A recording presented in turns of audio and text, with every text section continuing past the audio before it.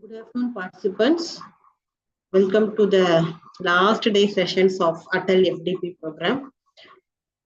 We thank you so much for the cooperations and support that you have rendered so far throughout all the previous sessions. Uh, Shortly, we will start today's first session. Renowned academicians and industry experts will be handling today's session. So please be patient. Sir is joining shortly.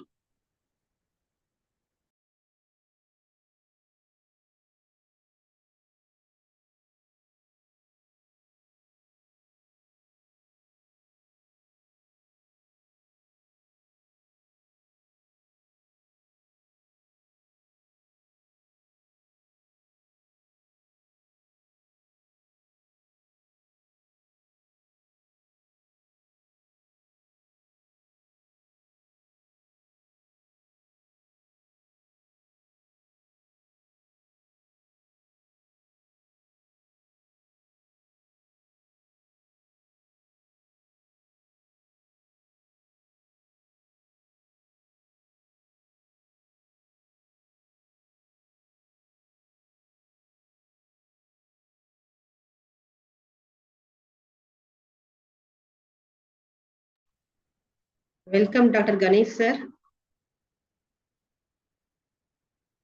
Sir,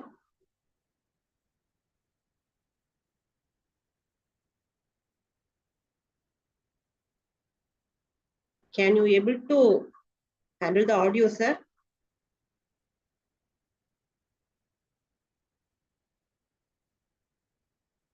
Shall we start the session, sir? Hello, madam. Yes, madam. Am I audible? Hello. Yes, sir. Can you hear me? Yes, madam. Very much. Okay, sir. Mr. Abhinesh, please introduce our distinguished speaker, Dr. N. Ganesh, Professor, VIT Chennai.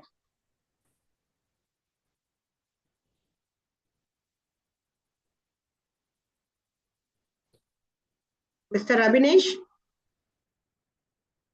Yes, ma'am. Yes. Start. Yes.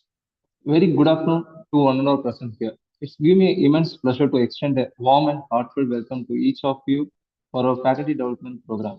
Today, we are truly honored to have with us an eminent academicians and accomplished researchers and a distinguished technologist, Dr. N. Ganesh, Professor, School of Computer Science and Engineering, Valley Institute of Technology, Chennai. Dr. Ganesh is a rare blend of academic brilliance and industry expertise with an educational background in the field of computer science engineering. He embodies the spirit of continuous learning and a multidisciplinary excellence. His leadership journey includes serving as a dean, principal, and a senior academic administrator in a reputed institution, shaping thousands of students and faculty over the years. His research contributions speak for themselves. A Scopus H index of 17 and a multiple international recognitions and the extraordinary honor of being listed among the top 2% scientists in the world by Elsevier and Stanford University, USA. Dr. Ganesh also authored 8 textbooks, edited 4 textbooks for Wiley and Spain Venture publications, filed 2 Indian patent and 1 design patent, technical and a technical speaker of Kent State University, Ohio. And he delivered numerous technical talks and they contributed to national platforms such as UGC, MOOC, Swayam, DTH, Gayan Darshan, Kalvi TV, Raj TV, Odike TV, and Pudhi Talamuri. He has successfully secured prestigious national and international grants, guided PhD scholars, and led consultancy projects for leading industries. His ongoing collaborations with researchers across France, Malaysia, and the USA further highlights his global academic footprints. Beyond research, Dr. Ganesh is an inspiring trainer, corporate mentor, Python and mainframe expert, and an ambassador for innovations. His passion for teaching, commitment to knowledge, dissemination, and dedication to empowering educator make him the perfect guest for today's faculty development program. On behalf of the management, faculty, and organizing committee, I extend our deepest respect and warmest welcome to Dr. Ganesh, sir. We are truly privileged to have you us today, and we look forward to gaining great insight from our expertise. Once again, welcome everyone, and thank you for joining this enriching academic occasion. Thank you, ma'am. Thank you, Mr. Abhinesh. Yes, madam. Yes, sir. You can start your session, sir. Thank you. Thank you, Professor, for the lovely introduction, wonderful introduction, and hope my screen is visible. Yes, sir. Yes, sir. Clear. So, in today's session one.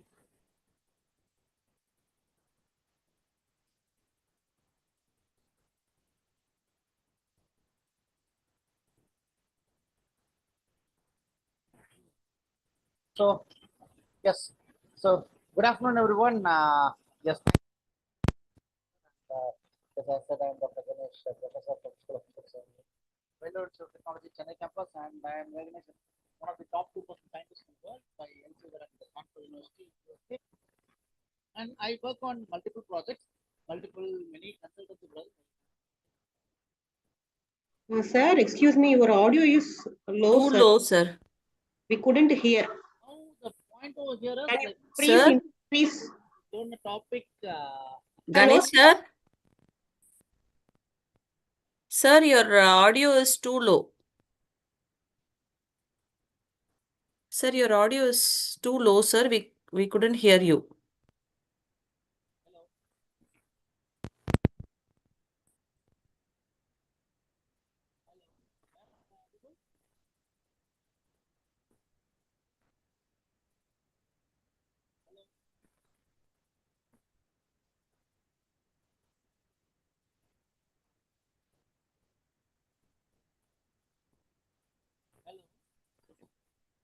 Am I audible? Again, too low, sir.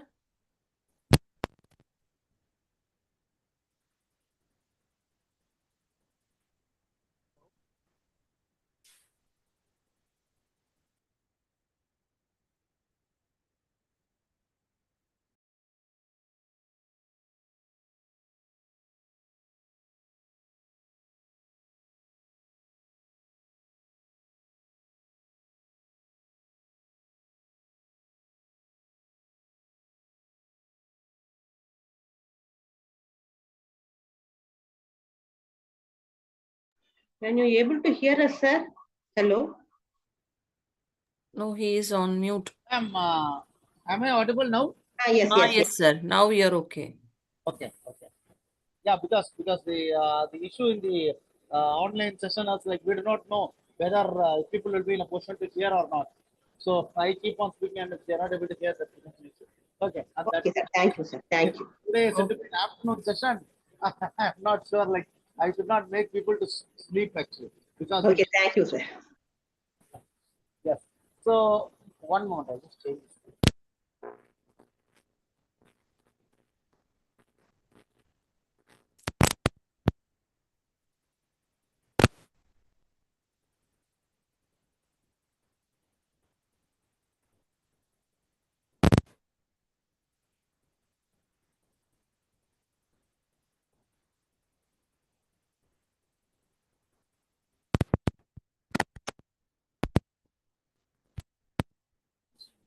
Hello. Yes, sir. Okay. Now, No, sir. okay. Something is happening, like some break in your voice. Sorry. Now we could hear some in between. We couldn't hear.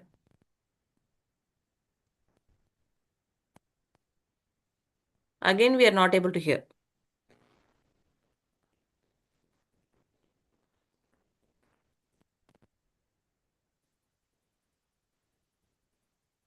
Okay now. Okay now. Yes, sir. Yes, sir. Okay. The better than the previous. Okay. Better. So right. So in this session, like I will be handling about AI assistance and virtual health bots in healthcare. To be honest, I do several projects. I have also completed one UGC project on chatbot related to healthcare. submitted last year. And then currently I'm working with Government Medical College Hospital, Chennai, for this kind of for creating a chatbot to the Government Medical College Hospital, and also I'm preparing a dashboard for them so that they can monitor their patients. It is exclusively done for the not for the allopathy hospital, but it's done for the Siddha and Unani hospital. So the project is currently on. Now, before I could start this session, I have certain disclaimers. Disclaimers usually when you could watch a movie, they used to give some disclaimers. This is not to hurt anyone's feeling. We have not used any animals. We have not used any this thing, that thing, so on, plus and minus. So those things will be putting it up. Similarly, before I could start this session, I wanted to say a few words, a disclaimer that AI, artificial intelligence, it is only, you need to take it as an aid only. Many have a fear. Oh, this AI has come in. So will we be in a position to, will we lose our job? Will we not, can we not proceed in our career? So will there be any flaw or issue in the career growth? Maybe yes, but definitely not. Which means, what is it? Maybe yes, which means there may be an issue in your career growth if you are not updating yourself. But as a teacher, as a learned faculty member, as a learned person, as a learned professor, you should be like, we in teaching, we need to update on each and every day. Not only in teaching, even in industry, if you're not updating, you become obsolete and you will not, you cannot sustain. So that is the reason I told, like, maybe you cannot survive. That is, which means if you're not updating yourself, you become obsolete and it will not be, you will not be in a position to survive properly in the market. Now, and this AI, use it only as an assistance, as an aid, as a tool. AI, do not use AI as a decision making authority. Gone are the days when people use Google. Even way back some 10 years before, if you could ask me to check the internet connectivity, even nowadays many have this habit. What they do is, they just like that open Chrome, Google Chrome. This is not a safe browser also, but even then, people use Google Chrome. If you could take browsers like Brave and all, it is even more safe when compared to, very much safe when compared to Google Chrome. But even then, many have a habit of using Google Chrome. So what happened is, it is, many what they do is, they just type as google.com. And when the Google page displays, they say that internet is working. Which means that is gone are the days some 10 years before or 5 years before. Now, after post-COVID scenario, because I am a corporate trainer also, and when I went to this in 2022, when I was handling corporate training to this Wipro people, what happened is that was they were instantaneously in a position to answer the assignments. And even I was also wondering in the month of December, but at that time only this ChatGPT and all came. Why is this? Anything and everything, people go in and check with ChatGPT for any homely issues, for any kind of issues. They always, they trust, they believe ChatGPT rather than human being. Which means they have become so technology dependent, technology addicted to this ChatGPT. Do you think the ChatGPT, the answers given by ChatGPT is always correct? Definitely not. Which means fewer times, many times it gives correct answer. Yes, I do agree. Fewer times it will not give you the correct answer. Even many, like even last week I handled a session in one of the university wherein for effective research writing, because faculty members are being pressurized to write many research papers, but we are not big scientists. We don't get daily ideas to write as many papers. Many institutions, they say, like, if you could write only 4 papers in a year minimum and publish it in SCIQ and journal, Then only your salary will be credited in the month of April, May, June, and all. That that becomes a pathetic situation. These people are forced to go pay and get the papers done, which is not at all required. So that is the pathetic situation of the faculty members. So what they do is they trust ChatGPT, and in ChatGPT they give some. ChatGPT will also give many different papers as references.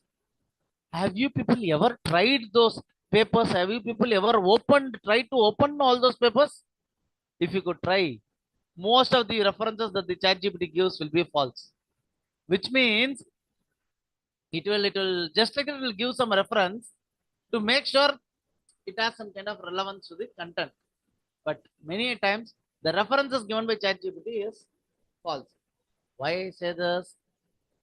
Do not depend, do not trust on ChatGPT always. Because of all these kind of things, we lose the uh, creativity, we lose the thinking capacity, we lose the out of thinking box. We are not thinking at all. We always depend on the system. So what happens in that case?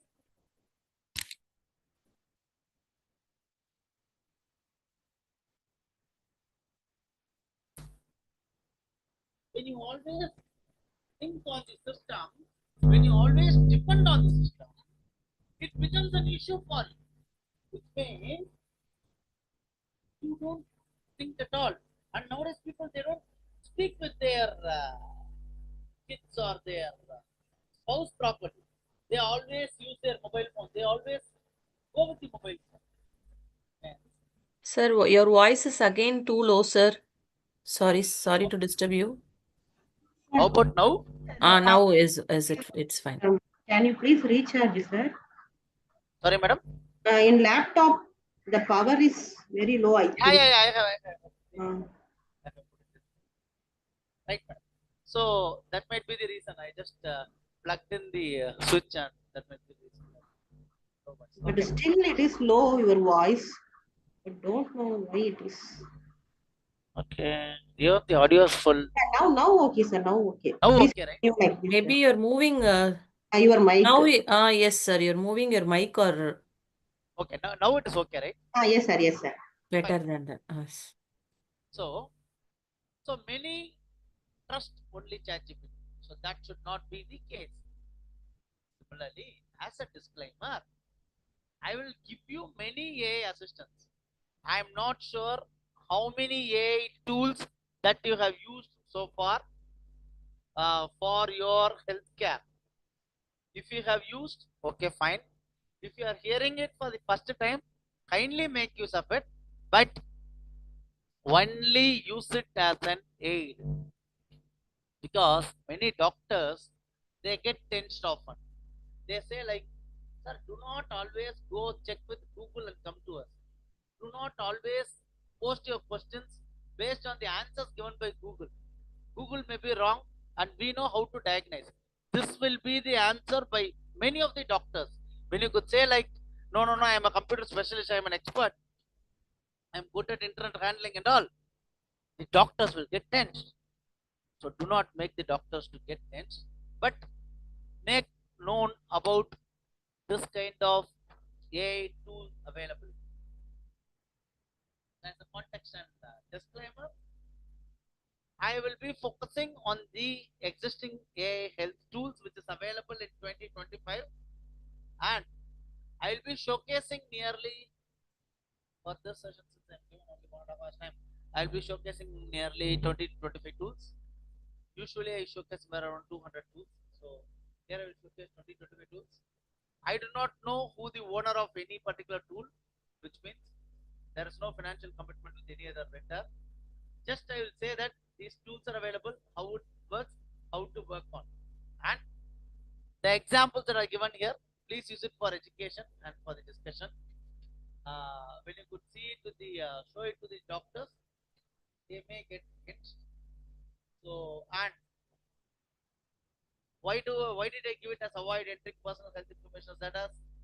We do not know where your data gets stored. who uses it, how it will be used. So, uh, so it is always a better practice not to enter all your personal details. Personal details in the sense, if you have an issue, if you have fever, if you have cough, if you have any kind of symptoms, you can enter. But instead of your name, your age, your address, it will be better. You can enter some XYZ name, your address, your age correctly, but the address you can give some ABC address. It is always a better practice not to give your own address. So it's a caution. Okay. So let's proceed. So the agenda for this session, it will be like I will be explaining about these many cans. Hopefully, I have shown many different tools. I'm not sure how many tools you have seen. You are hearing it for the first time. And apart from these tools, I will tell you a few more tools also, which I am using it as one of the library for my for this government medical college, which is called as August AI. I do not know how many of you have heard of this August AI, because I use August AI often. August AI is a tool wherein because usually the doctors know, like when they could write the prescription, they don't write it with clean handwriting, which means whatever the doctors write, it's not will not be in a position to understand. But that is all gone are the days, because we have a high court ruling stating that doctors has to write legibly. If you are not writing legibly, severe action will be taken. So nowadays doctors are started to write legibly, but there are several senior doctors, they don't follow the norms, so they write in their own handwriting. So in those cases, what I do is, why do I use August AI? That is, in your mobile phone, when you just type it as August AI, there's no need to install August AI. That's been created by one Tamil Nadu Tenkasi professor. So what he has done is, like, he has given us mobile number. So to his mobile number, if you could just send a hi message, it will automatically give you a rough message stating that hi, how are you, how is your health doing, so on and so forth. When you could just scan using your camera in your mobile phone, the prescription, when you could scan your prescription using your camera, it will get you what is the name of the tablet, what is the use of the tablet, what are the side effects of the tablet, and when to use, when not to use, how to use. So these things will be made available with that particular tool, August AI, which I am using it for my chatbot creation in this common medical college. So even I have displayed it, I suppose, in this also. So we will speak about more about that particular tool also. So we'll see some of the virtual assistant tools and the use cases, and we will see what are the free trending premium tools. What is it, premium? Sir, I know free tools. I know premium tools. What is this freemium?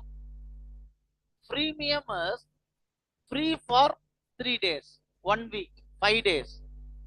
Then when you want to have more data, that is premium. So I pay and I get it. Premium is fully paid. Premium is limited version is free, which means I can scan only one prescription in a particular day. So what I do, I use my different number and I scan it again. So we Indians, we don't spend lot in these things, so we know how to cheat the AI also. So we scan, and so it's free for only for one scanning. Premium is fully paid. Premium is, if you want to scan more in a particular day, pay 10 rupees, 20 rupees, 100 rupees, so on. So that's called as premium tools. I'll tell you the premium tools which are highly used in now in the recent days. I will also tell you what are the risk factors, the ethics to be followed, and the best practices that is to be followed, and we will go ahead with the discussion. Now, hopefully, from this, how many apps you have seen, I do not know, but I will try to see to that many are not sleeping, because since it's an online session, I do not know. Many will even lie down and put their headsets and they used to sleep, but I will see to that many are not sleeping, because this becomes a this will be of useful for your livelihood life. Okay, so there are types of virtual assistants in healthcare. Are usually we will be checking the symptom checkers and testing chatbots. triages, nothing but testing chatbots. We have a virtual doctor, telehealth co-pilots. Virtual doctors, like, see, nowadays now, when you could take your kids, you and I have kids.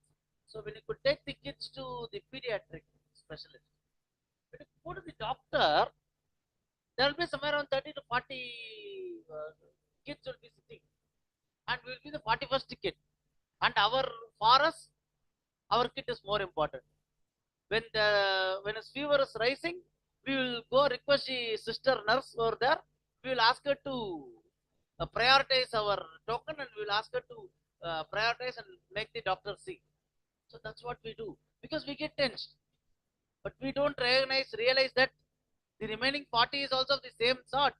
They are also suffering from fever or any kind of breathing issues, but we don't bother. We want our kid, the doctor should see our kid at the first priority. But that becomes impossible, that becomes a nightmare in many instances. The nurse used to shout, and the token system, she will say the token system will be followed, that's what you need to go. The doctor will say, doctor will not shout at us, but he or she will shout at the nurse. So why wait till that moment? We will have our own symptom checkers, our own testing chatbots. We will see how it works. So that acts as a virtual doctor. And then based on which we can react accordingly. And it also tells an important things about the chronic diseases, like if you are diabetic. Even very recently, 3 days back, yes, last Tuesday, one of my paper got published in SCI Q1 journal. It is about the patient monitoring system to monitor the daily routine of the geriatric care patients. Geriatric care is the elderly patients, the old age patients. So for which how the monitoring is being done and what is the best optimal solution that is to be obtained. So that is the name of the paper, and it got published in a journal called Frontiers in Digital Health. Now, so usually the geriatric care old age patients will have any kind of chronic illness, diabetic, BP, heart issue, so on, cholesterol, so on and so forth, numbness, and it gives you tips for the lifestyle coaches. Lifestyle coaches is thus, like, many go for gym. See, there will be a very big playground and all. People, we don't walk, we don't go buy the vegetables, we don't walk and purchase the vegetables and all. For anything and everything, even if it's of a next door, we take the bike or the scooter, we go in a bike and we purchase the vegetables. But we spend a hell of a lot of money in investing in, and we will spend it in gym and other things. So instead, if we could go walk in the with the pleasant atmosphere, we can instead of going for gym, we can also protect ourselves. But that thing we don't do. And many people, what they do is, many people nowadays they expire in 25 years, 30 years, saying that they have got an heart attack. It is because they are supposed to work out in gym, but all they do is the overworking. Overworking is their heart starts to beat fast, and they wanted to do better to just to make a show off with someone else. But finally, what happens? Their heart bursts and they collapse. So, do not overwork the gym. Always use the natural therapy. Always walk and go to the market, go to the streets and get the vegetables, get the utensils, get the food items. Nowadays, we never ever go outside. After we come from the college, see, even in the education institution, we hardly take only 3 hours maximum or 4 hours, and few people take only 1 hour, 2 hour. After that, we are fully free. But after we come home, we never ever go out. We never ever cook, both male and female. We just order using Swiggy, Zomato, Dunzo. That happens in every household. We do not know how the quality is in the longer run, but we do it often. Because of which, and then we only go to the gym, that too weekly once. Initial days we go daily, then we will take 2 3 days break, then 5 days break, then 1 week, then 2 weeks, then 1 month. You give all your money to the gym fellow, but because of this, many issues happen. So this AI assistant will act as a lifestyle coach, and it will also act as a mental health and emotional support for cognitive behavioral therapies. And it also speaks about the insurance and benefits that available in particular hospitals. It will also speak about the public health alert and the information chat. So we will see some of the virtual assistants used in healthcare. Why AI assistants matter? Because the doctors, they work in government hospitals. They come here by 6. They say like the consultation hours is from 5:30 to 8:30, but they come to the clinic only by 7:15, 7:30, because it is all too much gimmicks. Like none of the doctor, if it has been put at 5:30, none of the doctor comes by 5:15 or 5:20. They always come by 6:30 or 7 o'clock, because they wanted to keep the crowd waiting. They wanted to make a show off. So till last year, we were fully dependent on the doctors, but now we can depend on, like, we can take an aid with this AI assistant, which is 24/7 accessible because it's all software based. So we get a faster testing solution and routing cases, and like it makes to keep better patient engagement. Recently, I created one robo, a small robo.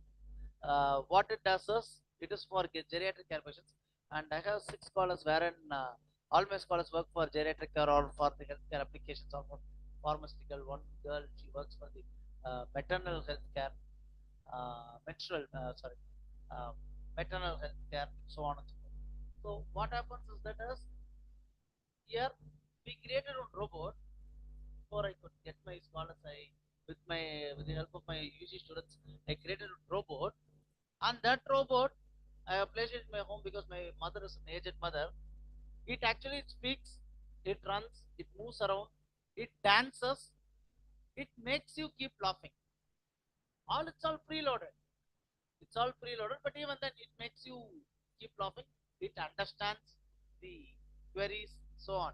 So it keeps better patient engagement. Here in my case, it's better geriatric care engagement and self-management. So, but there are certain risk patterns also. When it falls, what will happen? When it's not able to respond, what will happen? There are certain issues, but even then, that should be taken care of. So, AI assistance matters a lot. Now, I suppose I started boring, and many have gone to sleep. We will, from now on, we will start seeing many different tools.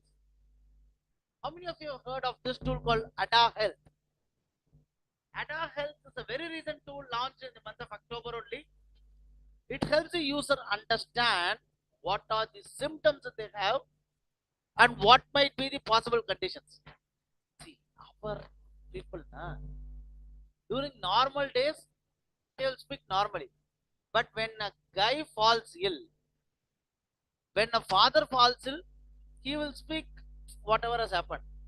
But supposing if the kid falls ill, he or she, mother will get so tense, and they will try to push everything to the doctor, and the doctor will listen everything patiently.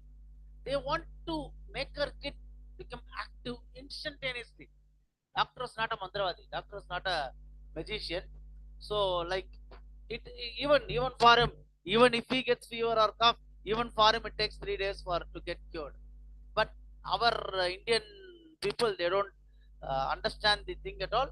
They wanted their kid to be safe, happy always, right? So this tool, Ada Health, it understands symptoms and the possible conditions. So when do we use this Ada Health? Before visiting a doctor, we can use this Ada Health.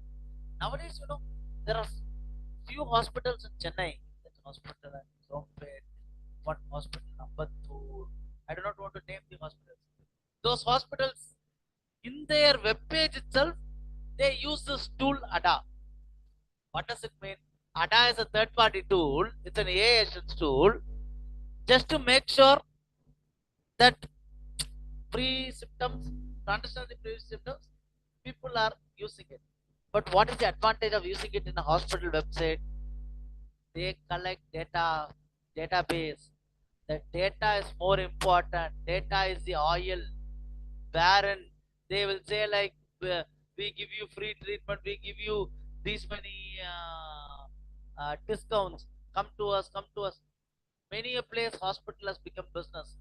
Sorry if there are any medical professionals over the crowd, but in many a place hospital has become business. It's because many people would have studied in private universities, private colleges, even they wanted to earn a lot, so they do it like this. So now, so this ADA, it's a pre-visit symptom checker. We will go into the next slide. It is about the UB symptom checker.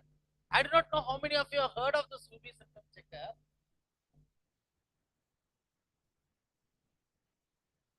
So I do not know how many of you have heard of this UB symptom checker.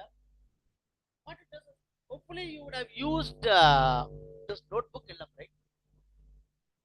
What is this notebook LM, or okay, if at all, if you have been asked to write a paper, what do? You actually you read few papers. If you are a research scholar, you will be reading few papers. I do not know how many of you read papers now. And Voice is low, sir. Couldn't hear properly. In between, it goes very low. now,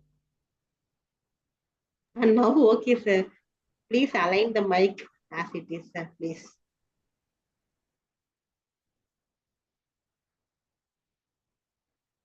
because the final point is end goal is like it should not go waste. Sir, now again too low, sir.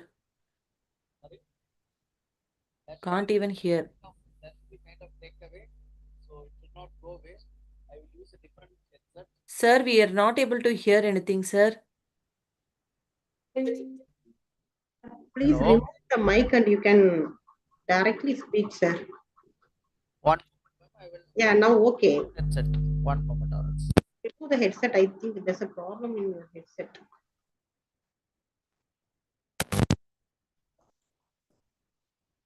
So, ma'am, is it okay now? Yes, sir. Now okay. Now Thank you. okay? Thank you. Thank Fine. you. Okay. So better than previous two headsets. Okay, good. So, okay, because there should be some kind of takeaway. I should not say like at least from the end of the session there should be some kind of takeaway. So this, so were you able to hear this about this ADA health? Hello. Yes, About the sir. symptom checker and all. Okay. So going into the next tool, which is called as UB symptom checker, it asks so many questions, like your notebook LM. Even for faculty members, even they are being asked to write some papers, what do people say to the research scholars? Even we will ask them to read some papers. I do not know how many of them read it promptly. Nowadays, there are several AI tools. Whatever AI tool I'm going to say, I'm just saying about a tip of an iceberg. I'm not giving you the full AI tool set, just a tip of an iceberg. So people use nowadays many different tools. I do not know how many of you use Voice One. Even I use Voice One. It acts as a Google Chrome extension, where it listens everything and it gives me in a single paragraph. So likewise, people use it. So in many cases, what happens is this: whatever they read, whatever they understand, they will understand a different perspective. In the paper, the author would have written it in a different perspective. So it asks many different questions.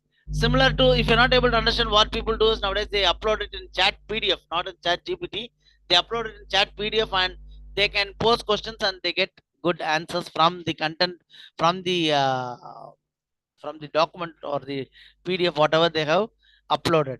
So similarly, this UB symptom checker, it will ask dynamic questions and provides possible cause reports. So here it will be a tool which will be useful before appointments, but it's a tool for normal symptoms like fever, cough, cold, sore throat, so on and so forth. Not a very big tool. Okay, so this is one of the tools. So now we have seen about ADA health, we have seen about UB. The next tool is Symptomate, and I will tell you one thing, I have worked with all these tools.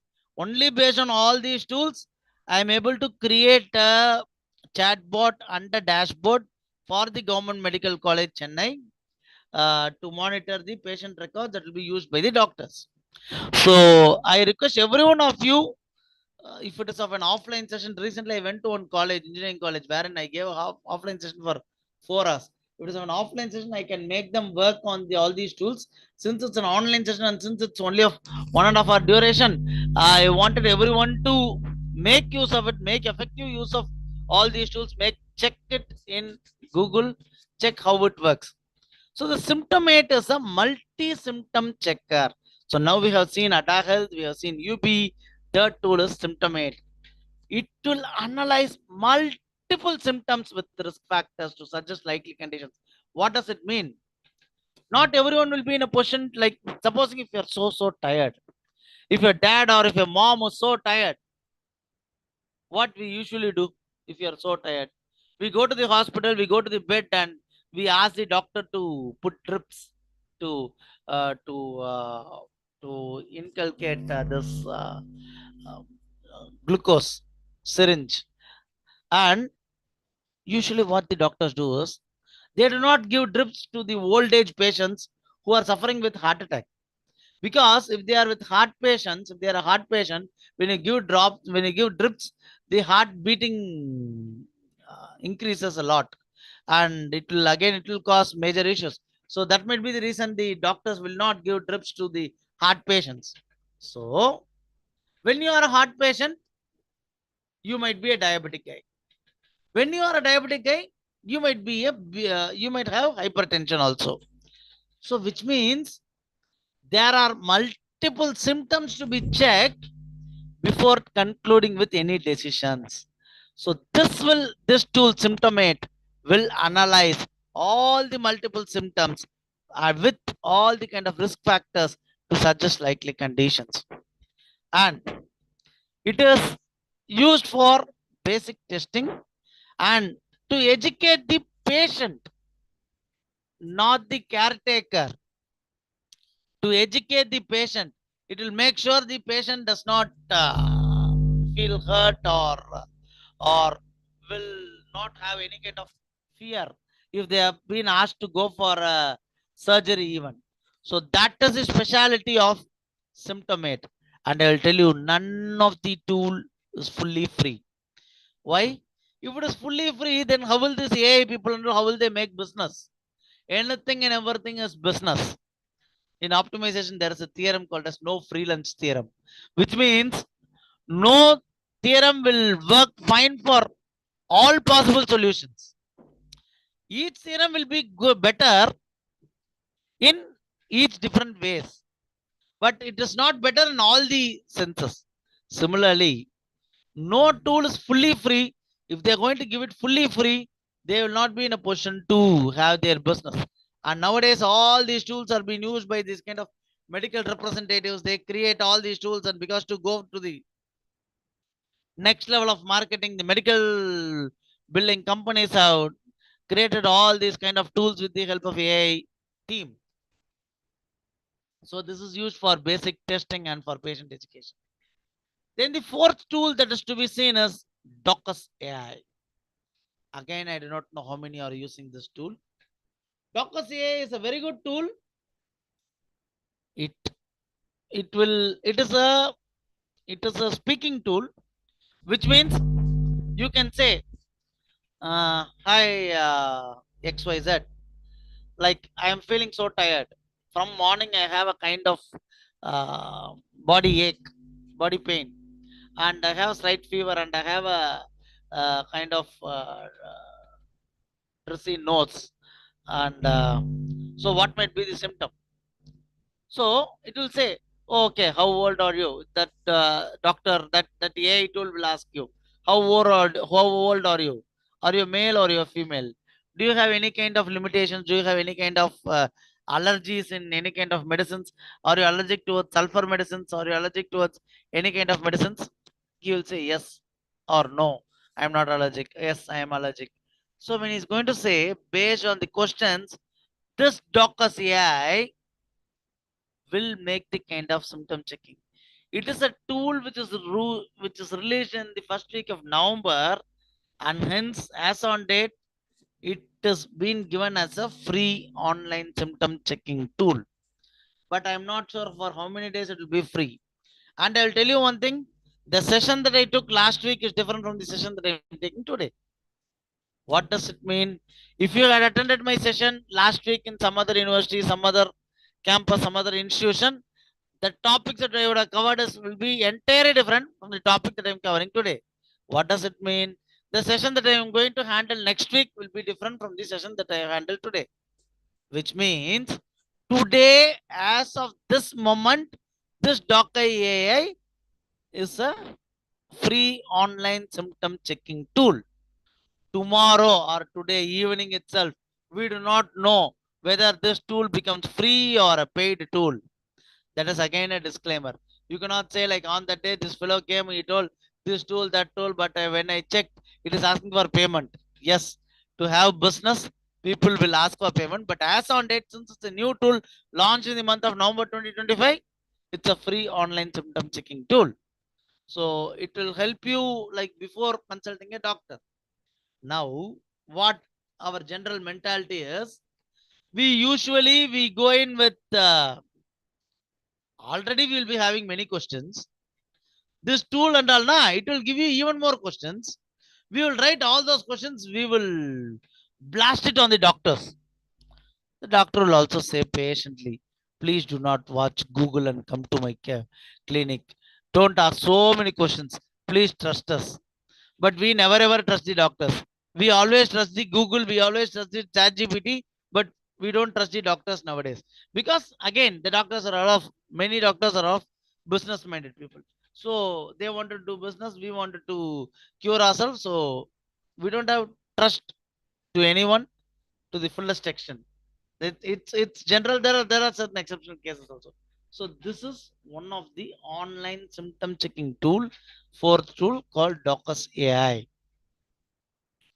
How many of you have used this UPER tool? Or how many of you have heard of this UPER tool? It is an emotional health assessment tool. This has been used by the counselors. This has been used by the psychologists. Many people see nowadays, and that too in the present scenario, I'm basically a law grad also. So I did my Master of Law in IPR. So many of my classmates are now, they are even judges. So they have even become judges. Many are senior advocates. What they do is like there are many of my classmates are into civil cases, dealing with civil case, criminal cases, so on. So and even with the case of family cases. In the family cases, gone are the days if you are married some 20 years before, 30 years before, you will be living with your wife, spouse. But in the recent days, for small reasons, they go and file a divorce case. And because they don't have tolerance at all, the tolerance level has gone to nearing to zero after post-COVID situations. Because they have been brought like that, even their parents are also like that. They are in a software company, they get high package, high payment, high salary, they don't take care of their kids. And few people, they wanted to earn a lot, they go to Middle East, Dubai, Abu Dhabi, UAE, somewhere, some countries, they don't take care of their family. Few have their own family over there also, one more family here also. That is also there. So because of this, after knowing all these things, the person who is there in the native place, they get tense, they get psychologically affected. And because of this, many go to the psychologist and they get treated.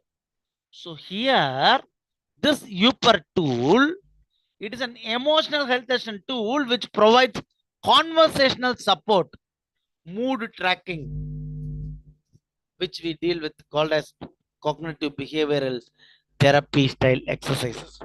So based on your mood, based on your situation, it works on. That's called as a cognitive behavioral therapy style exercises. So this is for to take care of the emotions of a particular person. So it works as a companion for human beings who is affected emotionally instead of going into a counselor, so this is an AI counselor.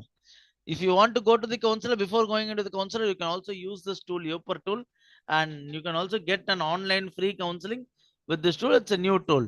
So it works for the cognitive behavioral therapy. The next tool is August AI, one of my favorite tools. That's what I told you before I could start this session. At the start of the session, I was telling about this tool, August AI. This tool, what it does is like, if the handwriting of the doctor is not clear, if you are not able to understand doctor's handwriting, just click a photograph using your web camera, using your mobile camera. This August AI, it reads the unreadable doctor's handwriting. It gives you precisely. It also gives you the uses. It also gives you the side effects. It also gives you what and when it should be taken, when not, it should not be taken.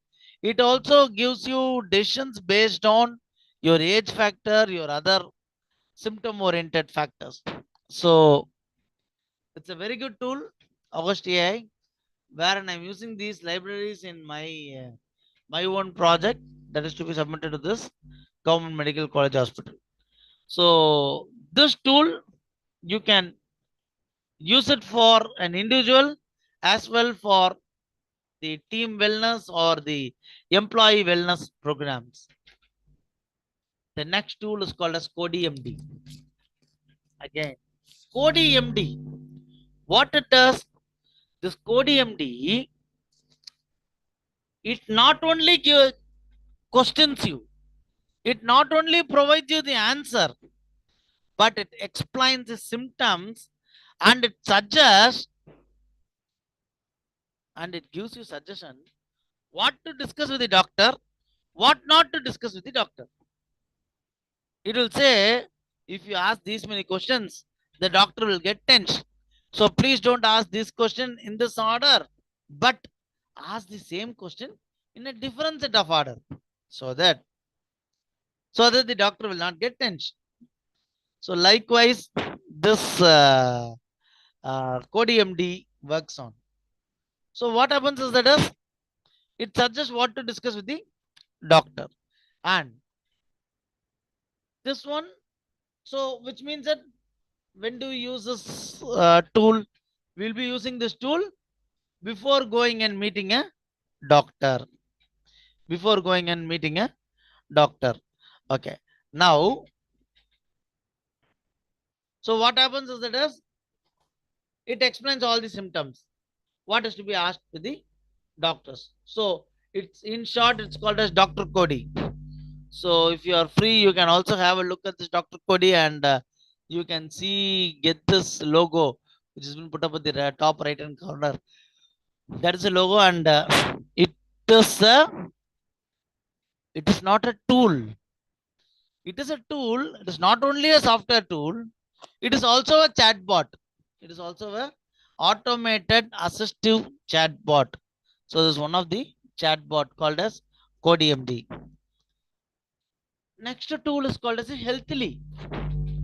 Healthly is a self-care tracking app. It combines all the trackers, guides, symptom navigation with medically reviewed content. What does it mean?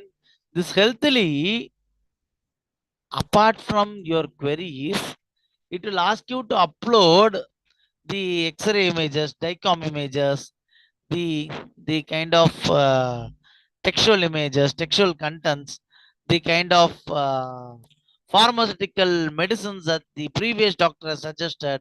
So everything has to be uploaded, and the symptom will be navigated, and the content will be medically, it will be reviewed based on the uploading. So it encourages all the age-old patients who is having heart ailment, who is having diabetic, who is having blood pressure, to log symptoms and habits between visits, which means it will say like you're not supposed to cigar, you're not supposed to smoke. So it will monitor you whether you are standing, whether you are waiting, whether you want to, you get the habit of smoking. So it will alert not only you, healthily will alert even your dear and near ones. So, which means it works better. So it tracks, guides, and navigates the symptom with medically reviewed content.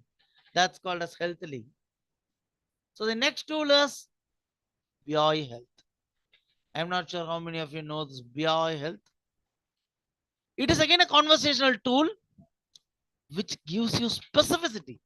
It specifically it addresses the problem. It conversationally narrows down the possible conditions and what might be the condition. Even I'll tell you one thing nowadays, even our institution, we closely work with the Triple M Hospital for heart care.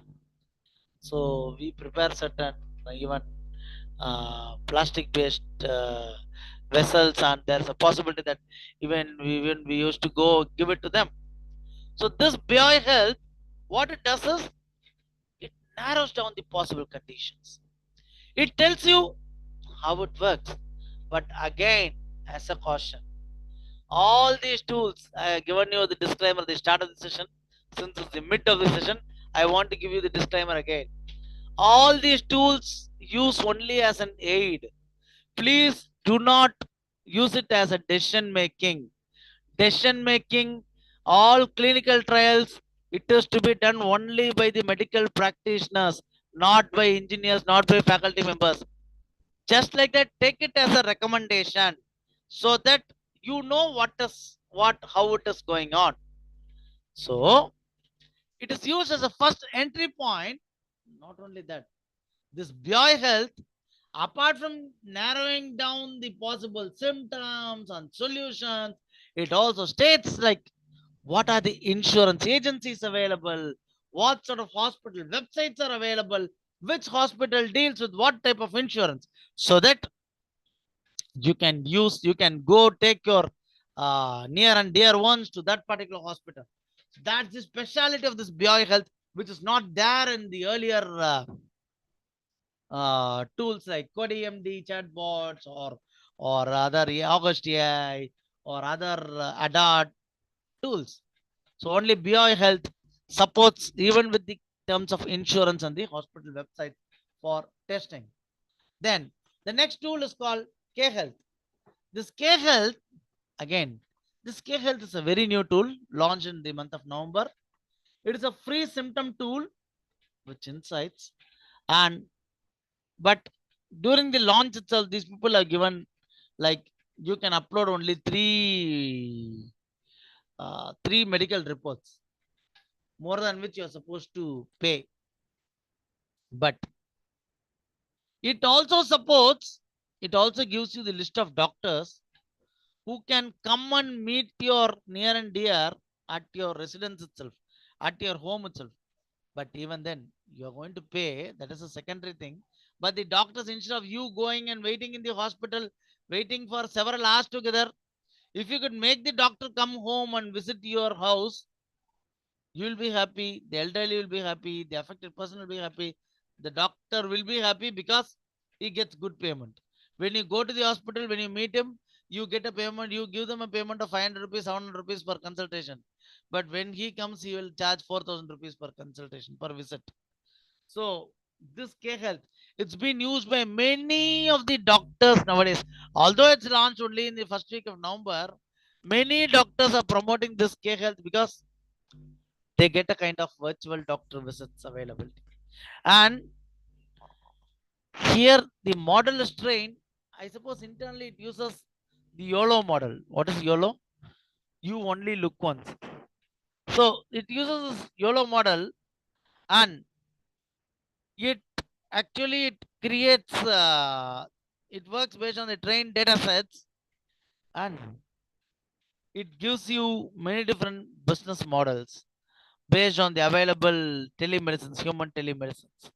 So that's the speciality of this particular tool, K Health. Hope I'm audible. Hope many are not sleeping. Am I audible? Hello.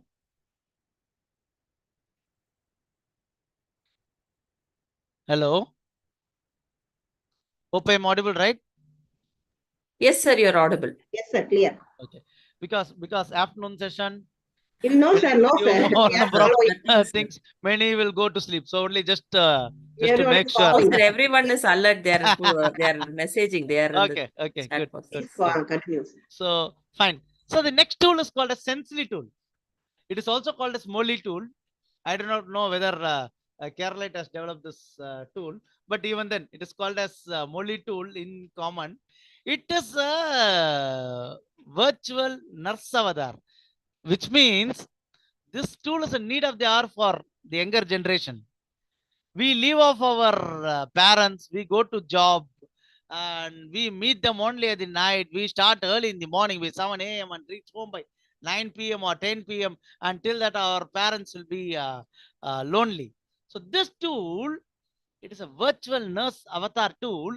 What it happens is that as it actually we can connect it with the Bluetooth device with the Wi-Fi connectivity also, because many households have Wi-Fi connections and they have all these kinds of video cameras.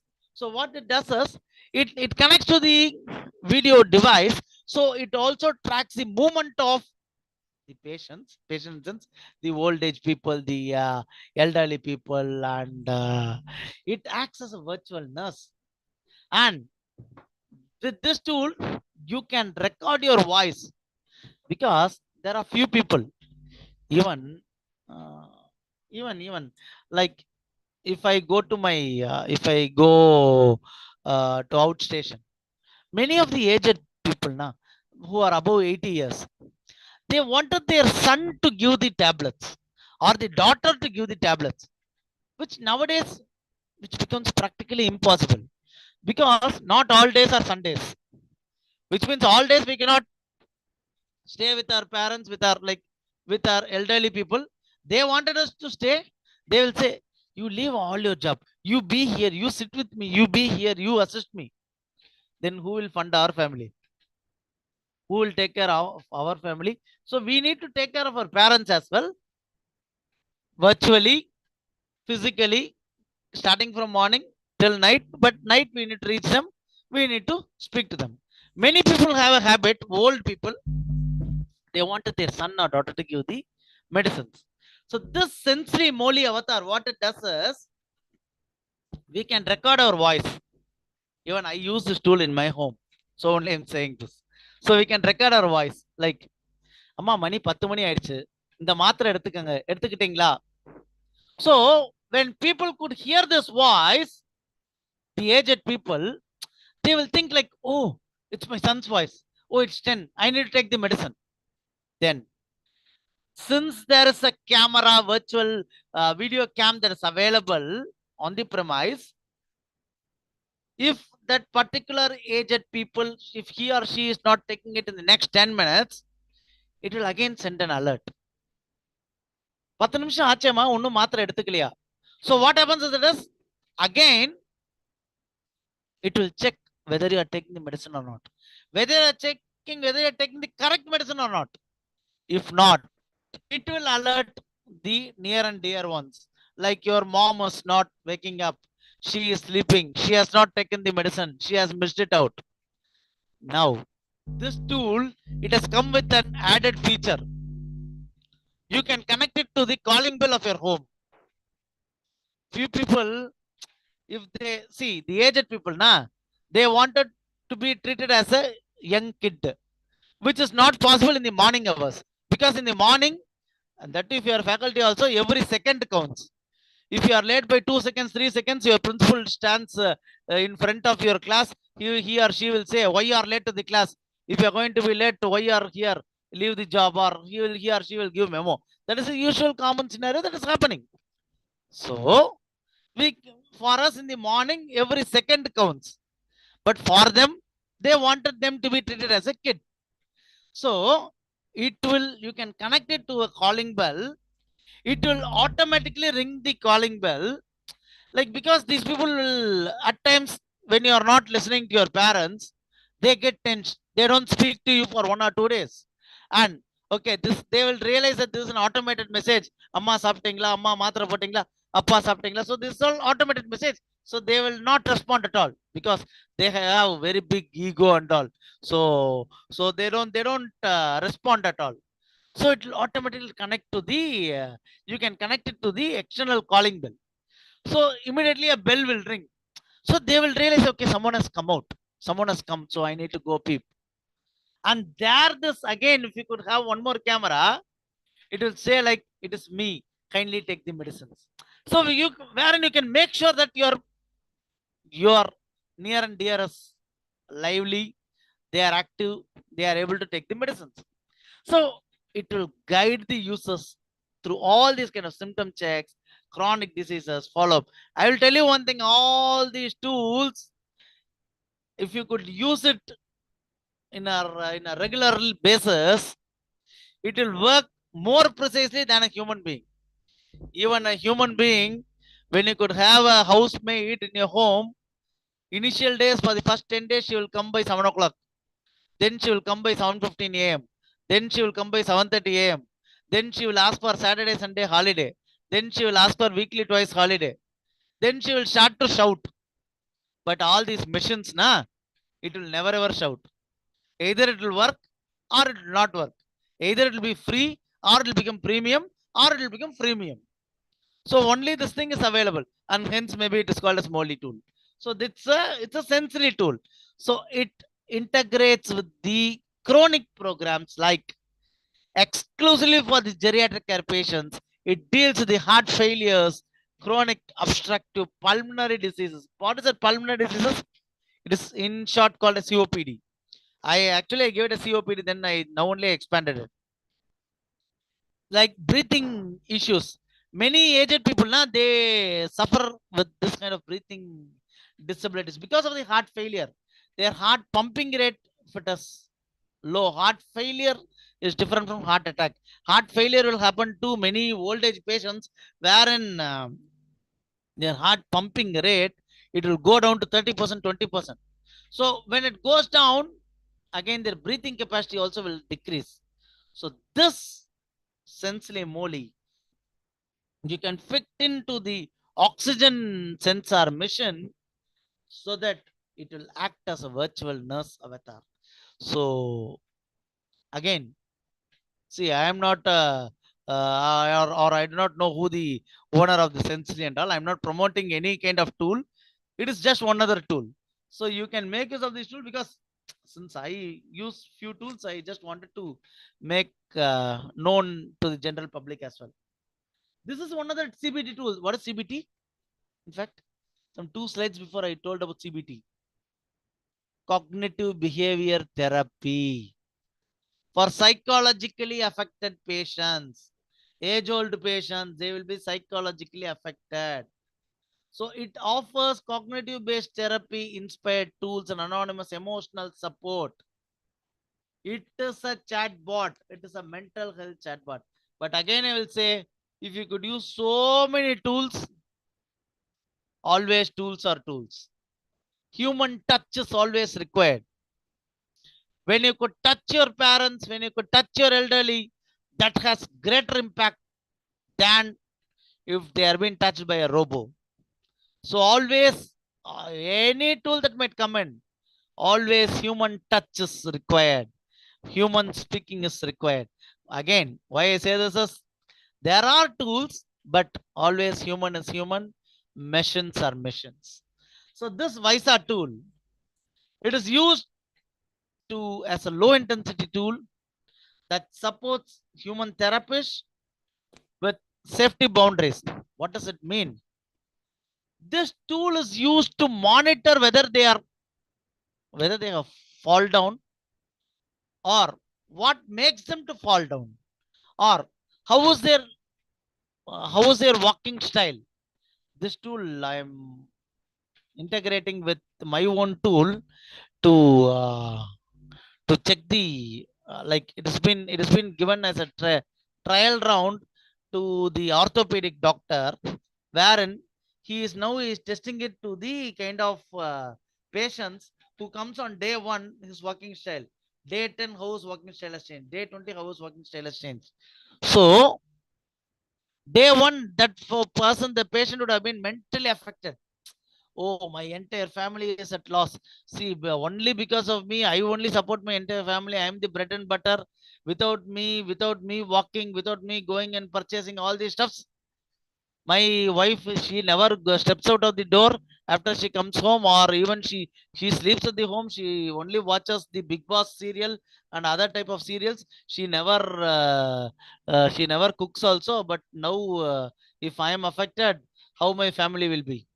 Don't think that it's not my own family issues, but it all happens in a general scenario. Many people sit with this kind of all this kind of Vijay TV, Sun TV serials, this kind of what is this Big Boss, Small Boss, and so many boss serials and all, and they get involved in it, and they give their dinner to their spouse and to the kids serve only after 10 o'clock, 10:30 p.m., and which affects the mental health also, which also affects the sleeping ability also. Or they cook in the morning itself, they keep it in the refrigerator, they give a chilled food in the month of November or December. Even that happens. That also affects the mental health also. And many people, I will challenge even 90+%, 90% of the people, when the food is being served in the plate, they never see the plate and eat the food. They always have their mobile phone, they always switch on their YouTube, they always watch a video in the YouTube, and they have their dinner or lunch or supper. That should not be done. Or else, if they have kids, usually in the olden days, the kids used to watch the cartoons like Shinchan, then the Doraemon, Pokemon, and whatsoever, the Chota Beam, Dolakpur, and all. But nowadays, the parents are also getting affected.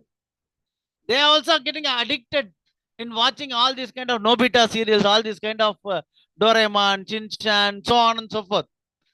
Because of this, the poor fellow, the spouse, he comes home by 9:30. He will be so hungry by seeing all these people watching, all dancing with all these cartoons. He will become angry. So for him, this Visa mental chatbot will help him at least in speaking, but cooking and all only his spouse has to do. So that's one of the tool just I wanted to share across. The other tool is the replica tool. Replica is, it acts as a companion. Companion is something like a friend. So it'll always be with you for your emotional support. It will teach you ethics, psychology of how it should work, how you need to behave in the general crowd, what you have done is correct or wrong. How will it monitor? If you could install it in your mobile phone, it will get access to your camera. So it will keep on, even if a camera is switched off, it will keep on monitoring. So what does it mean? It is a pure security issue. What does it mean? Do not use such kind of AI tools. Appa, what should I do? Do not use any tools. Do not use computer at all. Sit at home, sleep. If you want to survive, if you want to be monitored by someone, then use all these tools. Then after using all these tools, do not say that someone is monitoring me, someone is spying me, someone is making use of my camera. That's where I told. It is all like, use these tools only as aid. Do not fully depend on all these tools. And because it is a privacy issue, we do not know where your video contents get stored, where the servers of this particular tool will be, who uses it. You will think like, okay, if I'm with my companion, if I'm going to speak to that girl, then it will give me advice. But we do not know. The camera may even get switched on even at your home, when you're at home, when you're lonely, when you're alone, when you're doing some kind of activity. We do not know when the camera will get switched on, where your images, where your videos will get stored. So at caution, again, a disclaimer, at caution, please do not use all these AI tools with, do not give full access. people might again say, sir, if I don't give full access, it will say, I want access your gallery, I want access your camera, I want access your location. If I give no, the software will not get installed. So what should I do? Don't install the software.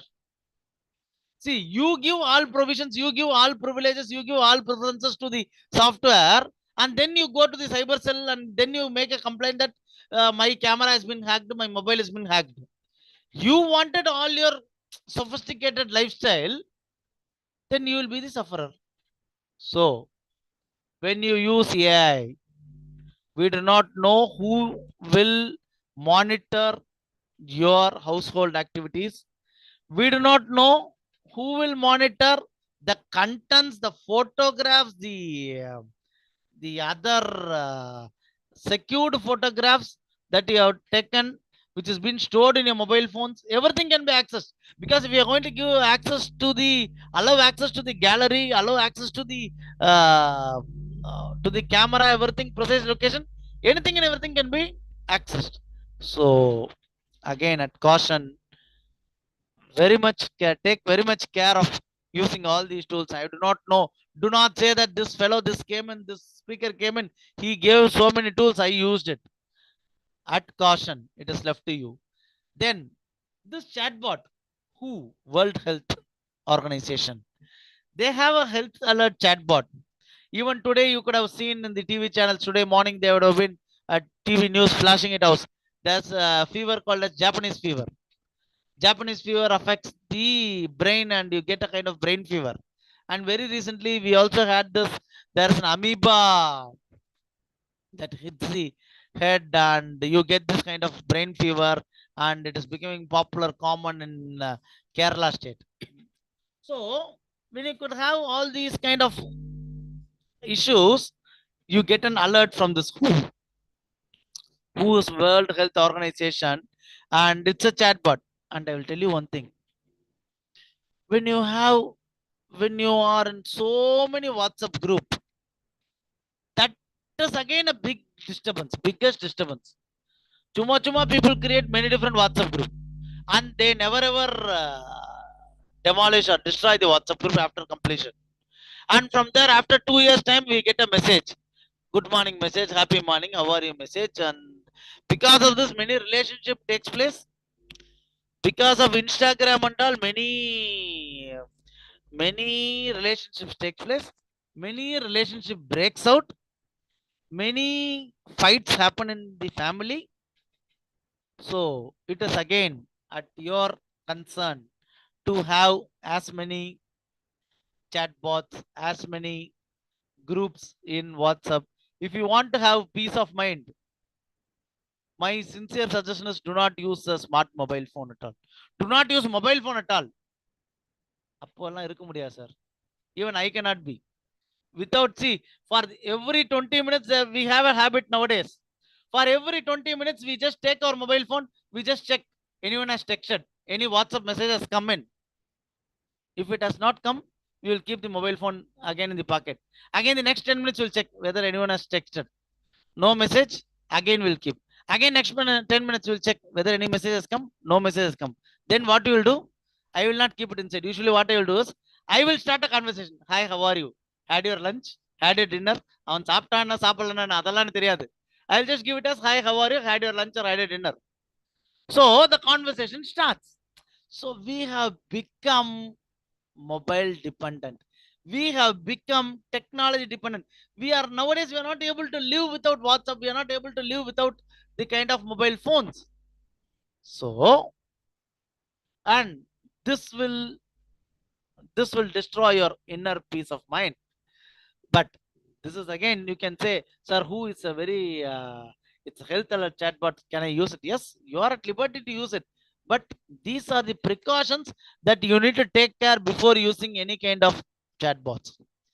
There's one other tool called Noom and Belly AI. Belly is nothing but the wellness and weight coach. Sir, many people nowadays, in the bus stand, railway station, they give you a small visiting card stating that you come to this gym, you come to this wellness coach, we will give you some soft drinks. When you could drink this, when you could drink that, your body, you will get all these kind of 6-pack, 8-pack. After 30 years, 40 years, you need to get only family pack. You are not a cine star, you're not a hero to get all these 6-packs and 8-packs. There are many health hazards happening all with all these kind of 6-packs and 8-packs. But people will call you. So we also go there. Instead of going there, there is a tool nowadays which has come up called as Noom tool. Again, I do not know how many have used it, or if you're going to hear it for the first time, you can check how it works. So it combines coaching. It says that these many drinks are available. Instead of going to him and getting it, you can get it from this particular vendor, and you will get an offer of 50%, 60%.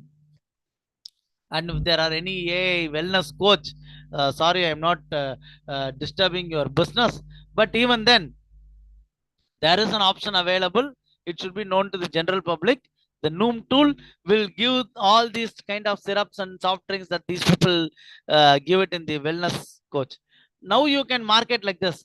You can get from this Noom tool, but you do not know what is the combination that you need to take in a day. If you could take 12 ml, your heartbeat will increase. If you could take 8 ml, your heartbeat will decrease. So take 10 ml. If you're not able to take, come to my wellness coach. Like this, you can market, but adala you can do all chuma kind of marketing. But these tools are available. Just want to make known about all these kind of tools. So it's an example of behavioral change coaching, which can complement clinical obesity management. Many people at the age of 40, 45, many male people, they get pot belly, which is often called as ever pregnant, never delivery. So, which means like they get pot belly. So, to reduce all these things, to make a show off with the others, they go to the gym and they do many different exercises. They go to these kind of wellness camps. They say like, I went to this wellness camp, I became, I lost this much of weight. Okay, you can go, but there is a tool available. If you want, you can make use of this tool. So what are the risk, ethics, and safety factors? So AI assistance, it can hallucinate you. It can misguide you. There are possibilities. As I said, not all results that has been given are correct or true. There might be an issue, so it might hallucinate you. So it should not be used as a substitute in lieu of a medical professional, in lieu of a doctor. Doctors are doctors, medical practitioners are practitioners. No AI tool can be a replacement for doctors. Human is human always. Machines are always machines.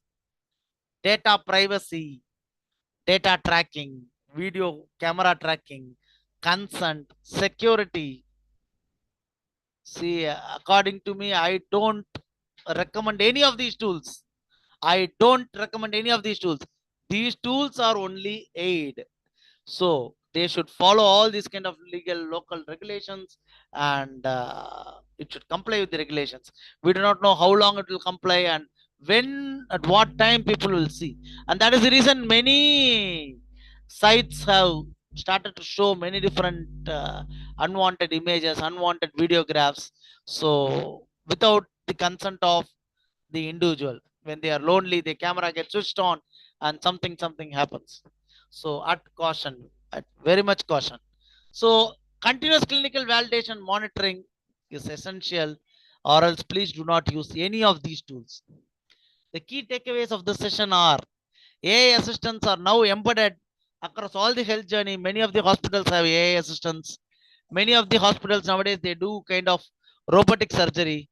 Even if you get the MBBS seat using NEET passing grades also, people nowadays make their kids join in artificial courses like artificial intelligence, data science, machine learning, because that replaces the, it's not replaces, it actually aids the doctors during their surgery and all. So for many robotic surgery, even the doctors depend on engineers. Many doctors come to our campus and they get trained on all these kind of tools. So these freemium tools make entry easy, but there are certain issues, regulatory issues, governance questions. Human clinicians remain central. Always, AI is an assisting tool. So please do not fully depend on AI and only work. Always, as I said, doctors are doctors, tools are tools, humans are humans, machines are machine. Human touch is always more need when compared to a machine robotic touch, and human interaction is required. Interacting with your society, with your community, with your household people, with your spouse, with your kids, do more interaction. Please keep your mobile phones somewhere outside, because after COVID, see, as in the introduction, as people have said, prior to this institution, prior to coming to this institution, I was a dean in one of the premium university. I was the principal working for 5 years in one of the engineering college, top engineering college. But I will tell you, after this COVID, before COVID, at least it was only an 8-hour job for all the faculty members. After COVID, wherever you are, whatever you do, nowadays everything and everything has come up as an online meetings. That principal or the head, they will be keeping the meeting only by evening 7 p.m. They don't keep at the daytime. So they say that the management is busy at the daytime, they wanted to have it in the evening. So you are supposed to respond, or else, because that becomes the bread and butter for your family. So always, my suggestion is keep your mobile phones at a longer distance during your free time. You need to have a personal lifetime, so enjoy your lifetime.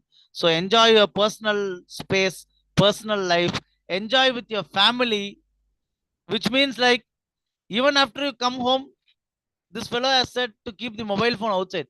They will block the official contacts, but they will sit and they will be watching all the YouTube channels. So please do not watch all these kind of YouTube channels wherein you enjoy all these you enjoy your personal life, and do not watch the YouTube contents, or the nowadays what people do is they watch their serials in Vijay TV, Sun TV. After that, they also watch the same serial in YouTube also. They get so addicted. They watch the all the cartoons in YouTube in TV channels. They also watch the same set of cartoons in YouTube also. So please take some time, spend time with your family members. Do not use all these tools, but be made known about all these tool availability. Then only you can survive in the market. Then only you can be competent with the other techies. So thanks for the opportunity. And if you want, you can reach me with this mobile number. And this is my this thing, and I'm recognized as top 2% scientist. And if you want any assistance in terms of PhD, anything, you can reach me. Even we are also getting into the PhD things, and 24th is last date for enrollment. Okay, thank you. Thanks for your time. Any queries? I will see the chat box. Participants, if you are having any questions, please unmute yourself and you can get clarified with sir. Or you can type in chat box also. Hope the audio was clear. Yes, sir. Now it is perfect. Thank you. Initially, there were some disturbance. Now it is okay, sir. Okay. Any questions, participants? You can chat in chat box. Hopefully, there was some kind of takeaway. Sure, sir. Sure.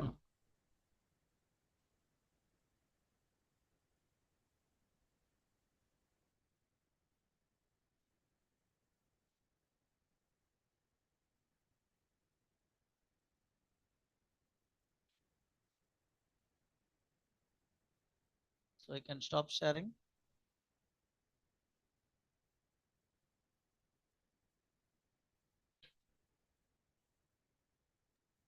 Sir, name some Indian chatbots or AI tools that assist us in day-to-day healthcare monitoring, sir. Apart from wearables, is there Yes. any agents or chatbots? That's what I told. There's a guy who has created a chatbot from Tenkasi, Tamil Nadu. That name of the tool I told, August AI. He created in the month, maybe he would have created in the month of August. Yes, I noted that your favorite actually you said like that. Yes. Apart from that, any other tools, sir? No, all these tools are nowadays it's all made in India only. It's all made by all these kind of medical practitioners. Like the doctors, they have their own medical representatives and all these kind of medical reps and all. They create all these tools. So it's all been made in India, but it's been funded by the developed countries. Hence the name is somewhat it's like that. Many are made in India only. And when you could see the charges also, it will be only in rupees. It will not be put up in euros or in dollars. Okay, thank you, sir. Sir, in your profile, we noted that you are one of the top 2% scientists for Yes. the years mentioned like that. Can you please shed some light on those contributions which drive you towards that goal, ranking, sir? How you achieved that and what are the efforts you No, have you need to publish. See, this top 2% scientist and all, it has not been like it does not come with your recent publication. If people might say, "Sir, I have published 40 articles this year, so will I become top 2% scientist next year?" Definitely not. It comes through years together. So it happens like I published papers in 2004, 2010.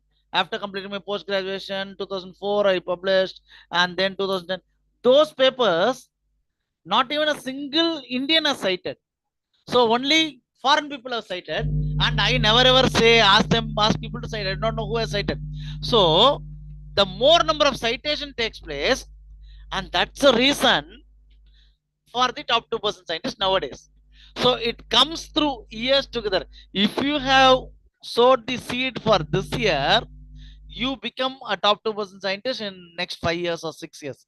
Or it depends on more number of citations, not only on citations, the position of authoring, where you are, and what sort of journal you have published, what is the quartile level, whether it belongs to Q1, Q2, in Q1, which quartile it is, which decile it is, whether it belongs to decile 1 or decile 10.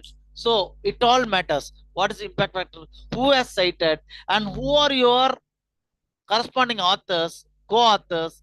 Where are they working? What is the ranking? So it depends on so many factors. It is not on one particular factor. Yes, sir. From your words, we came to know that the number of quality journals as well as number of citations. Citations. Yes, yes, yes. Is there any other factors that Number of contribute? collaborators.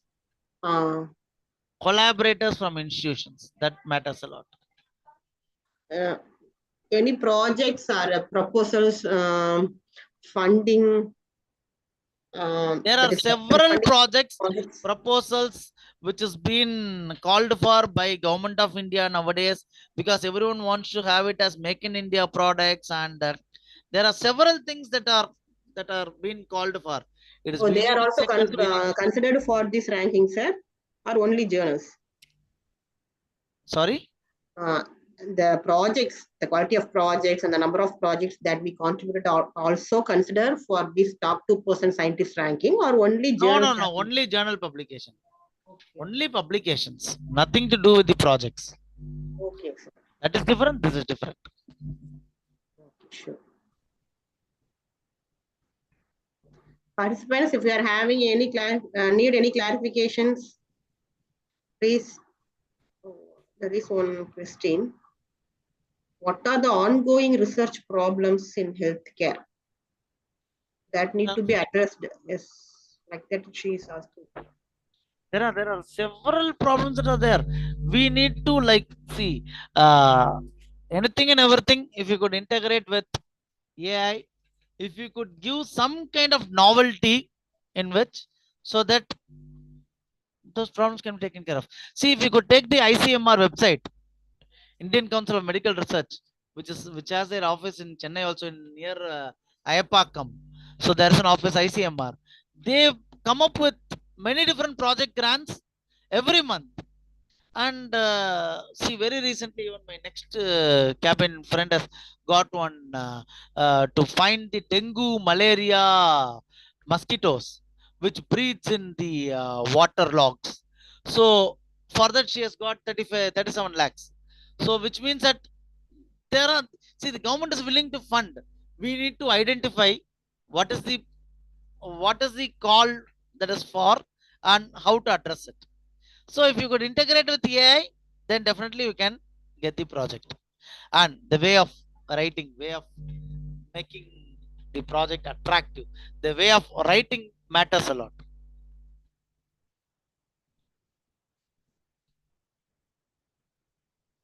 Thank you, sir. Thank you for this wonderful session. Thank you for your insightful words that motivates us to reach the goals that you have already reached. Really, many young research scholars are being participating this in this FDP. You are really a motivational factor, drive them towards their goal for doing research and for concentrating on more number of quality journals. Thank you, sir. Thank you. So Thank if they you for want, your they can support. Thank reach you me. for Hope I had valuable given time. my number in my mobile in the PPT itself. So if they Can you, want, they can yes, sir. Can you reach. please turn on your video, sir, to have some glimpses of images? Sorry, Your video, sir. what sort of videos? Your video, that is to take a screenshot. Your image, Oh, sir. okay. Yes, sir. We need some snapshots Yeah. I'll just on using my for a few seconds. actually an issue with my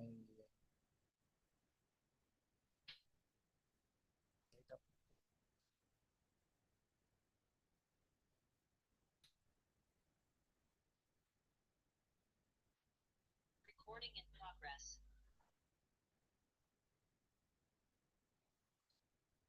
Ma'am, I have logged into a different device. Can you just give access so that I will? So I'm not able to switch on my video. No. Is there any photos? Yeah, you have disabled it. You need to enable it. The host has disabled it. Okay, we will. Enable Which only. name, sir? Which name, Dr. sir? N. Ganesh. Dr. N. Ganesh. No, I have given you a host, co-host only. I have made you as a co-host. I'll check. Yes. Yes, sir, I have given.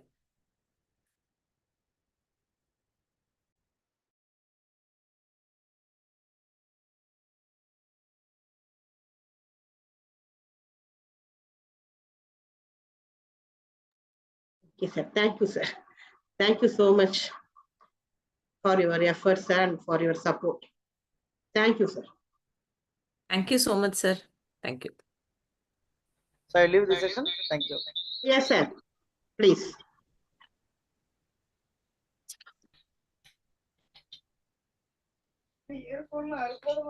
Participants, next I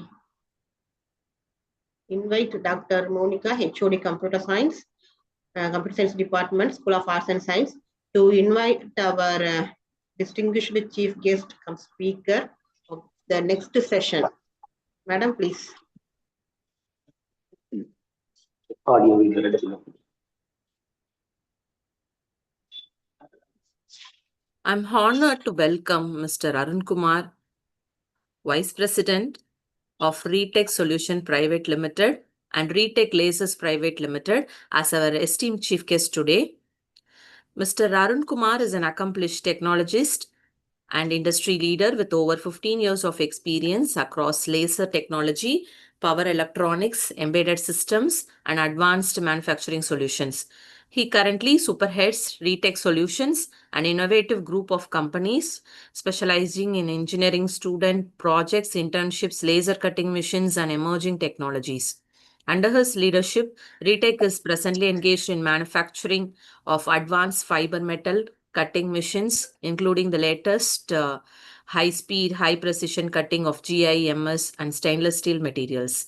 His strong technical visions has also guided Retech Lasers into pioneering areas like BLDC motor design and development, providing new opportunities for young engineering graduates.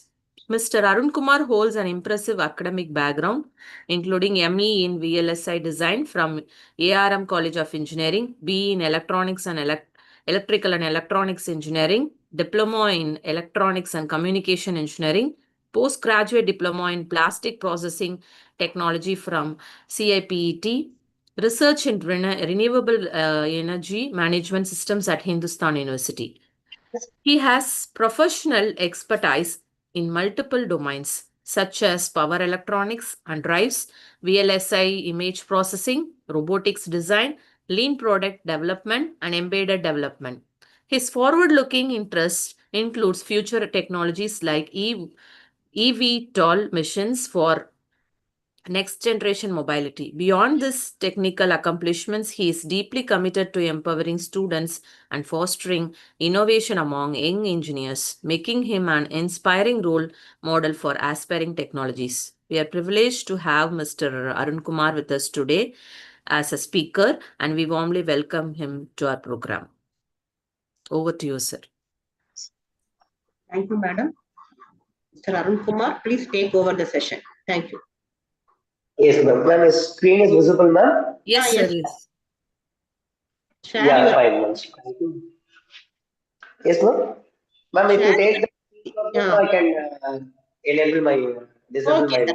okay. So first of all, very good morning to one and all present here. So this is Arun from Retech Solutions and Retech Lasers Private Limited. So what is the agenda of this upcoming 1.5 session is? So our topic is for like what simulating data for AI healthcare, simulating healthcare data for AI analytics. So little much electronics core, why? Because you all are done with AI. So for that thing, we need to extract all those data sets from our electronic components only. Why? Because lot of healthcare sensors is available in nowadays for all any kind of data will be extracted, so the human health and data like what pulse, pulse, glucose levels, and then blood pressure, ECG, EMG, and then all the data will be extracted. So how we are going to extract the data through one kind of microcontrollers? Why? Because for this data extraction, surely we need a physical device, no? So that physical device. So in our market, lot of physical devices is there, and then lot of microcontrollers is there. So we need to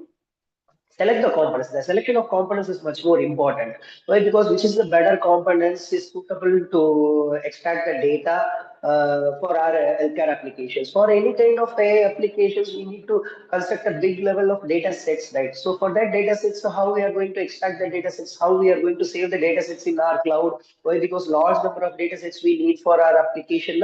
So how we are going to extract the data? So we are taking some transducers like devices like what sensors. So a lot of biomedical sensors is there. For that biomedical sensor, how I am going to connect biomedical sensor in my microcontroller, and how I am going to extract the data, and how I am going to store the data in our cloud applications. So for that cloud, I am going to say, so I need one microcontroller for my application for detecting data. For that, the selection of components is started from our evolution of microcontroller. So evolution of microcontroller, why? Because there is no new invention in nowadays. They introduced one first microcontroller, but they have finding out a lot of drawbacks. Right? So from that drawbacks,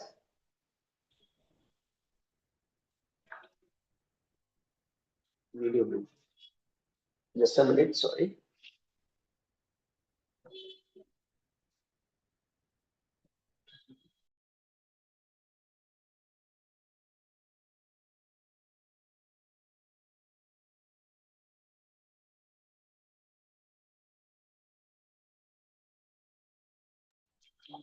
Yeah, is it audible? Yes, sir. It is audible.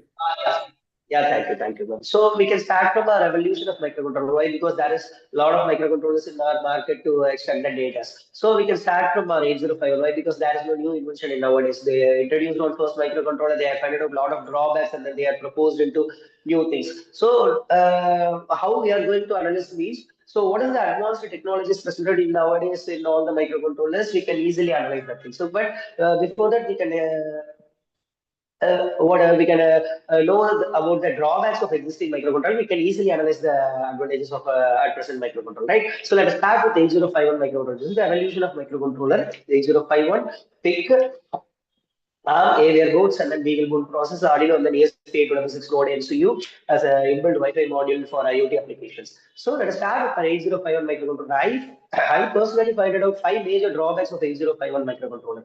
So it's studied in our subject itself, right? So initially in all the electronics core papers is studied about 8051 only, right? So the first major drawback is our instruction sets. Everyone knows about the instruction sets. 5 different type of instruction sets is there. Like what? Data transfer instruction set, arithmetic instruction set, logical instruction set, Boolean instruction set, and then bit manipulation instruction sets. Based on these instruction sets only, we need to construct a program for any kind of microcontroller. Say because all the microcontroller is in the form of integrated chip, right?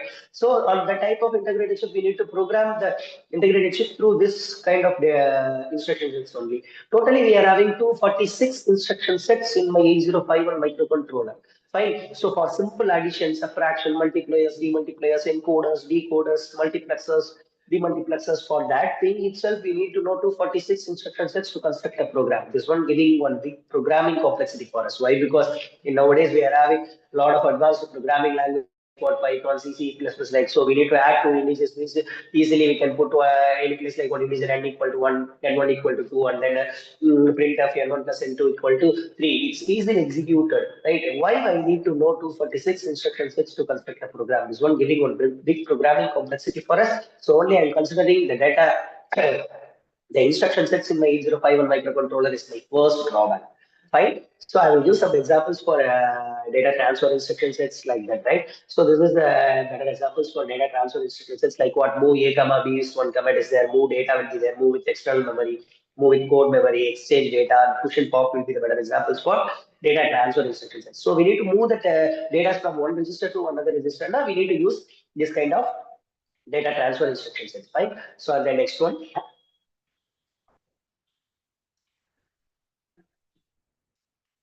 So next one. So next one is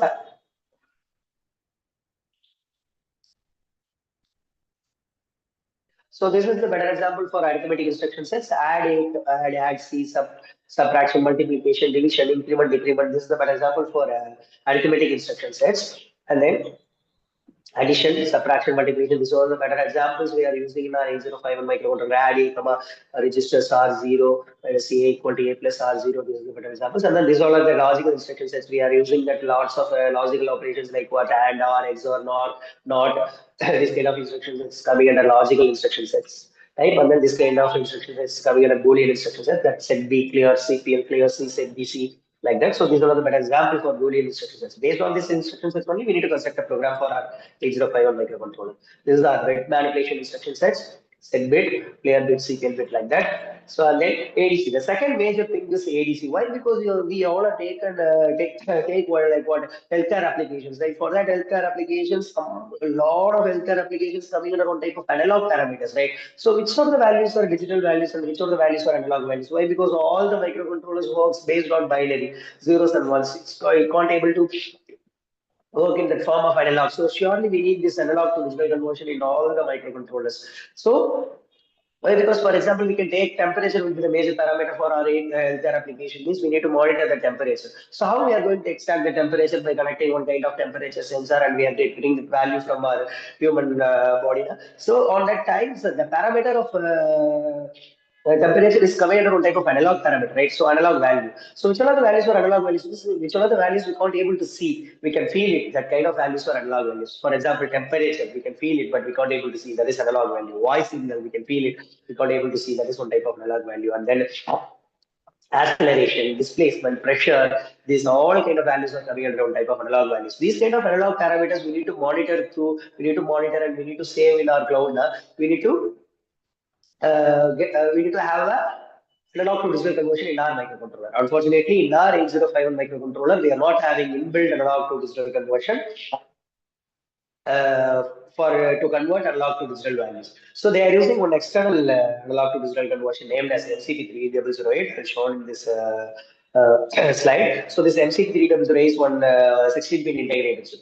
The 16-pin integrated chip will be externally ported. So at that time, according to VLSI, the three major conditions should not be satisfied. So according to very large scale integration, area of complexity, power consumption, and then execution speed. These three things will be getting high. Why? Because we need some space to put MCT3008 and we need to give some power for MCT3008 and then it will be take some time. Why? Because any kind of analog parameter we need to model this. First of all, we need to give it to MCT3008 and it will be integrated to our 8051 microcontroller. It will take some latency, right? So these are the conditions to not be satisfied. Why? Because we are not having inbuilt analog to digital conversion in my 8051 microcontroller for monitoring the data, right? So only I'm considering we are not having inbuilt ADC. It's my second drawback. And then the third major one is timer. All the microcontroller works based on timing, right? So 1 second on, 1 second off, 1 second on, 1 second off, like that, right? So like that, the timers is much more important for PWM signals itself, and then accurate delays for pulse duration, external viewers, periodic interrupts like what ATAS, and then task delay. Unfortunately, we are not having inbuilt timer circuit in my 8051 microcontroller. We need to use external timer named as IC555 timer. In 40-pin integrated chip, they are assigned to the pin like what T0 and T1, but we are not having inbuilt timer circuit. So here we are having inbuilt, sorry, this is our external timer they are using. So IC555 timer, one 8-pin integrated chip for delays, PWM, oscillators, frequency data, timers, counters, variables like that. So for these things, what are the problems we are facing in our like what MCP3W8, it will be repeated in our IC555 timer again, same area of complexity, power consumption, and then execution time. It will be repeated. So only I'm considering we are not having inbuilt timer circuit in my 8051 microcontroller is my third drawback. And then the fourth important one, PWM, pulse width modulation. So PWM is coming under one type of, so this is, I will show this is the PWM. Wherever it is, the pulse width will be modulated with respect to time. That pulses or PWM pulses. The square wave pulses is there, no? So that pulses will be the better example for the thing. And then one more thing, and then PWM is one of the best technique to control the speed of motors. In any case, we are using any kind of drones like that structures. And then in any case, we are using robotics applications for our healthcare monitoring system. So for that robotics applications itself, we need to use this PWM type of PWM signals. So unfortunately, we are not having inbuilt PWM technique in my 8051 microcontroller to control the speed of motors. Okay, so for that thing, so I'm considering we are not having inbuilt PWM technique in my 8051 microcontroller is my fourth drawback. Next one. So I will skip some slides because it will be little much elaborated for an electronic student. So no need to elaborate that kind of things in RPWM for these things. Fine. So and then the major fifth one is the fifth major drawback is our UART communication. Why? Because UART is our universal asynchronous receiver and transmitter. UART will be the better communicating technique to transfer that serial data, right? So for example, in our day-to-day life, we are using two UART communicating protocols, named as that data cable and then pen drive. So that will be the better example for UART communication. So why we need UART communication for our microcontrollers means, so we are having that UART communication in our 805 microcontroller. We can easily program that microcontroller. Unfortunately, we are not having UART communication in my 805 microcontroller. They need one external jumpers like that, and then they need the external IDs itself, that integrated environment. This kind of external dumpers they need to inbuilt that program in our 805 microcontroller. This is also giving one big programming complexity for us. Why? Because simply we are having any kind of USB ports or ASP cables like that. So easily we can run the program in our microcontroller and easily we can execute and upload the programs. But unfortunately, UART communication is not that. So only considering UART will be the fifth major drawback. The 5 major drawbacks of 8051 microcontroller in our market, I faced it. The 5 major drawbacks is instruction sets, ADC, timer, PWM, and then UART communication. And they are proposed it. In our 8051 microcontrollers, we are having two different type of versions, Atmel 810C51 and then Atmel 89S52. So these two versions will be proposed. And then after that, they are proposed into peripheral interrupt controller. So this is the next microcontroller from 8051, PIC microcontroller. In this PIC microcontroller, they are having 16 series of microcontrollers. PIC 16 of 8778, PIC 14 of 8778, PIC 14 of 477A, 18 of 477, like this PIC 18F4550, 16 different series is there. Specifically in electrical applications, we are using PIC 30F2010 as a specified microcontroller for PWM generation for all the MOSFETs and then JFETs like that, right? So again, in this PIC, the existing systems will be proposed in our advanced microcontrollers. No? So how it will be proposed in our PIC microcontroller? How many number of instruction sets is there approximately means? So around 35 to 40 instruction sets based on the versions of that PIC microcontroller, right? So it will be differed from the different CGSs. So 35 to 40 instruction sets, the instruction sets will be getting reduced. And then the second one, we are having inbuilt analog to digital conversion. Inbuilt analog to digital conversion means all the microcontrollers will be assigned based on that ports, port A, port B, port C, port D, port E, like that, right? So one particular port will be assigned like what inbuilt analog to digital conversion. We need to monitor any kind of analog parameters from our healthcare applications itself, or otherwise any kind of outside parameters itself. So we need to we can easily interrupt directly through that inbuilt analog to digital conversion, named as AN0 to AN5. We are having inbuilt 6 analog to digital conversion pin in our PIC microcontroller. We can easily interface 6 different type of parameters at the same time in our peripheral interrupt microcontroller. And then the third one, timer. Instead of timer, they are using RTC, real-time clock. For example, in any case of coding, so you are using a timing like 1000 milliseconds, 1 second, 2 seconds. It will be executed. For example, simple in Python code itself, you are using like 1 second, 2 second, like that. Directly, you are giving 1 second, 2 seconds. In some C++ programming language, they are giving like what in milliseconds, 1000, 2000, like that, right? So that time will be executed in that form of RTC, that is real-time clock. It will be surely executed on that thing. So instead of the IC 555 timer, we are having inbuilt RTC, real-time clock. So only the three major conditions of VLSI should be satisfied here. Why? Because we are not using external MC3W8, we are not using an external IC 555 timer circuit system. So only I'm considering the three major conditions should be satisfied in my PIC microcontroller. Like what? There is no area of complexity, there is no power consumption, there is no execution speed. Okay. And then the fourth one, PWM pins. So in our PIC 16 of 8778, from the pins of 22 to 27, 22, 23, 24, 25, 26, 27, the 6 pins are inbuilt PWM pins. At the same time, we can control 6 different type of motors at the same time. Fine. So and then the fifth one, UART communication. Right. So unfortunately, in our PIC microcontroller itself, we are not having inbuilt UART communicating protocols in our PIC developing board. So in older cases, they are using the MAX232 and then RS232 as an interfacing. We need external ID, like what MPLab as a software ID. And then PIC3 will be the external dumper they are using for programming that C++ programming. These two microcontrollers giving very complex instruction sets. So only we are considering these two microcontrollers, 8051 and PIC microcontroller, coming under complex instruction set computing. So this is CISC processes. You can easily say like what is the better example for CISC process means you can easily say like what 8051 and then PIC microcontroller will be the better example for CISC processor, complex instruction set computing. And then it will be proposed like what? Reduced instruction set computing. The next microcontroller from PIC is our reduced instruction set microcontroller, and that is our ARM processor, right? So advanced distribution. Acorn will be the company they have introduced this ARM processors. From that, the ARM processors will be developed. In this thing, so ARM will be the processor. We are having 3 different type of versions in our ARM 7, ARM 9, and then ARM 11.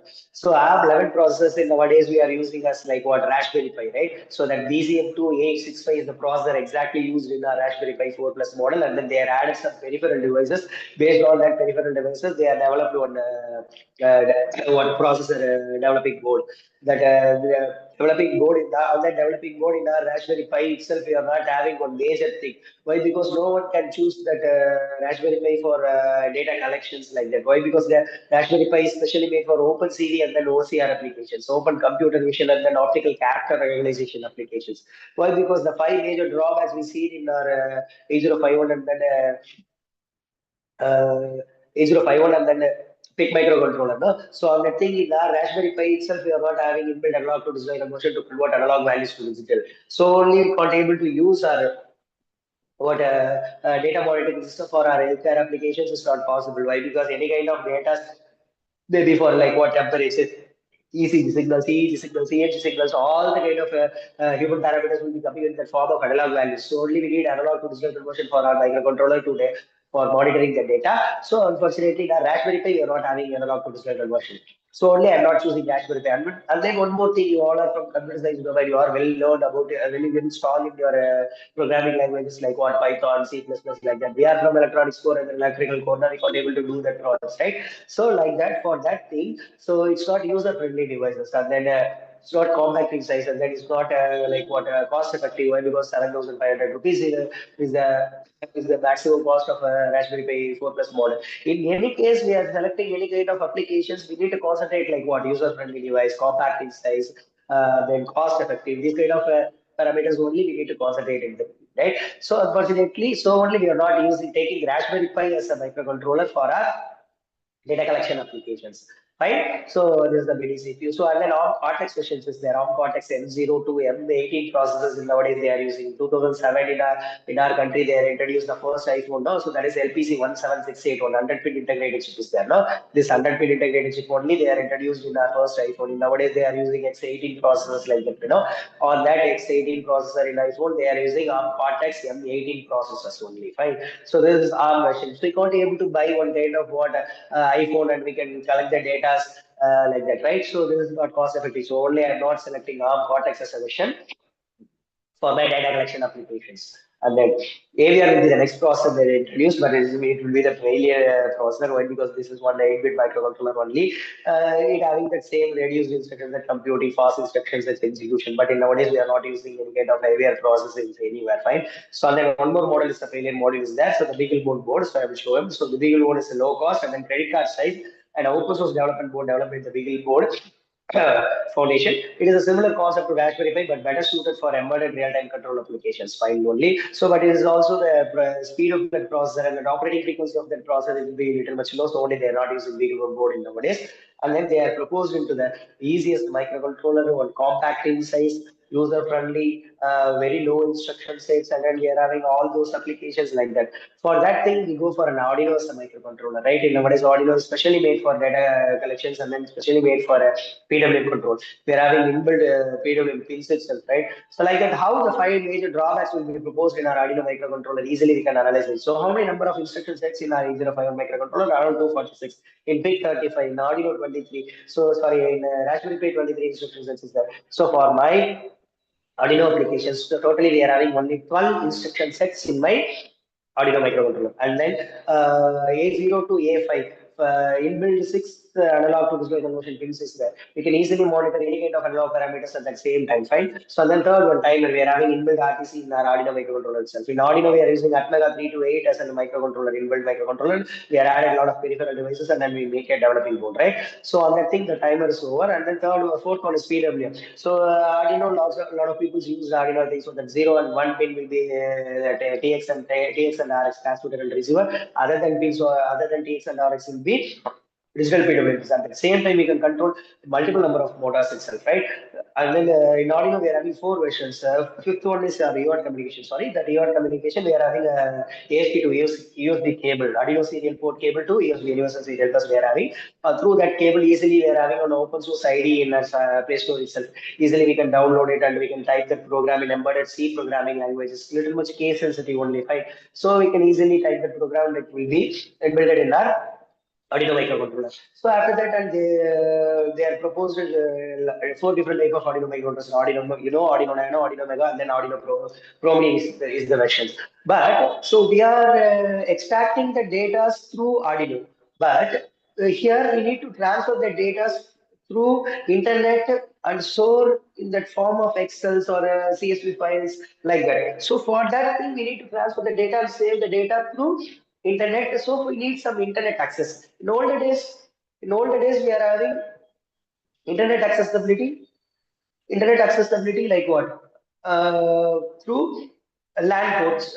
Nowadays we are using Wi-Fi. This is our IoT applications, right? So Internet of Things. Through Internet of Things, we need to monitor the data. Based on that monitor data, we need to control the data itself. The simple definition of IoT is generally what means. So an electronic communication and control scheme through an internet, right? The electronic communication will be happen by using our microcontrollers itself. So how I'm going to communicate the data through my cloud is, so for that thing we need to know what is IoT applications. What is the perfect microcontroller is chosen for our what collection of data and stores the data in our cloud applications itself. Like the Arduino microcontroller, in Arduino we are not having any external or facilities to connect LAN ports or Wi-Fi like that. So they are proposed into one new microcontroller named as ESP8266, right? ESP8266, and then ESP32 will be the next microcontroller they are using for what? Transmit the data. So how the ESP8266 works means we are having inbuilt Wi-Fi modules, right? So based on that inbuilt Wi-Fi modules, we can easily collect the data through that the data will be, this is the Arduino ID. So then through the data will be transferred through internet. So how we are going to connect this? So we're having a lot of open source cloud itself, like what ThinkSpeak, and then Blink will be the open source cloud, or otherwise we can easily buy one cloud area, we can get one username and then password like that, right? So we can store the data. Any kind of parameters data will be stored in cloud by using ESP8266 is possible. Why? Because easily we can connect with our Wi-Fi, right? So we are having that username and then password enough for our hotspot itself. Based on the hotspot values, we can easily collect the data and then we can easily connect with our Wi-Fi applications, right? So and then for open source cloud, we can easily log in and we can easily create our data streams. We can templates, dashboards, web dashboards, all those things is possible in open source. It is very easy thing. On that thing, we can easily store the data for up to 1 year of data will be monitored in our cloud itself, right? So we need some data sets for our AI applications. How we are going to collect the data sets through our microcontrollers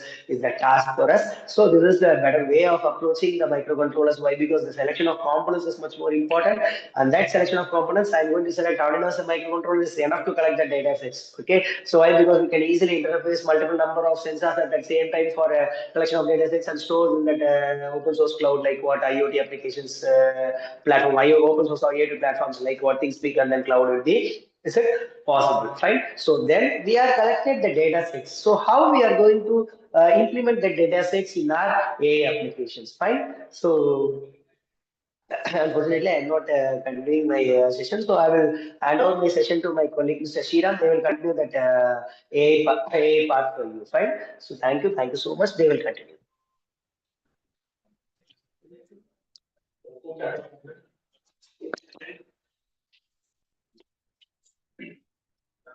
Okay.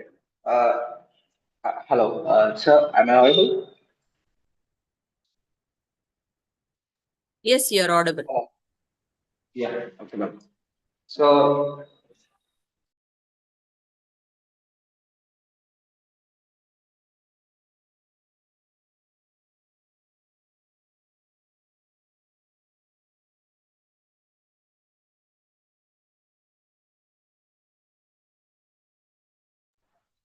hello. Am I audible? Yes, sir. Is my screen visible enough, ma'am? Yes, Clear, your sir. screen is visible. Arduino IDE, that is visible. Yeah. One sec. Right. So I will start again. I I Yes. hope my screen is visible. All right. Yes, sir. Yes, sir. Okay, ma'am. So, like, sir was actually explaining about the kind of microcontrollers that we will be deploying, how the microcontrollers have evolved from 8051. Even if before 8051, we did have TMX 1000. And today we do have a Raspberry Pi and an Arduino. So, we generally came through what kind of microcontrollers are being deployed. So, today, actually, we will be going through a little bit of, and yes, we did go a little bit about what actually Internet of Things is, right? So I am actually going to start into what Internet of Things and AI can actually revolutionize in this field of healthcare and medical industry, and where it is actually happening right away, and what can we do for it. So this is so before I get into all that, I'll just go through a little bit of statistics and over what actually is happening here. So a little bit picture statistics. So 50% of hospitals worldwide have adopted at least one AI-powered technology. So that means, so you take the case of robotic surgery, or you take the case of health monitoring systems, which we already use in our Apple watches, and then our running trackers. We are already having all these things that are happening. So most of the hospitals have already started using this. See, when it comes to deployment of artificial intelligence and Internet of Things in hospitals, it happens either through sensor monitoring or through overall organization of files of patients. So, and treatment planning and robotic surgery. In either way, it is already happening, and it is just that we have to adopt it. And AI in healthcare is expected to already save the industry over 150 billion. Okay, so which means, see, this year we have actually gone through an important phase of layoff. IBM has laid off 8,000 employees in the field of human resource department. And apart from that, we do have 12,000 employees laid off in TCS. And the reason is because human administration is reducing as time passes on. So around 60% of patients are already interested in using health devices because I don't need to, have someone who always have to, take up a bunch of PP, TP or whatever, whatever sense of, I don't want some kind of a doctor walking around and then monitoring my blood pressure, sugar levels, and all that. Because obviously, no one would be liking it. So, when it comes to accessing my health-related parameters like blood sugar levels, BP, hemoglobin levels, everything, I need to be monitored, with just using health devices. So, in that case, obviously, patients would be preferring that, and apart from that, yes, we do have around 200 million devices. 200 million devices are going to be happening in 2024. By 2030, it's going to grow from 600 million. Oh, these are all some kind of statistics. Okay, so what actually the statistics gives us is it is already happening. It is already happening. Where you take the case of robotic surgery and you take the case of healthcare devices, or you take the case of sensor monitoring and interfacing, or you take the case of telemetry. They're already happening. This is a little bit of statistics over what actually is happening, right? So here are a few companies that are actually integrating AI and IoT for healthcare service. IBM Watson. IBM Watson, I think for most of us would have already gone through because Watson we are already deploying for bank operating servers, and then we are using it for 10 3000 processors. And apart from that, we are already using IBM Watson for programming assistant because IBM has to have its own programming assistant for training and testing of neural network models. And Tempus, AI Superior. These are some of the more popular products when it comes to the field of hospital and healthcare. So yeah, so when it comes to electronics and embedded systems and artificial intelligence, this is a simple flow diagram of how it is actually happening. So the sensors and device collect here and then through Internet of Things. Internet of Things means why is it named Internet of Things? The concept is that you are able to access internet through which you can monitor the sensors. Suppose I have a sensor that is there in my hand, I can monitor the temperature and pressure, and using microcontrollers like ESP32 or 8266, I can directly transfer my data to internet or Bluetooth, and then keep recording the devices. Just like Sir said, we can take all these data in a cloud like ThinkSpeak or Blink. You can keep uploading the readings so that we can monitor the patient, or you can monitor any other parameters when it comes to. It can be a patient, or it can be something related to electronic medical devices, or maybe like a pacemaker. The cloud is the place where all these data is being clearly collected and then being stored. And then it is AI algorithms, okay, which actually, keep training, testing the models, and then finally display it in the form of a dashboard, or maybe regulate the actuators accordingly. Okay, so healthcare providers can have a general idea about what actually is the patient, or is the treatment, or is the surgery actually going through? What is the status? So when it comes to types of healthcare that is happening in artificial intelligence, we have machine learning, natural language processing, computer vision, robotics and automation, systems, and speech recognition. So these are already there, but we actually don't know honestly whether any of them is happening right away or not. So I would say that we would actually be requiring to know a little bit about what actually are they, because we do need to have a general basic understanding of what is actually going over here so that we can actually explore into the concepts, right? So these are all most of us would have. So if you are already a sports person, I think most of us would already be knowing about these, right? So I don't have to go through any of this. Neuralink. I'll just straight away get into the topic so that you can understand everything from the scratch, right? So over here, start from here. So from scratch, we're going to go through what exactly is machine learning, right? So most of what I've seen all these science fiction movies like Iron Man or RoboCop, and these are all some kind of inspirations for most of our machine learning and neural networks engineers. And there's something wrong in it. when it comes to science, it is science fiction movies which actually gives us such ideas. So I honestly don't want to say. And in reality, they are already happening in real life. Okay, I'll show you how. So you take the case of Neuralink. Neuralink is where you read the brain signals through thin copper wires that are around 1,000th of the thickness of a human hair. Okay, and the first human implant has happened in Jan 2024. A paralyzed man could move a computer mouse with just his thoughts. I mean, you just imagine it. It's like kind of telekinesis. You can actually operate a device just by thinking it, right? And apart from that, you have another product called BrainGate. BrainGate is where you know you are able to, if you have a spinal cord injury, okay, you have a spinal cord injury, but if you want to control your arms or your limbs, you can control it using the brain waves or signals that are being generated through your brain. So this is just another kind of brain gate. You can you can insert micro electrodes within your motor cortex. The motor cortex means it is that part of the human brain where small tiny electrodes are being embedded so that the brain signals are being received and then their limbs are being controlled accordingly. And this is another concept, DARPA, Defense Advanced Research Projects Agency. So this is particularly for neurotech, for soldiers. It's much more of military and defense. So if you want to, again, this is something related to robotic limbs, like how can you control robotic limbs through, you know, thoughts, your brain waves, right?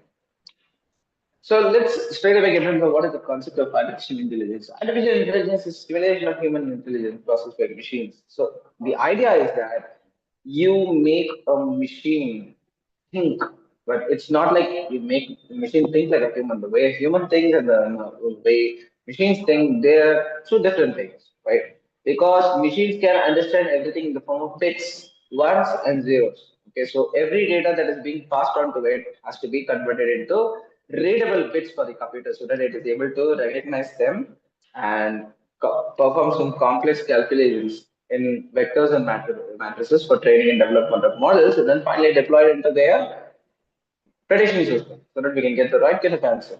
So yeah, just like I said previously, input. I take input through sensors, sensory feedback. And then what do? I learn. Learn means ingesting information. What do I actually do? I try to adjust my parameters with respect to whatever readings that I receive from the external sensors. And then what do? I do start reasoning. I do try to predict or what kind of category or classification it is.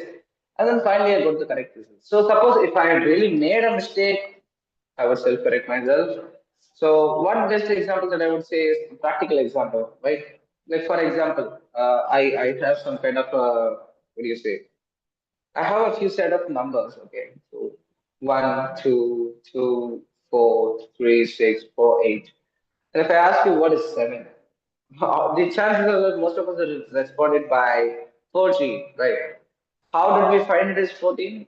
And the answer is very simple. I refer to the previous data set. So the previous data set, 1, 2, 2, 4, 3, 6, they are just double of each other, right? So the fact is you try to create a consistent pattern amongst the previous set of numbers to predict a new set of numbers that are being given to you. And that is how you are able to find out what is going to come next. And if at all I say 7 is not 14, it is 15, you would self correct yourself and you would try to find out how it is 15. And if the logic makes sense, you would correct yourself, or else you would just stop yourself, right? So that is exactly artificial intelligence. See, there is not really much difference between artificial intelligence and human intelligence. They think in bits, we think in emotions. Pretty much easy. And let's visit the history a little bit. So it was Alan Turing during 1950 who found something that is called as the Turing test. Turing test is where it is an experiment where you can predict whether a machine imitates human intelligence. And it is this Turing test which is being deployed till today for large language models. ChatGPT, and then you have your Meta, and then Gemini, and all that, right? So, what is actually happening over here? You are trying to validate the conversational styles between a human and then that of a machine so that you can check how far are their way of expression similar. The context. the semantic analysis are similar to each other. So it is being still used today. It's a little bit of math. I don't want to go too much into it. And then we have Arthur Samuel in 1959. He was the one who coined the term called machine learning, right? So he was able to create a program that plays checkers, and then it is improving itself with experience. Like the more you play with it, the more it adapts itself. So that's another big self-learning program. And then when it comes to machine learning at that point of time it was like a symbolic AI and rule-based system. See, those days when it comes to machine learning and neural networks, it was much more of rule-based. Today it is not like that. Today there are multiple topics like large language models and agentic AI, and I will just go through it. That's a different case. I'll just go through evaluation policy. From 1960s to 1970s, we did have early algorithms. So we did have a person called Frank Rosenwald. He was the one who created a very simple neural network for binary classification. Binary classification means you have a couple of data and then you have a program which trains itself. Trains means it adjusts its parameters itself, and then when it comes to testing, whatever data is being passed through it can be classified whether it belongs to category A or category B. Okay. And then after that, in 1970s, we did have AI winter. AI winter means it was that phase of history where the complete investment for all kinds of machine learning and neural network was completely stopped, as there was not much of improvement because we did not have complex electronic components for that. Right. So today we have multiple microcontrollers, graphic processors, neural network processors, but those days the story was completely different, isn't it?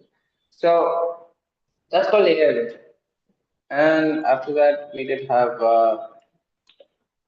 neural net strike back. In 1980s, we did have another concept called backpropagation. Backpropagation is where you have a feedback loop system. You train a set, you just pass on a data set, you do have a feedback. Like you make mistakes and you get a choice to self-correct your weight matrices so that you can get the right kind of results.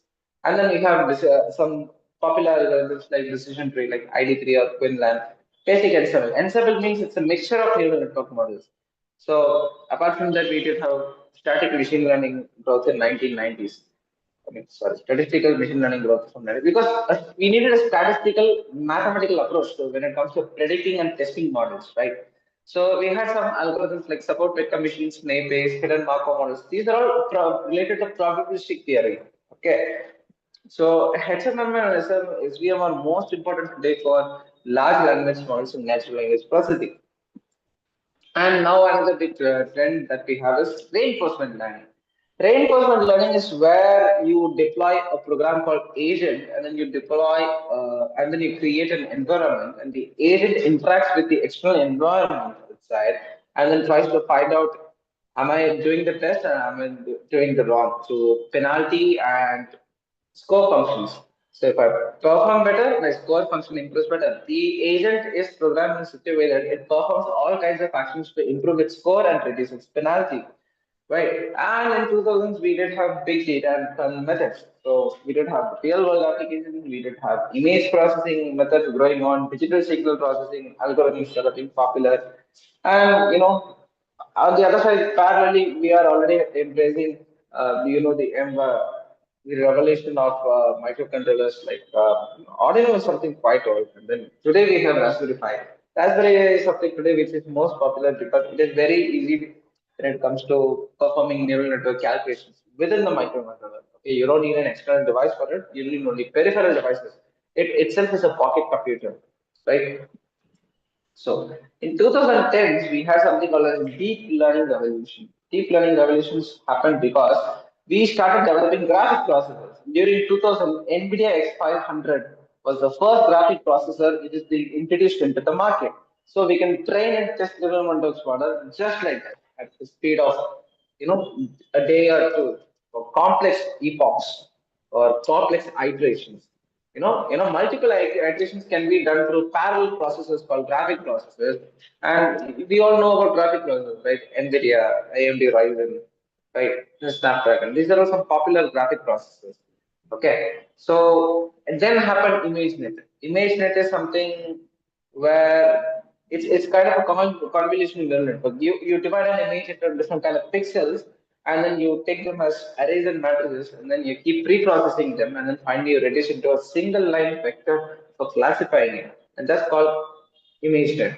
And popularly TensorFlow, PyTorch. TensorFlow and PyTorch are even popular till today. In fact, I myself use neural network model training for robotic drones, particularly because it is much the framework is much easy to be used, and creating neural networks using TensorFlow is way better and very easy. But PyTorch is something that is happening very challenging today because TensorFlow is sometimes limited when it comes to creating customized neural networks, but PyTorch is quite flexible, I would say.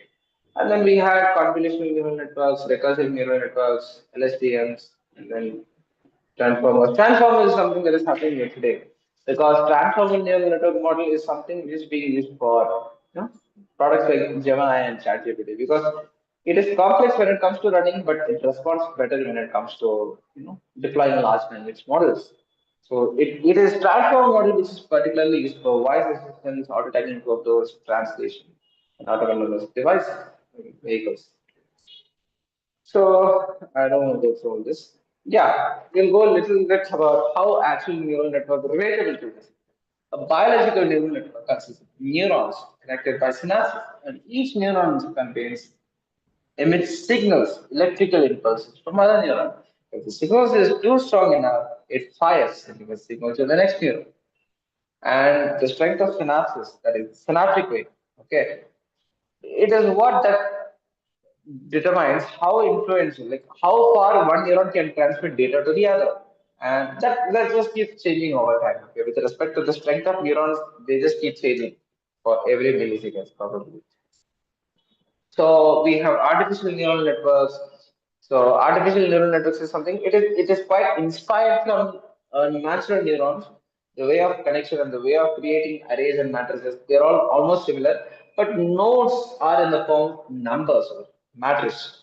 Okay, and they're being multiplied by weights and then added by biases, and then the results are finally just like as I said before, they're reduced to a single dimensional vector. Vector is a single dimensional matrix, and then they're passed with the activation functions for relevancy point for further classification and prediction. So weights and biases keep adjusting themselves with respect to each data that is being passed because we have something called as back propagation. That is whatever feedback that we get from the ReNU or sigmoid, it is being returned back. So, when it comes to the differences between biological and artificial neural networks, so biological neural networks are almost around 86 billion neural networks. So you literally imagine how many millions and millions of computations that are being going through your head right now when we are all sitting around, right? So it's the most complex calculator that we ever have in human history, and we must be proud. Okay, human neural networks are something that's a great gift, I'd say, and not using it to its full potential would be a great crime, I'd say. And when it comes to artificial neural networks, it is not necessary that it should be as large and bulk like biological neural networks. They are small by comparison, but artificial neural networks are quite discrete and they need math operations to function because computers understand bits. And yes, biological neural networks are very energy efficient because they are natural. Artificial neural networks need a lot of data centers and graphic processors to execute calculations faster than biological neural networks. And biological neural networks keep growing themselves, but it is not necessary by artificial neural networks to keep growing. It may not. And then we have biological neural networks that keeps adapting itself in real time because it is natural, so just keeps adapting itself. But artificial neural networks don't do that. They have to be trained in batches, static unless you state. And so, what's the relationship? How are they both related to each other? So, they are actually inspired by not mimicking. Artificial neural networks are they're just analogous of how biological neural networks work.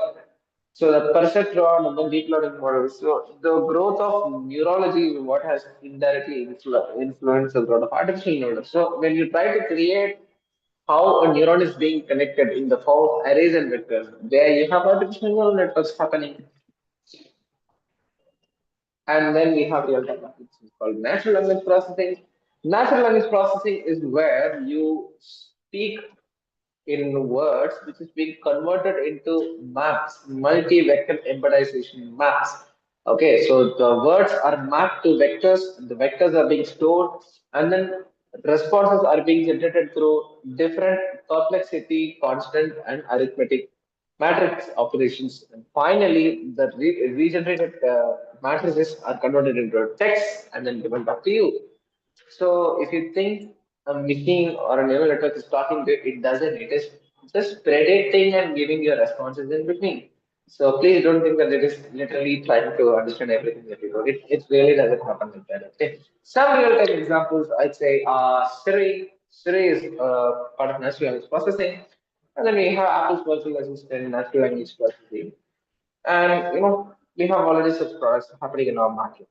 We have computer vision. Computer vision is a multiple disciplinary field, okay, because it is much more of image. You connect a camera to a laptop for making the computer see you.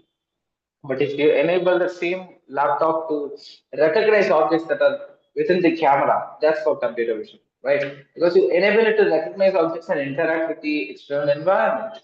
So one good example I'd say is this movie called Goat. Okay, there is something that is called as de-aging technology that is being applied into this movie. In this movie, what is actually de-aging technology? It is a process where the input features of the protagonist are being converted into multi-vectors, and then the facial features through contact methods are being clearly traced out, and then the other facial features are being reversed. Reversed means so millions and millions of data sets have to be collected, and then they have to be constantly trained again and again. And then finally, you have a DH image which is being fitted back into the frame. And finally, you have the output, which is in the form of the movie. So that is exactly how computer vision works. So this is just one part of it.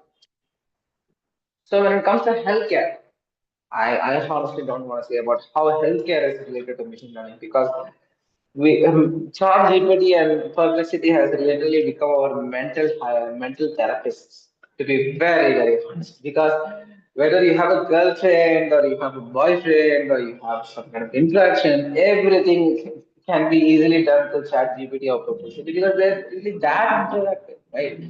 Isn't it? So they have become so interactive that we have literally started to what do you say?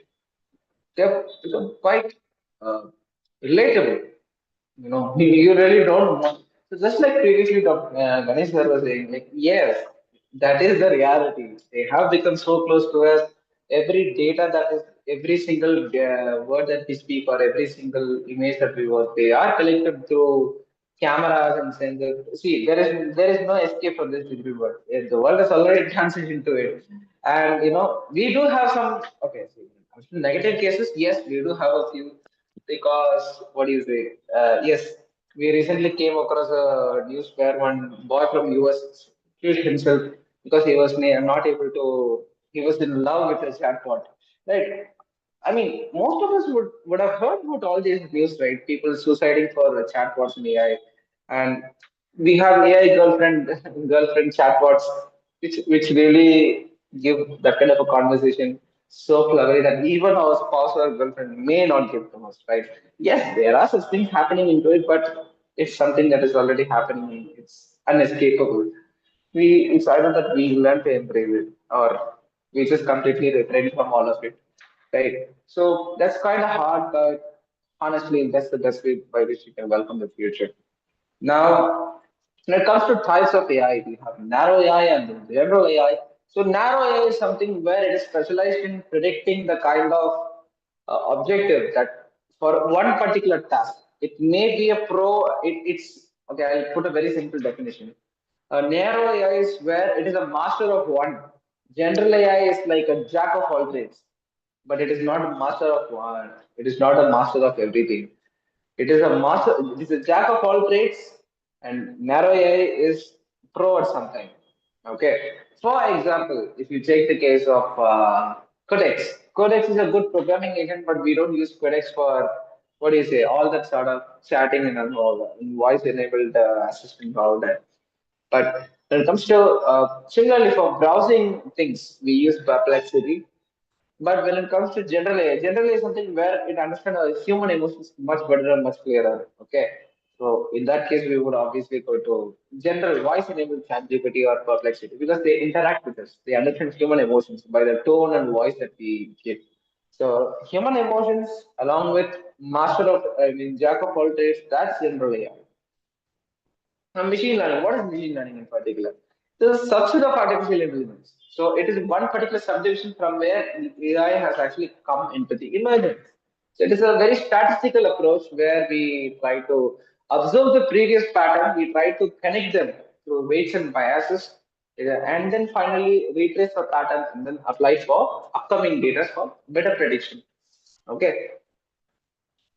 So within that we have supervised learning, unsupervised learning, reinforcement learning. Okay, supervised learning is very simple. Like previously we were doing in 1, 2, 2, 4, 3, 6. This is called supervised learning because we have something called as a set of inputs and a set of outputs. And then if at all I say, if I ask you, what is the prediction for 8 or 10? Chances are not you will double it and find the answer very easy. You do have a particular set of inputs and then you have a particular set of outputs and then finally you predict it very much better. Now for unsupervised learning, what do? We try to find the connectivity amongst the data and then to sort it out ourselves. We don't need someone or something to do it for us. Okay, we do have some algorithms like KNN and logistic regression. KNN, decision tree, random forest. These are all some good examples which help us in classification. So supervised learning is all about prediction. Prediction is different and classification is different. Now reinforcement learning, like I said before, you deploy a program called agent. And I gave a simple example of Super Mario, right? See, in Super Mario game, you do have operating keys like WASD. You operate from right, left, up, down. But what makes you play that game is the score and the health bar. If the score and health bar are literally removed from the game, there is no point in playing that game because whatever I do, I'm just gonna go over here and there, right? Isn't it? And now I'll skip a little bit of all of that, and then I'll straight away get into it's too much of math. I'll particularly get into Neuralink. Okay, so this is one particular product that I'd like to explain. So this was founded by Elon Musk in 2016. And okay, I'll make it much more easier. Okay, see, Neuralink is a very small chip. Okay, where small copper wires, around 1,000 of human hair is being embedded into human brain cells so that every single neural synaptic impulses can be retraced and then accordingly the external peripheral devices or systems can be deployed. Okay. And yeah, whatever I said over here is already happening here. So then we have another product called robot surgery. So Neuralink has developed a robot to perform the surgery, extreme precision. How is that even possible literally? I mean, because when it comes to clients or customers, okay, so they expect some kind of chip to be embedded, and you can't expect someone external to do that for you, right? Isn't it? You need someone to help you for that. So why do I have to go for some external surgeon or doctor for dependent? Why do I have to be dependent for that? So that is why Neuralink has developed a particular robot of itself to perform the surgery with extreme precision.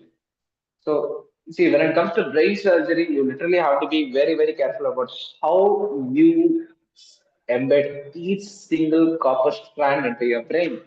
So, you have to be very, very strong about the surgery. So, that's why that's a robot.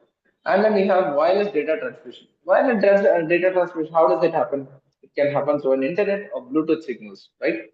The chip transmits brain signals through computer or phone, and then all the processing and all that happens within the cell phone or computer or whatever it is. So you literally won't have wires sticking out of your head like in Robocop or in movies like Matrix. Okay, so it's literally invisible after surgery. You can't even see where is the chip being hardly being implanted. So did we actually happen it? Yes, it is already happening. The first human trial in 2024, Elon Musk said the person was able to literally control a computer mouse just by thoughts. I mean, it's really hard to imagine, right? Isn't it? You can literally control mouse just by thinking. Right? It's quite weird to even imagine, but yes, that's happening. And that clinical trial is called PRIME, Precise Robotically Implanted Brain-Computer Interface. And initial use case actually helps for people with quadriplegia. Quadriplegia is where you can't make use of your limbs. So patients who are paralyzed within their limbs, they are able to control electronic digital devices, right? So that's the first human trial. I hope you can see the chips that are being implemented in the heads. Okay. And then you have synthesizing proteins with large language models. Okay, so when it comes to large language model, okay, now you may think, how can we synthesize proteins using large language model? See, you must remember that every single protein that is being created within deoxyribonucleic acid has its own grammar sequence, right? Isn't it?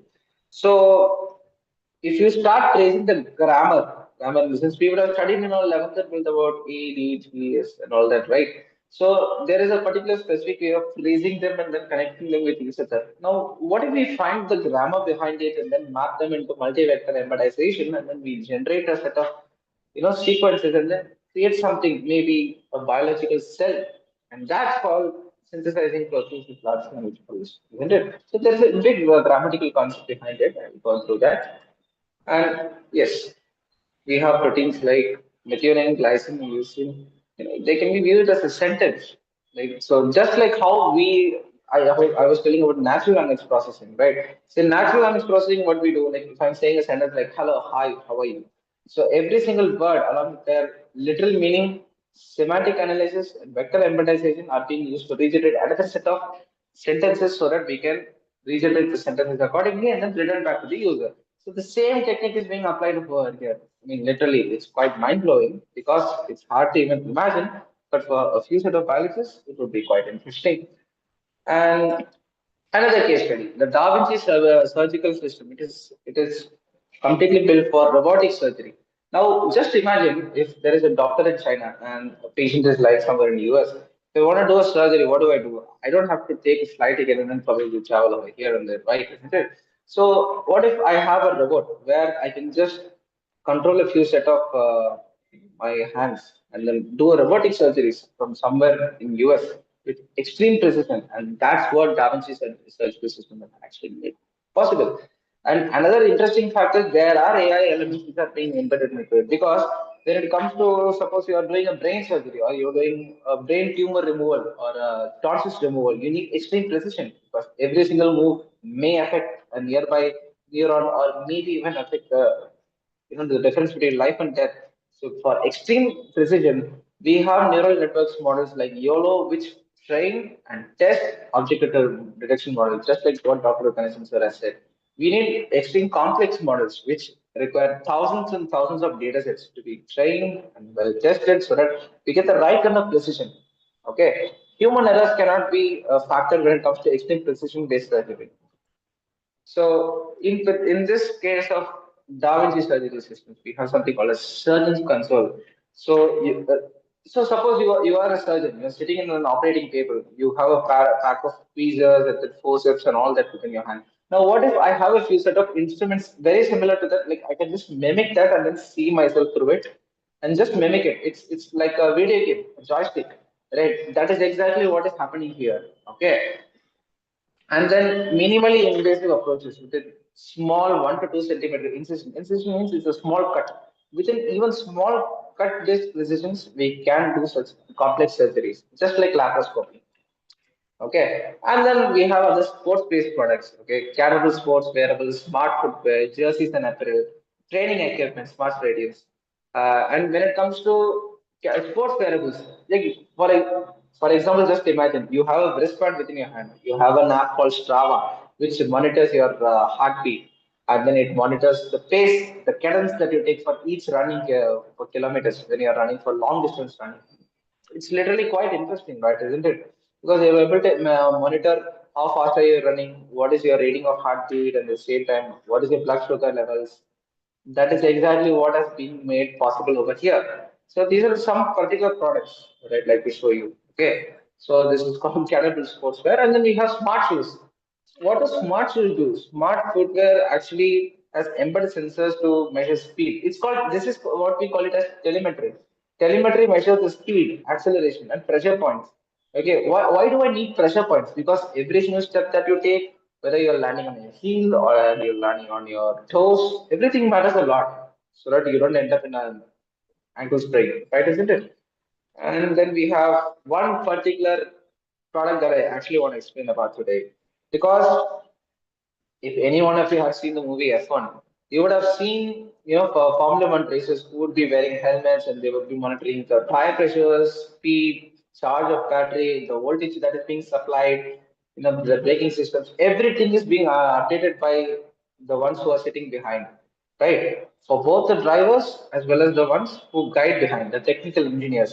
So whatever technology that we saw in the movie F1, it is literally happening right now in front of us. This is one good example for that. Oracle Red Bull Racing AI and Edge platform. So what does this actually do? So suppose if I'm a Formula One driver, okay. So if I'm checking, I can't keep tracking every second the pressure of tires, the voltage that is flowing through every battery, within the battery, the bus bar voltage, and then I can't keep monitoring the voltage that is being supplied to the actuators, to the electric braking system. I can't keep monitoring through all that stuff, okay? Because every single move that I make, it matters between life and death. So what do I do? So we have something that is called as Oracle Cloud Infrastructure. What does this do? So every single data that is being collected through the sensors which is present nearby the tires or if I'm a driver, okay, the sweat that is coming out of my body, the heartbeat that I'm facing when I'm driving the Formula One, everything is being monitored and that is being externally sent. So just imagine, so the technicians or the health experts behind the wheels, they can also monitor it, and the driver who's sitting inside, he can also monitor it.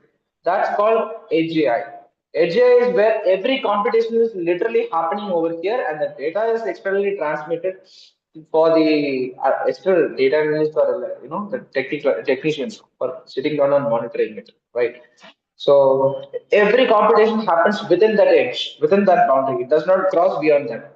Because previously, when it comes to now, when we are using ChatGPT or Perplexity, what we do, we type every single text.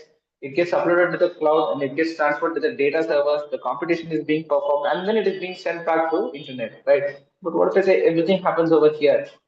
Then you can again ask me, then we need parallel processors, we need graphic processors, neural network processors. Yes, we do need, and NVIDIA's H100 GPUs are being used for that. Okay, NVIDIA A100 PCI is being used for HCI computations, particularly for this Oracle brand, because the fact is we need graphic processors which can process every single neural network training and testing within the spot. We can't keep sending every single from point to point external to some kind of a data server, right? So that is why NVIDIA graphic processors are being used over here. Okay. So other details are obviously not being released. So neural network models, what kind of neural networks models are being developed over here? Deep neural networks, reinforcement learning, convolutional neural networks, and generative AI models.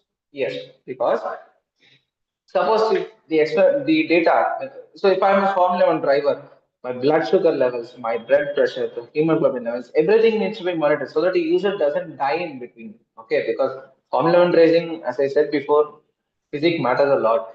So it needs to be instantly processed, and whatever recommendation or suggestion is being given, it needs to be given on the spot. You just can't switch in between. This is not computer. This is rocket science. You just have to do everything literally within seconds, right? So finally, when it comes to ethical considerations, I'd say yes, we do have, just like Sir was saying, we do have to consider a little bit of ethical considerations because when it comes to neural network computations or when it comes to training and testing of models, yes, obviously data leakages do happen, and there is this very particular problem which is popular, and it is called as hallucination. Hallucination happens when the neural network models, whatever is being deployed, tries to create its own synthetic data. Okay, something that is completely irrelevant from real-time data. Okay, it can literally distort the data that we have given, and that is very, very dangerous. Okay, and at some point of time, it may backfire upon you. Okay, hallucination is something both beneficial and at the same time quite dangerous because on one side, when we want to create some imaginatory responses from some kind of ChatGPT or Perplexity or whatever you're deploying, yes, it is necessary. You can't always keep giving data sets unnecessarily, right? So on one side it is good, and on the other side, if you ask me, is it really good? Hallucination is always good. It is bad because it distorts the data that is being given to you. Synthetic data sets can completely ruin the neural network model. And when it comes to practicing within sports, it can be very, very dangerous. It can give wrong kind of recommendations. Like just I was previously explaining, it can give wrong recommendations and that's it, boom, everything is over. Right? Such kind of things may also happen. So we do have to balance both, but at the same time, we have to welcome the technological revolution that's happening around from behind. So I think I've given enough of explanation of whatever is happening around when it comes to healthcare and network models and machine learning and all that. So I like to dedicate a few minutes for kind of doubts or interactions so that we can have a good dialogue with each other. Now, anyone has any doubts, please let me know.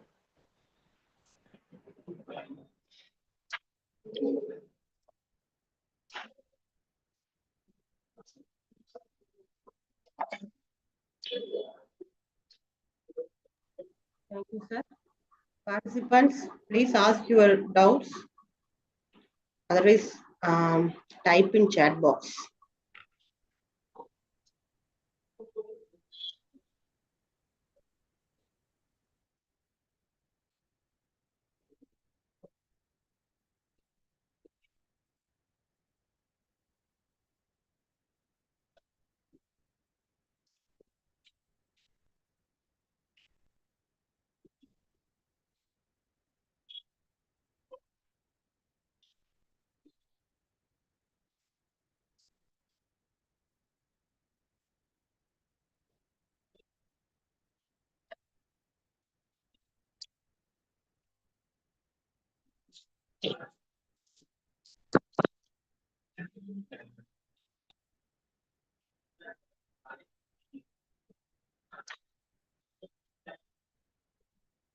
But I don't think anyone has any doubts.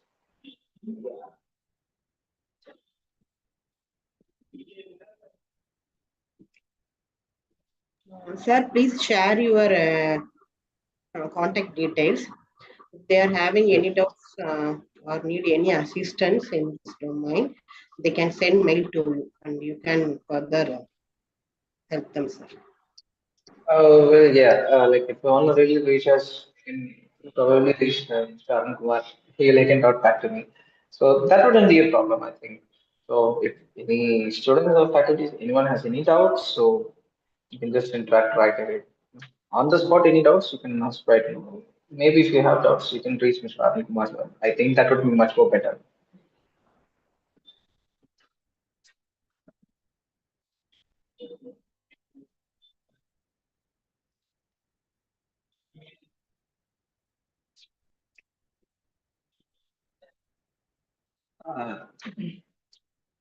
Uh, ma'am, I hope we can end up this session. Or is there anything else that Yes, sir. one is? They will send mail to you with your share your details to them, sir, in the group. Uh, Thank yes, you sure. for your valuable time spent, sir. Thank you. Well, Thank you so much. great. Thank you, ma'am.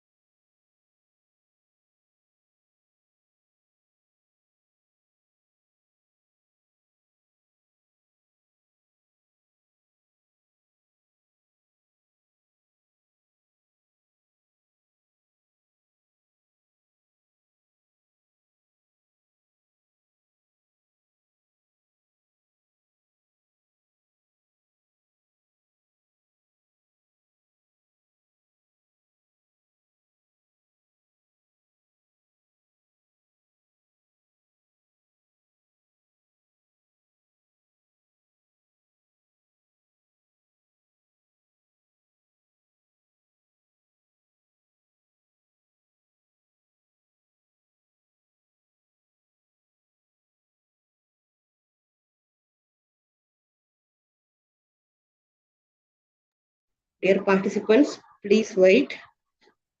The speaker for the next last session will be joining soon. Please wait for some time. After that, we are having valedictory session at 6:30 p.m. You need to be present until the end of the entire session. Please be patient. Not audible? Is it okay, ma'am? It is audible only.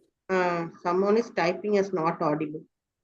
Ma'am, speaker has arrived, ma'am. Okay, ma'am. Okay. Make him as co-host. Yes, I have made him as a co-host.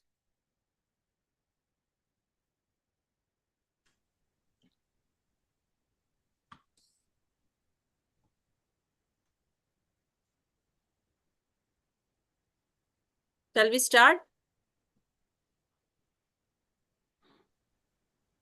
Hello. Good evening, Bravin sir. Shall we start?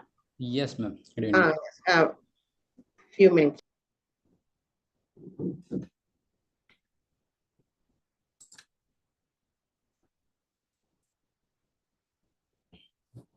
Ma'am, shall I introduce Mr. Sister Okay, Bravin? no. Shall we start? Yes, I will. I request Dr. Susita to introduce our speaker today for the session 3, Sister Bravin. Good evening, all. We are deeply honored to invite you, Mr. Swistak Bravin sir, to this AICT Atal FDP on AI-infused medtech innovations. Am I audible, ma'am? Audible, ma'am. You can continue. Mr. Swistak Bravin is a technical project manager at ThinkSec Web. It is a Sweden-based remote operations concern. He's a research-driven technical project manager with extensive expertise in AWS cloud infrastructure, AI and ML integrations, cybersecurity, IoT automation, and full-stack web development. He spearheads large-scale digital transformation initiatives, including manless store automation, AI-powered verification systems, and Tanlex, that is an innovative tanning bed automation solution deployed across modern self-service studios. With a proven track record of managing complex mission-critical systems across multiple geographies, Swistak combines technical depth as well as strategic project leadership. His core expertises are cloud and infrastructure, specifically AWS ecosystem, scalable cloud architecture, and high availability systems. Then artificial intelligence and automation, web and application development, IoT and smart automation, cybersecurity and quality assurance, real-time operations such as a multi-location, remote monitoring and management, then end-to-end store operations oversight.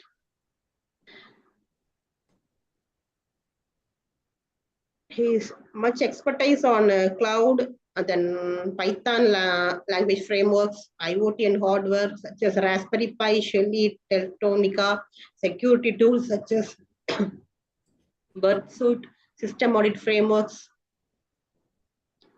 We are immensely great honored to have such an expert from industry side, Mr. Swistak Bravin, to handle this session. Thank you, sir, for accepting our invitation. Please carry over this session. Thank you. Thank you, ma'am. It's a really a big introduction to me. So, so to say about System is we worked as a colleagues 2 to 3 years back. It is really a good time to join again, I think. Yes, sir, with pleasure. Yeah. So I'll start with my PPT. 1 second.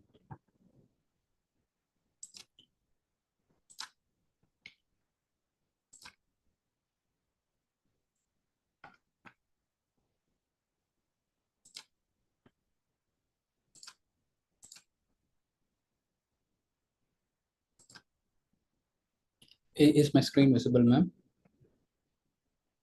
Yes, sir. Perfect. Okay.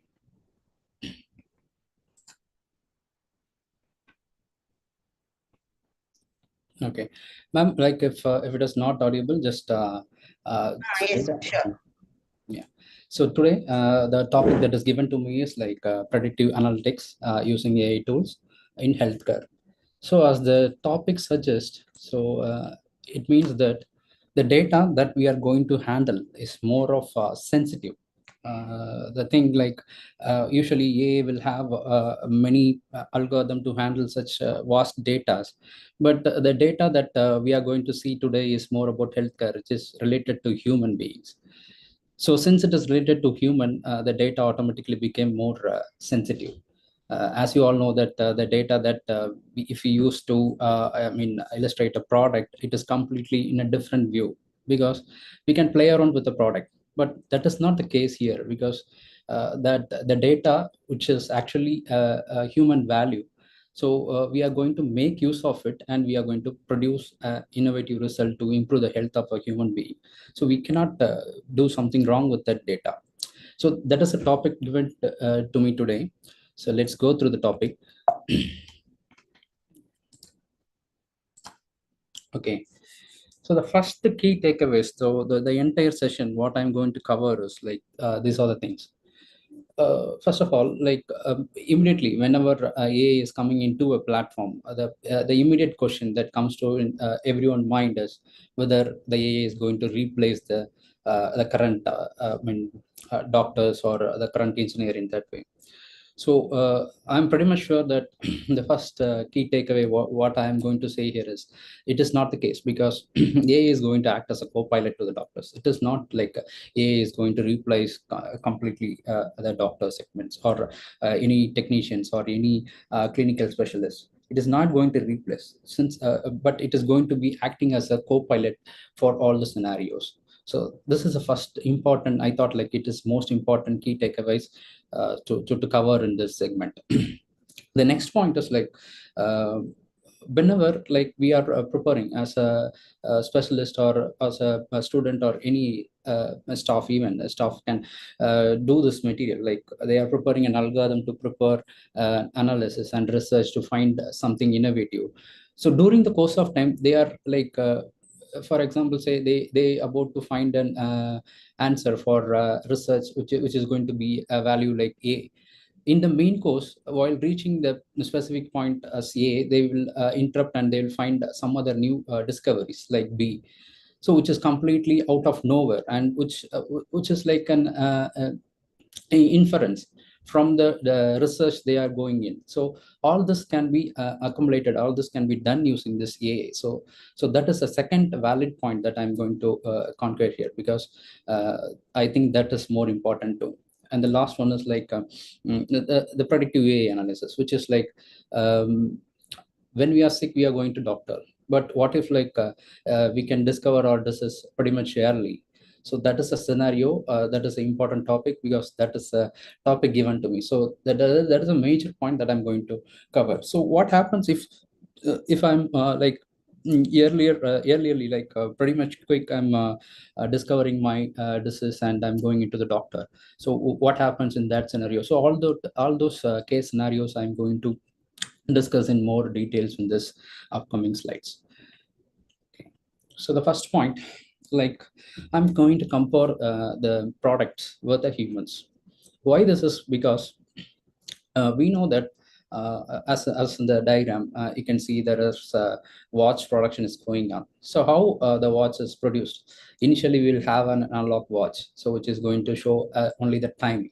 Even when it is an analog watch or a digital watch, it has a standard. So it should be like there will be different types of movements inside the clocks and as well as the digital clock.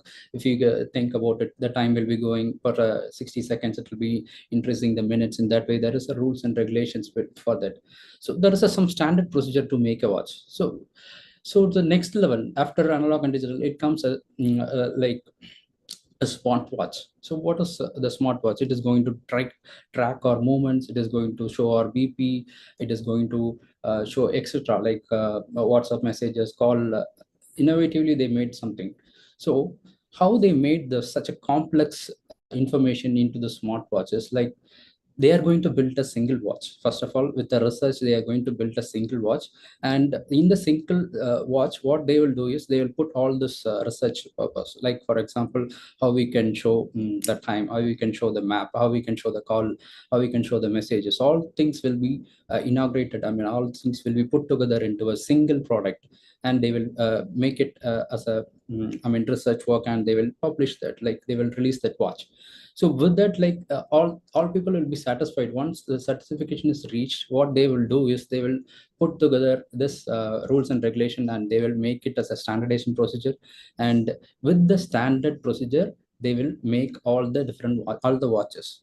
So it is like they are working for only one watch, and they are making that complexity. Like what I'm telling here as a complexity is like the maps, calls, and etc. things which is added to a smartwatch is a complex work.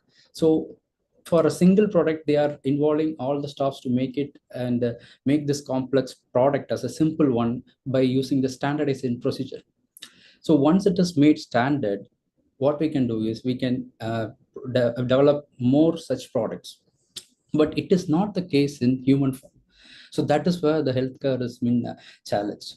So that is what I want to tell here. So no human, like the human cannot be standardized. So why, we can see it in later slides.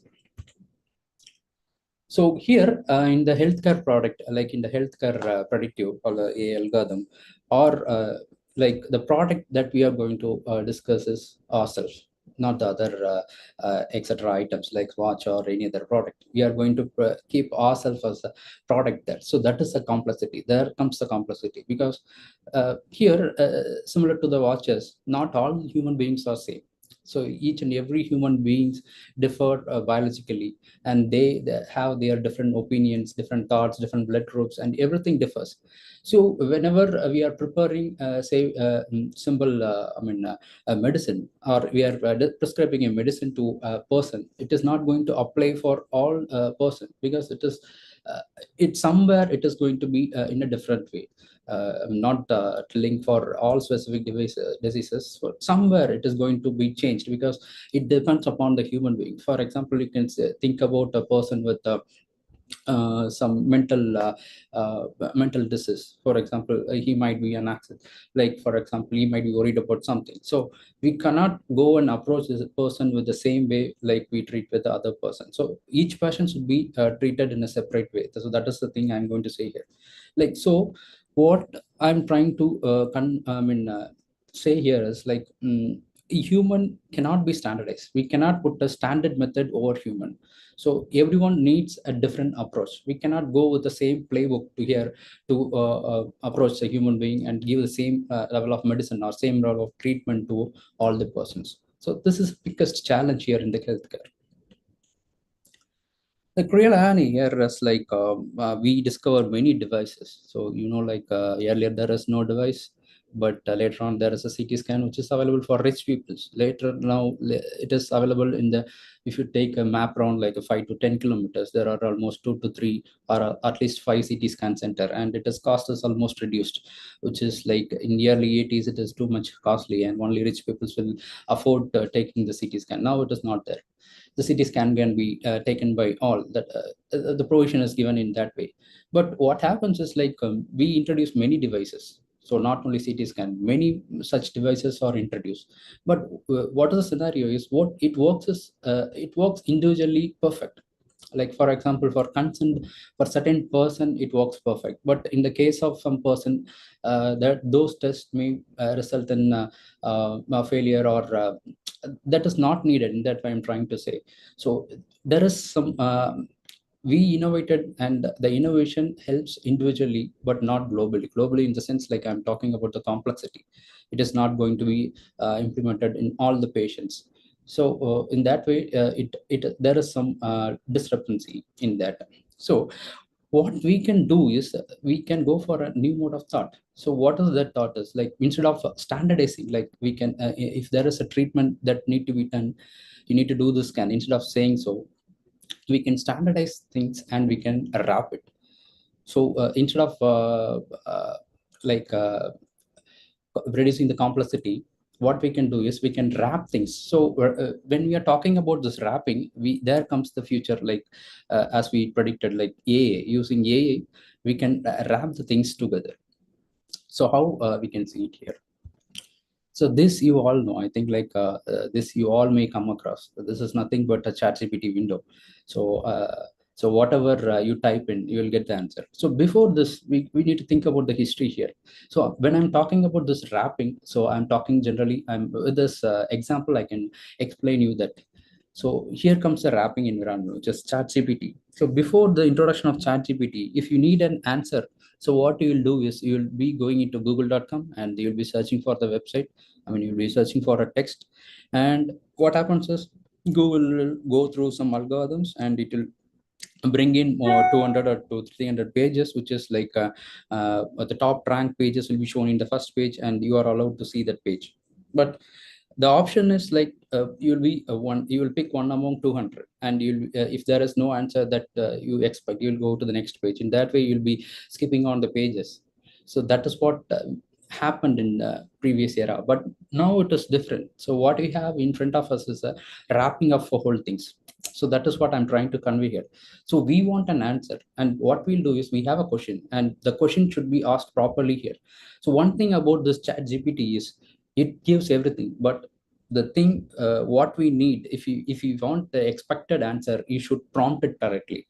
So sometimes you might be like you have a question. What you need to do is, first of all, you need to put the question, and you need to say the ChatGPT that give me a prompt for this question, what I can do. He can go into another environment. So similarly, similar to ChatGPT, you have DeepSeek, you have Bolt, you have Claude, everything is there. So in one form of this wrapping environment, which I'm talking about, so there you can put your question and you can generate the prompts. Prompt is very, very important when you are talking about this wrapping environment. So if you give the correct prompt, you will get the correct result. So that is what I'm trying to say here. So why I wrote this ChatGPT here is like we are going to give an answer. We are going to give a solution to the healthcare of human beings using wrapping things. We are not going to standardize the solution. We are going to wrap the available complexity. So we know, like for a person, if he is getting a fever, he might be given some liquid items, or if he can be given some medicines like tablets, or he may be given some injections. So there are different types. I'm talking about a simple examples. So as I told you, there are 3 ways a human can be treated for the fever. So this I can say it as an example for complexity. So there is a person with the fever, we can approach in many ways. I'm talking with an example like 3 ways. So this is a complexity, which method I can try with a human. So what I'm going to do is I have this 3 thing, which is better. In that way, I'm going to ask the wrapping environment. So I'm going to put all the complexity and I'm going to get a suggestion which will be correct for this human being. So in that way, we are going to predict things. So that is where this wrapping environment ChatGPT comes in the topic. So as I told, like it is a new strategy wrapping, which is like using OpenAI. As I told earlier, like we can go with Grok is there, and Volt is there, and Claude is there. Many different environments are there. You can try exploring all this wrapping of things. So generally, I want to convey the concept that we are going to not standardize the common medicine to a human being in the predictive healthcare. We are not going to standardize. Instead, we are going to wrap the complexity. We know that healthcare is a complex field. We know there are n number of solutions for a human being. We are going to put all this n number of solution into a wrapping environment instead of saying a standardized method. Okay, if you are fever, take this injection. Instead of saying that, we are going to put all the complexity into an environment, and that environment is going to predict based upon our track records. So that is what I'm trying to convince here. And before going more details into this AI part, what I'm talking about this, we can talk about this 3 generations of AI. There are more generation. I'm predictively like plotting this 3 environments. It starts around like 1950s. What comes as like in 1950, they talked about this AI with the if-else statement. So moreover, like during the starting stage, all people have denied this. What is this? It is nonsense. It is in that way. So it is not of use in that way. They talk, and there are no funds allocated for AI improvement of AI in that way.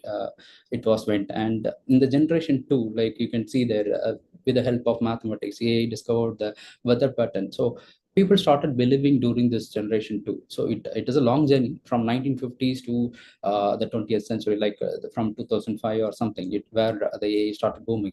So before that, there are more hurdles like the scientist has to cross, and they need to approach government and they need to prove their result. But it is like it is more of a denied state, though. So more funds are not being allocated towards this AI production. So it is like started in the generation 2, where the people started believing that it is almost correct in that way, like weather forecasting is almost went correct in that way. That is where the people started believing this AI. Then next we are into the generation of the third generation, and almost we crossed that. But I like to plot this like AI can read, listen, and write and speak like us. So we are more than like now it is like agentic AI, and upcoming is an special agentic AI, which is lot more. I like to cover only this. Agentic AI, apart from this, like what is going to do is it is going to analyze itself and it is going to produce the result. Okay, so I covered this. Let's go to this blueprint of learning, what I've learned from this OpenAI text box. As I told you, like there are more complex of data. So when you take healthcare, there is a patient data, and you can there will be health record of the patient data, age, and numerous factor about the patients will be there. So certainly, like geographical area can also be taken into consideration for a certain type of diseases. So it is a vast amount of data. So what AI will suggest is like we can wrap all those data. So based upon the maybe like a geographical location, if there is a mosquito bite, if there is some fever caused by the bites, so based upon that area, AI can predict that this can be done first in that way for a patient coming from that area. Okay, it may be suggesting that this test can be done in that way. So without wasting the time, doctor can immediately do the test, and it improves the timings of the doctor. So they need not waste more time in analyzing the patient. So all such information we are putting together into this vast environment, and we are going to get the prediction. So again, I'm telling, it is not the standardized way. It is like wrapping up of things. It is going to wrap all the data, and it is going to give us information from the text box entries.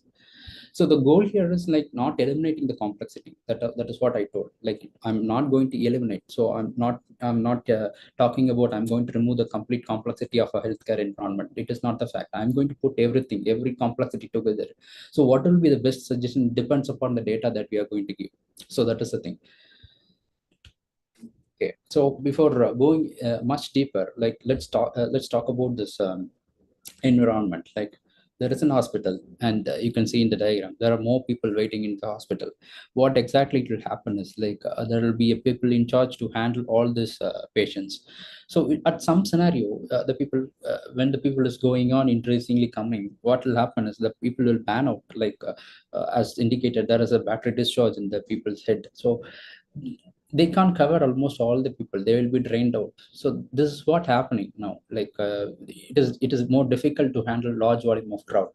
So so once it is like difficult, what will happen is there will be a skill gap. Like automatically they will feel some pressure, and they will like okay, I can spend I mean, I cannot handle such thing. So when the mindset became like that, what will happen is there will be a skill gap, and the productivity will be less in the hospital. Productivity in the sense the handling of patients. So how we are going to handle. So the patient will think of themselves like, why I need to wait for such a long time, why I need to be such a long time, and I'm not being approached by some people. In that way they may think, and they may leave the hospital. So this is what the current scenario is, like how we are going to tackle a large volume of crowd. So there comes the solution. Like what I can say is like,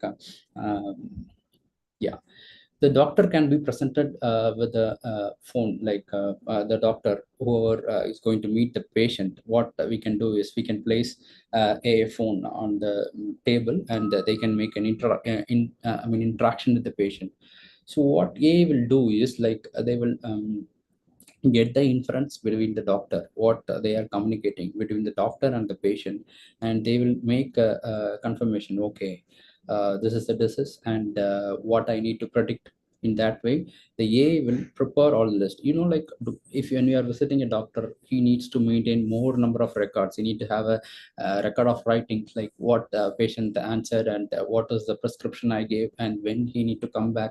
All these things should be a documented work. So when this is to be done by a doctor, what happens is it automatically increases the time that has been spent by a doctor for a patient.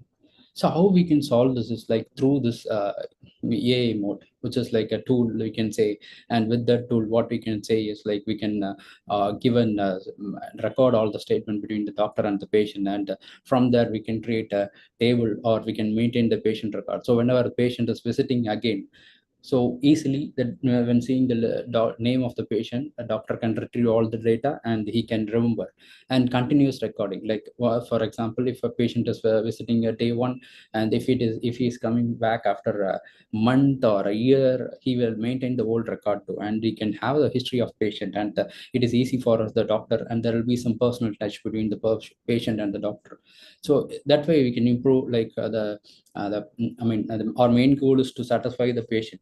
We need to help the patient and recover fast, so it is more helpful. So one of the such tool is like Notion. I think many people might have come across this tool, like Notion. What is the main use of this Notion is like, as I told you here, the doctor is going to record the patient's information. What there is a if there is a conversation between the patient and doctor, we can record all this using the Notion. And more important thing about this Notion is it will record, and it will prepare a summary, and we can prepare database separately, like what we are going to store, and how we are going to retrieve the data, how we are going to handle such data, big volume of data. It is done in no matter of time using this Notion AI. I can show you some demo here. So I can start a new meeting. I can transcript. So I can just show you like how a patient and a doctor recordings can be maintained, and how we can handle such things. Not at the starting. Okay.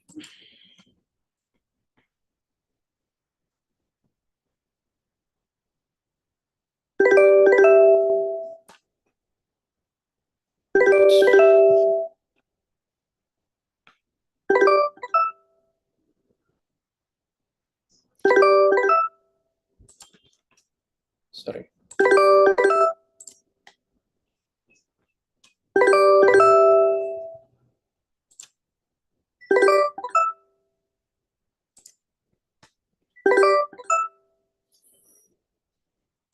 One.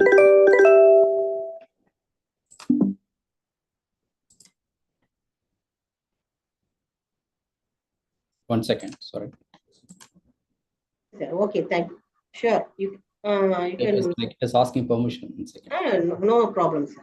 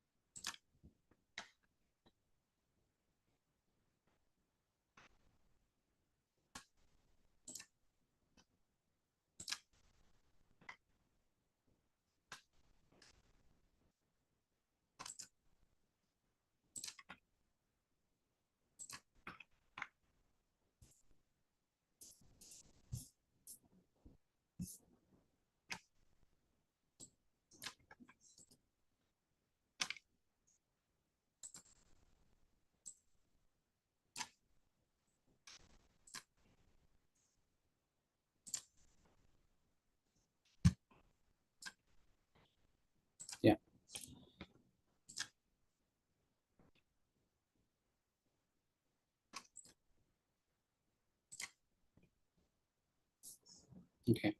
So now I can show you a demonstration on how a doctor can record and what information we can fetch based upon this tool. So I'm going to start the recording. Okay. So here is a transcript, like it will record whatever I'm talking. So this can be switched on in your phone, and you can place the phone in front of the patient, and you can converse with the patient. So just a demonstration, like I'm not big in the medical field, like I'm just going to converse like a doctor and a patient in the same scenario. So I'm just asking the patient if the name of the patient. The patient name is Raj, and uh, I'm asking like what is what you are being here in that way. So Raj is telling me that I'm having a cold and a body pain for almost 3 days. Okay, as a doctor, I'm asking like, why do you visit late? So what you did this much days in that way? So Raj is telling like, I'm planning home remedies for 3 days. I tried different home remedies, but it is not good. It is not acting good in that way. Raj is telling. So okay. So let me give some medicines to you. In that way, doctor is replying, and doctor has suggested like to take Raj. I mean, 2 times paracetamol for 2 days, and at the night time you can have a painkiller tablet. So in that way, doctor has prescribed to Raj, and doctor has advised Raj to come back after 2 days. So I think with this short information, let's see some how it is happening. So I can stop here, and I can go to the summary, and the summary will be generated.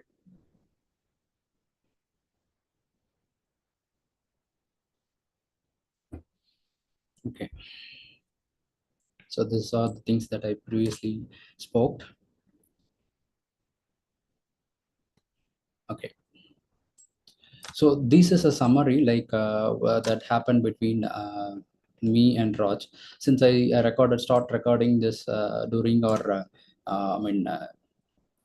okay, between the patient and the doctor.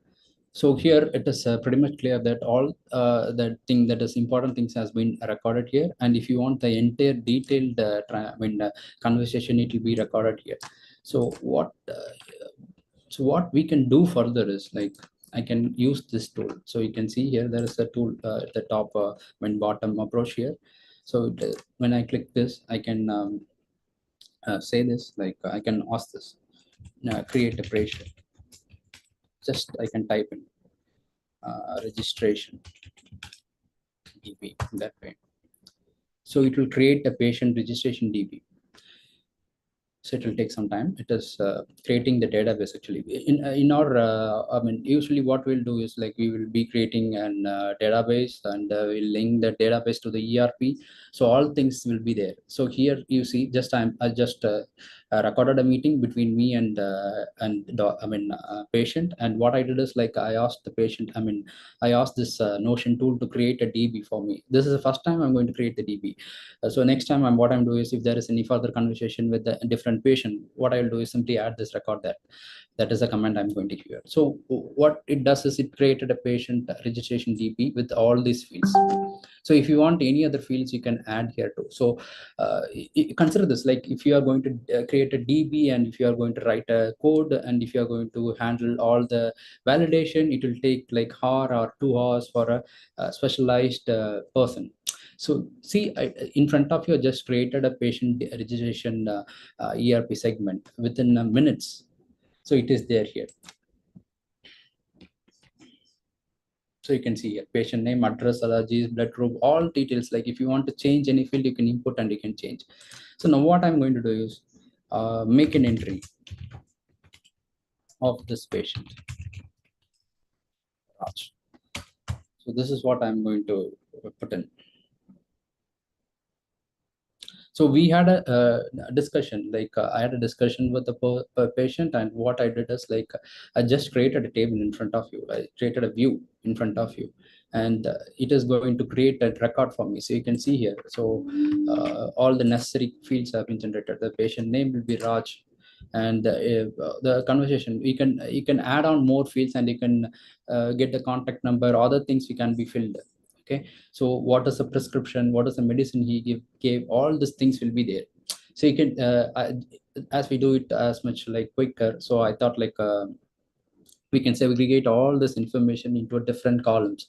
Since there is no time, just I'm leaving here. Okay, so after the conversation, what I did is I created a simple view, and with that view what I'm doing is like I made an entry for a patient. So this are the information that is given to AI.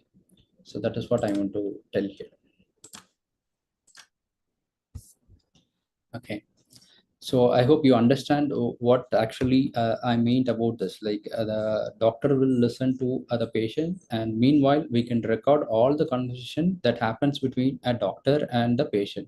So since I'm a Navy, like I don't know more about this medical field. So the conversation may be like in their own language. They may ask some different questions, and the prescription may be in a different way. And in the field of over in the field of medical, they know like what time exactly it will take for a doctor to record all this information and the prescription that they're going to write. And the next time when the patient is visiting, you need to have all those reports read. So all these things are there. Those things I covered everything in a minute of time. So by doing so, what we can do is we can reduce the time that we are spending for a patient. And this information which I gathered here using this AI, it can be circulated among the hospital, within the hospital to different stops. So what exactly happens is all people will have a track record of this patient. So whenever the patient is visiting, each one will behave in a personal touch with this patient. So that power is given by the CA. Okay, so what we infer here is like what I'm trying to say here is like we know that even in a hospital we may feel like there are n number of doctors in the hospital, but we specifically feel that it is good to meet this doctor. Why so? It is like we feel that the doctor is highly expertise in this field. He has more experience, and he has done more practice, and he is worth the meeting. In that way we feel. So what we are going to do with this AI tool is like we are going to generate, as I told you earlier, like there is a conversation which we have recorded. Consider the conversation is between a high profile doctor and a patient. So this conversation can be applied and put into a wrapping tool where we have n number of results based upon the patients. So what will happen is we will have n number of proven solution, because the doctor, the expert doctor has been in touch with the patient, and he has suggested some medicine which have worked in the patient, and the patient is successful in recovery.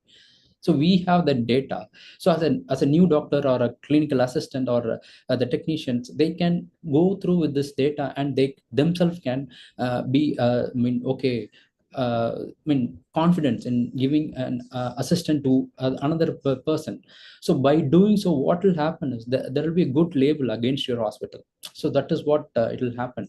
So instead of meeting a particular doctor, the patient will be happy in meeting any sort of doctors, because they will keep they come to know that all doctors are good, and they will get a good result, and they will recover soon. In that way it will be proven, because we have this tool now. So that is what the power of AI. So this improves the productivity. In the first slide, I put a diagram, like it says that more crowded near the hospital, and the people are waiting for the treatment. So the time that is consumed is mainly because of the documentation work that is carried out by the doctor to prescribe and to maintain the records of each patient. Since we have reduced that, so what happens is like there is a growth in seeing the patients. So all patients feel happy, and they will come after and after to the same hospital, because they feel like everything is in a satisfied manner, and they will recover soon, and they are approached in a quick way. So this is the high improvement that I feel like it is a major point in a healthcare. Okay, so to put things together, what we are doing is like we are not talking about standardization, we are talking about the complexity. So we are wrapping all the commands which is done by a terrific doctor, like experienced doctor. we are putting all the statement into a AI field, and we are getting the result. We are going to type in specific condition. We are going to get inference from the dialogues that has been conversed between a standardized doctor and a patient. So with this help of this, and all the people can get to communicate in the same way within the hospital. So infer actions, like what is the next action that we can do instead of consulting with each time the specialist doctor may not be available. So at that time we can use this tool, and we can infer like what is the decision that the specialist will do at this scenario. So all such things can be inferred, I mean, taken from the wrapping up of data. So this is a more helpful data concepts. So next is like a coordinate care. It shares the information in their language. For a person, for a doctor, it conveys in their language. For a normal patient, it conveys in their language, because AI works in that way. It tells in a complexity way to a doctor. It talks with the simple nature to a normal patient, because the information should be conveyed properly. So that is the power of AI. So more of now we talked about this reactive care. The reactive care is nothing but like a person is there and the person is visiting the hospital. What happens is like you will be given a prescription, and based on the prescription you will be given tablets, and after taking the tablet the patient will be asked to meet the doctor again after 2 or 3 days. So what will happen is the patient will be visiting the hospital again, and he will check this health. This is a rotation process. It happens like only after a when person is having a disease, he visits a hospital. So more of like after visiting the hospital, can we predict a disease earlier? That is the question here. So but if the person is visiting for a fever, on the glance, if is it possible to check, I mean, if the person is going to get heart attack in 5 years? That is a question I'm asking. So now we are in more of a reactive care. So we are going to talk more about this proactive care. So the proactive care comes in this topic, like predictive analysis. So that is the point we are going to concentrate now. So how we are going to be proactive? Proactive means like we are going to infer, like we are going to find a disease in a person, like 48 hours before, or a month before, or a year before, or 5 years before, in that way. Whether it is possible? Yes, it is possible, and it is more of in this way. So what is predictive analysis? Predictive analysis, as you see in this diagram, so there is a globe, so which we can say it as a server which is in the cloud. So what happens is we are going to put all this data into this cloud, and what actually happens is we are going to collect more information about the patient, and we are going to put all this data into the cloud. Again, there comes a question about the privacy consent. So to maintain the privacy, there are many policies on this, like GDPR times and HIPAA, and everything is there. What actually they will do is whenever we are adding record into the server, each record should not point back to the patient. So that should be maintained according to all the policies around the world. So we can have a data of a patient, but the data should be anonymous. It should not point back to a patient. So in that way, all data will be handled in the server. So based upon this data, what we are going to do is we are going to predict. So you all know about this, like AI is more of prediction, and prediction is more of like based on the number of data records that we handle. So if the data data that we take is less, the prediction will be 50 or 40% accuracy. When the data set is like more of lakhs or billions, the prediction will be accurate. So that is the case. So when there is an increase of data, the prediction will be good.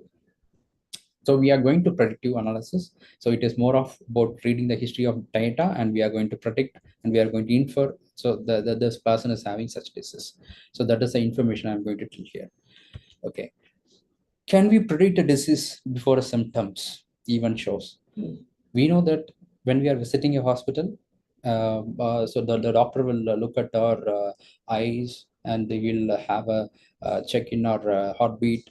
So everything, pulses, everything. And if there is some difference that he feels, symptoms, what they will do is like, okay, you are having such disease. In that way, doctor can assume, and he or she can prescribe some medicine towards. So my question is like, can you predict a disease before symptoms even show? this is like a big question, like, because is it possible, like, whether we can predict a disease without showing a symptom? Yes, it is possible. How it is, like, I can tell in the next slide. So you all know this person who is Sundar Pichai. He talked about diabetic retinopathy, and like, during this diabetic period, there is a blindness that might occur. So what Google I/O has done is, like, they went into this field and they started researching this topic, diabetic retinopathy, and they are able to infer something which is like, before a year, this person is going to got up with the blindness after a year. In that way, they discovered a identification. They told, like, this person is having retinopathy in an upcoming year. He or she will be completely blind. In that way, they proved. So this is something interesting, because we are going to say to a person, based upon their eye, like, a year before itself, you are going to become blind. So when this information is received, we can act actively, and we can make, because, so if it is if it is found earlier, what we can do is we can go in an adaptive nature, and we can cure ourselves. So that is the important thing that Google AI has found. And one more very interesting thought is, as I told you earlier in the first slide. So what I told is, like, Google AI is going to discover this, like, diabetic retinopathy. They worked on this. The people worked on this research, and they able to succeed in this. But in the course of the time, what they discovered is, like, they are able to predict with the data that they have. They are able to predict that this person is going to have a heart attack in about 5 years. So that information they have predicted from this inference. That is really, they are about to research and find about this diabetic retinopathy. But in the meanwhile, in the course of time, they are able to prove this. So it is in the paperwork, but I'm trying to say here, convince you that it is, they are worked for the product A, which is diabetic retinopathy, and they found this information, which is quite impressive. So this sort of information we cannot go through with our naked eyes. Like, for example, as a doctor, without we cannot predict that this eye is going to be going to get blind in a year. So that is like, it is unpredictable. Because why I'm saying unpredictable is, like, it is like managing 1 lakh of data per patient. So it is derived from a patient data. About, like, for a single patient, it takes like about 1 lakh records. So we cannot process such 1 lakh of records in our mind. Think about that huge amount of data that is handled to prove these things. So how Google has approached and solved this is, like, they are having tie-ups with India and Thailand. In Chennai, Shankar Nethralaya, I think that hospital and all is tied up with the Google AI, and they are producing this. They are sending these images to them, and with those images, they are doing this calculation, and they are able to do this.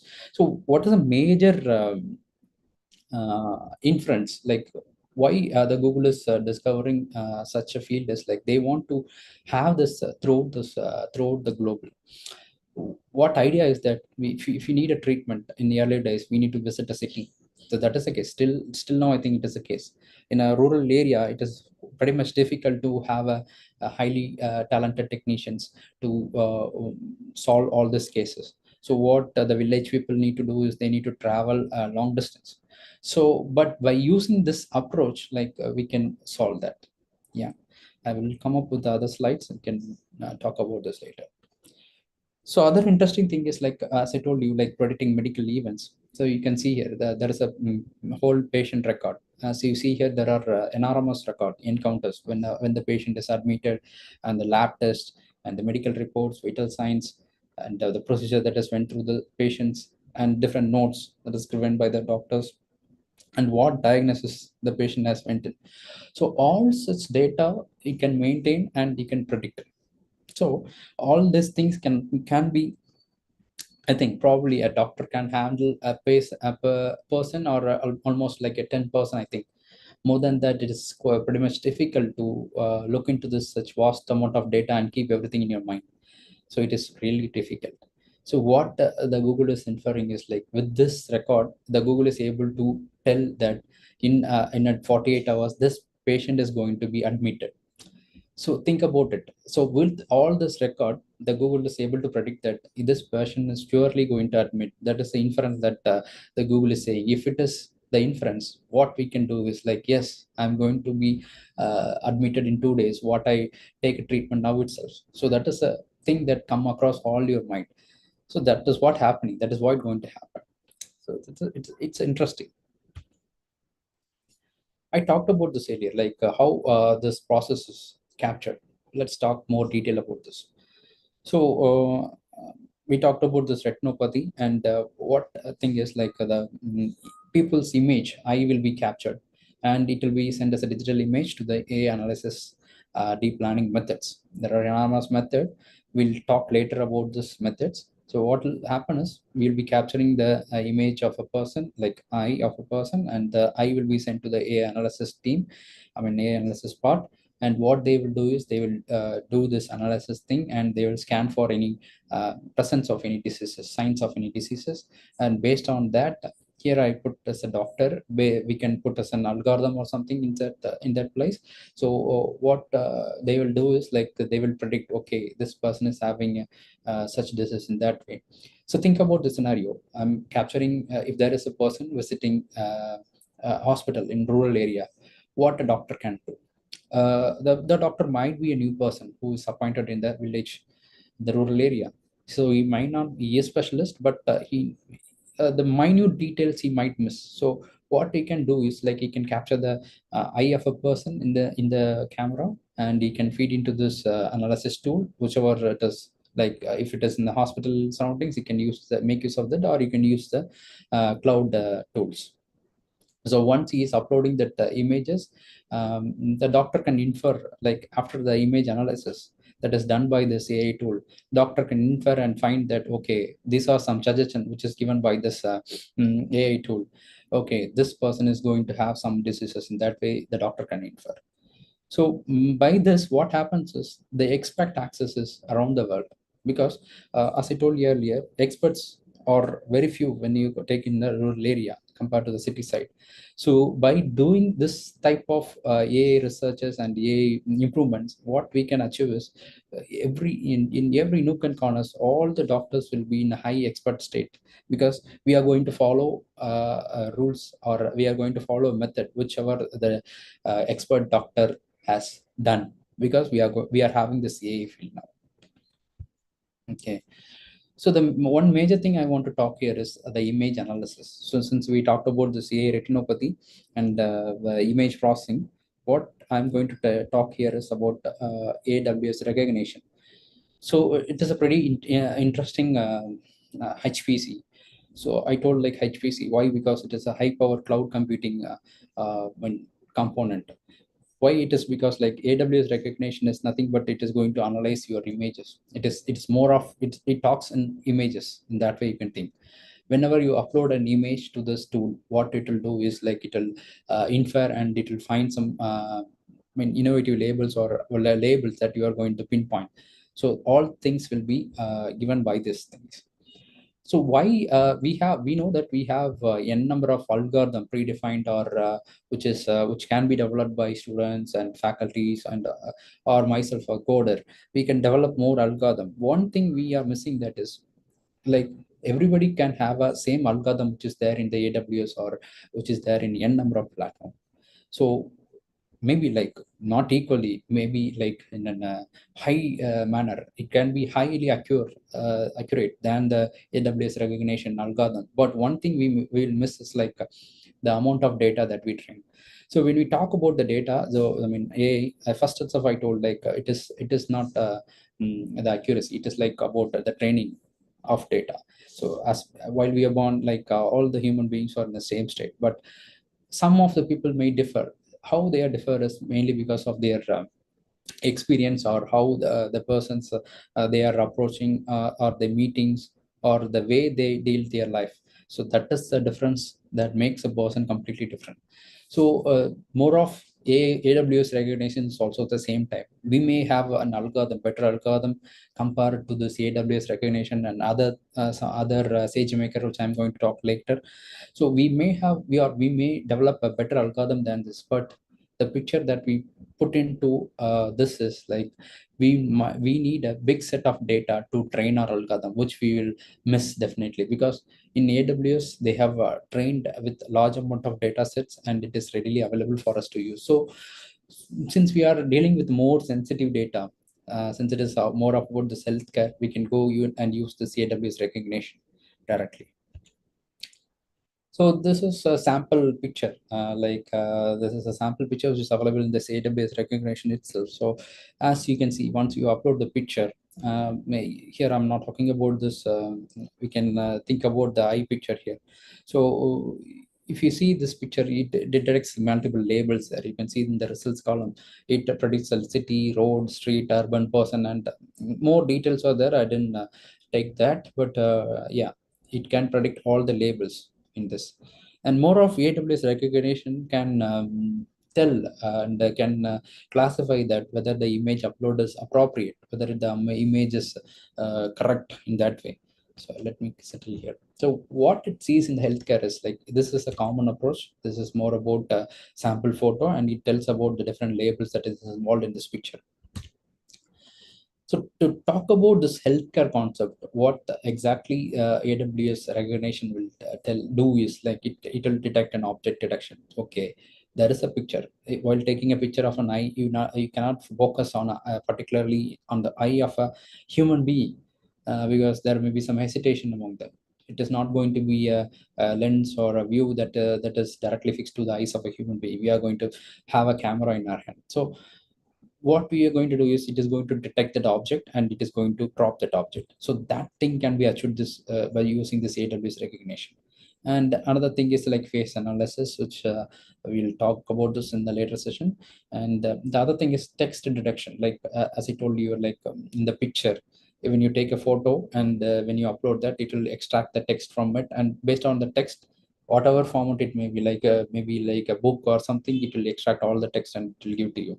So with the text, we can go for the prompts, and with the prompts, we can get the answers. So in that way, it will be helpful. And the other thing is custom labels. You can generate and you can put the custom labels. So these are the label you need to detect. In that way, we can give some inference to the AWS recognition. So whenever we upload a picture, it will identify such patterns and it will predict to us. So such things are there. These are the custom labels there positioned in the picture. Okay, so all these things can be achieved using this AWS recognition. Okay, so next is like once this is an example for this custom labels. So this we may come across in many in different stages. Like we may go to the hospital and a month, for a 6 months before or a year before, and we may have this scans and other reports. One thing will it doesn't happen to all, but in some cases what happens is like in certain scenario, some small amount of information might be there in the picture, which might be like not detected by the technicians or the scans which has undergone there. Small doubt is there in the picture that is there, but with the help of this AI, what it will do is it will pinpoint and it will show you that there is a small inference in this thing. So what it proves is that we can predict the disease pretty much accurately earlier itself. Like not there is a chance of missing things if the detection is too small. What happens is sometimes the technician might miss it. So sometimes the technician tools might miss it. But here comes this AI, because we are trained. The training is more important here. So since if you are going with the help of AWS recognition and all, so it will pretty much accurately detect everything's there. So it will pinpoint and it will show the accuracy. There is some 0.00 or 0.5% detection is there about this labels. In that way, it will detect and it will show. So with this help, what it will be very much helpful to the patient, because it will prove that okay, you are going to have this in that way. So we need not worry about like the inference, because the people will be proven and it will be shown that you are going to have this disease. So the result will be pretty much accurate. Okay, only about images, still AWS recognition is will tackle only image. No, it is not so, because it is Okay, so it is not only the pictures, it is going to detect the movements also. So think about hospital environment where everything is in a critical stage. We can think about an ICU, or think about a big area where all the patients are there, and only few people are there to address the patients. So what we can do is we can have a monitoring system. There will be a surveillance system inside the hospital. So what we can do is we can position the surveillance systems on the patient's view, and if there is a movement, or if the shortness of breath, or any other problem that the patient is facing, we can detect all those things, and we can label things in the AWS recognition. Once such things is happening, we can alert the nurse without calling the nurse, or without the not nurse, we can call that person in charge. Automatically we can send them a message.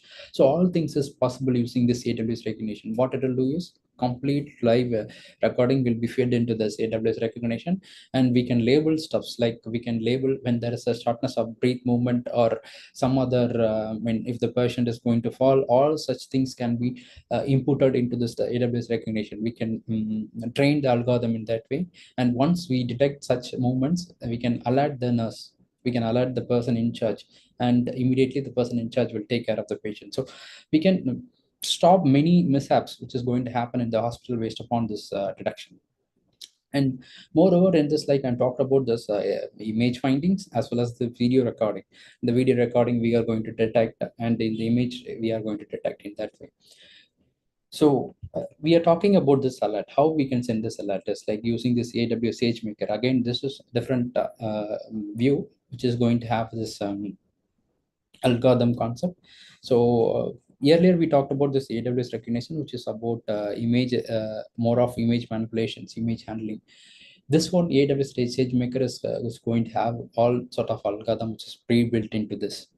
Again, this same algorithm can be derived from any persons, and it can be more accurate than AWS SageMaker. No worry in that.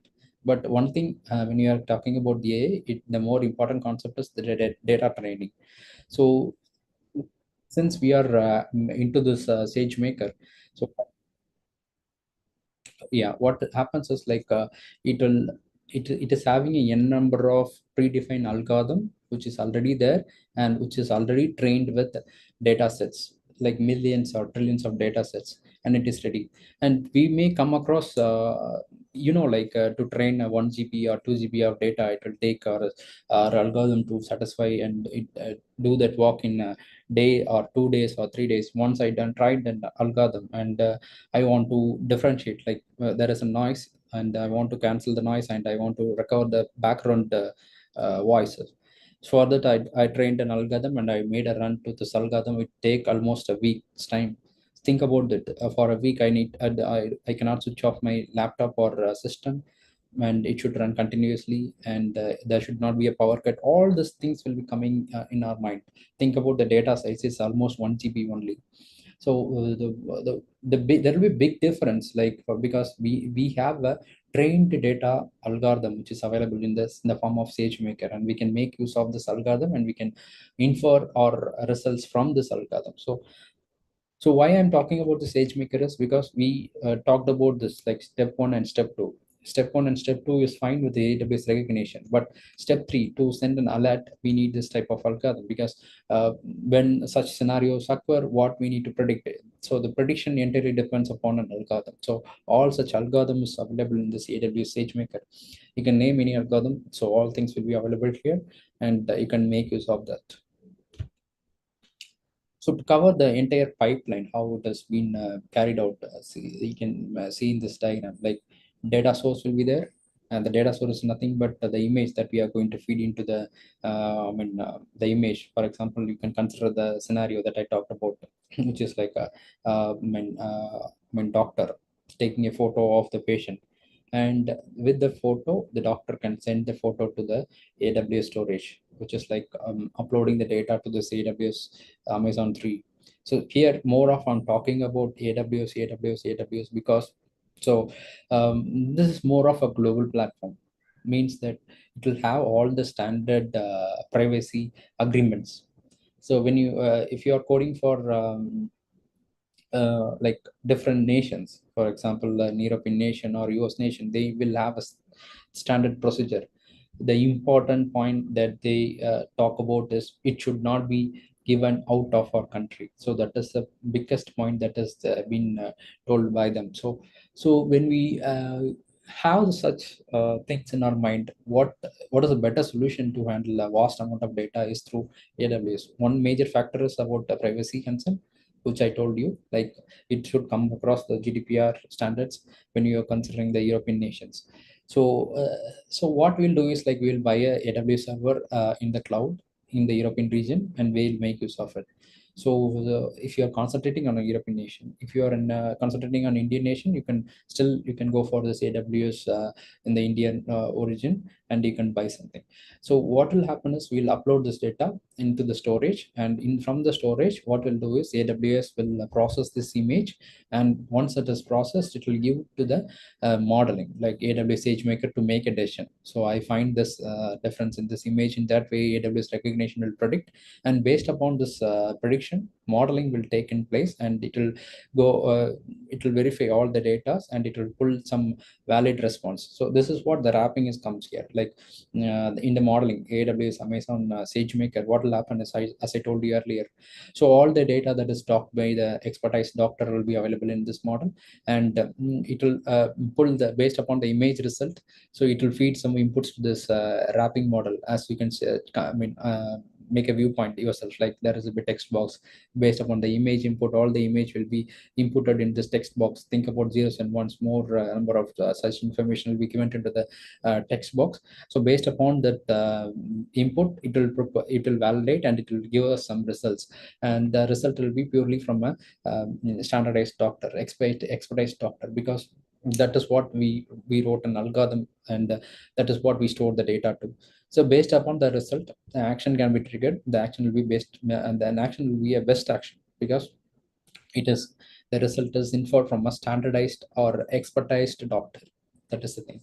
And also, like the data that we are going to infer, it is going to differ person wise person. I told you earlier, like it is not going to be a standardized method. Each person will differ. Each person will have their own data set. When you are taking this medical image of a person with for example, you consider an eye as an image. What we are going to do is, using AWS recognition, you will push eye as an image. But in the modeling method, what you are going to feed is not only the image, maybe like whole history of the patient. What is the age? What is the geographical area? What is the other complexity that has been handled by that has been undergone by the patient? All such things will be given into the model. Like for example, 10 to 20% of doctor will be pretty much accurate about the result. Okay, the person is having more complexity, and we can suggest in this way. 10 to 20% of doctor might be pretty much accurate in their result. What we are going to prove here, or what we are going to deliver here, is like we are going to make the intelligence of this 10 to 20% of doctor to almost 100% of the doctor. How we are going to do is, like we are going to record the models of all the experiment that is done by the senior doctors, and we are going to give that approach through this AWS wrapper to the end users, like other doctors. So what they infer is, like they, based upon this input, they will find and they will give this actions. I talked about this high performance computing. I'm talking about more of this AWS.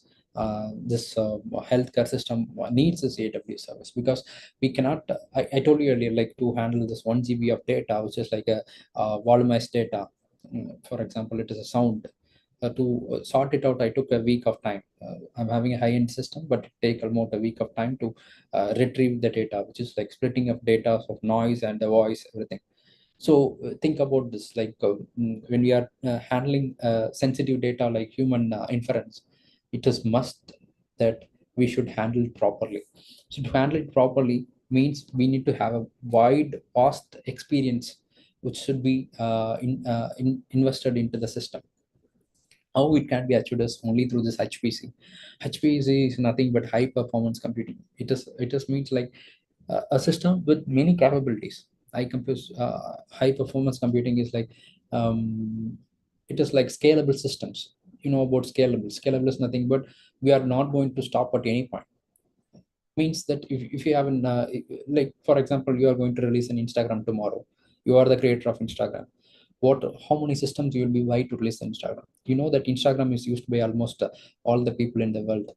So it is not like in a day the more number of users are coming in. So how will you buy a system? How will you buy a server to adapt that scenario? It is quite impossible. We cannot scale that. So there comes this system like high performance computing. How we can do is we will be scaling the computer. For example, I will initially buy a space. For example, say like 256 GB of storage and 8 GB of RAM. In that way, I will buy a system. I mean, I will buy a space in the AWS, and what I will do is I will scale.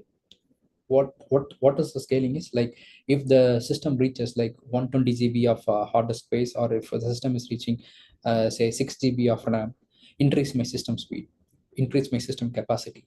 What that it means is like it will automatically double the system. It will add another system. Again, it is scalable meaning that I'm not going to pay unless it is used. Means there will be only one system acting now. When there is more traffic, it will add on another system. When there is more traffic, that will add on system.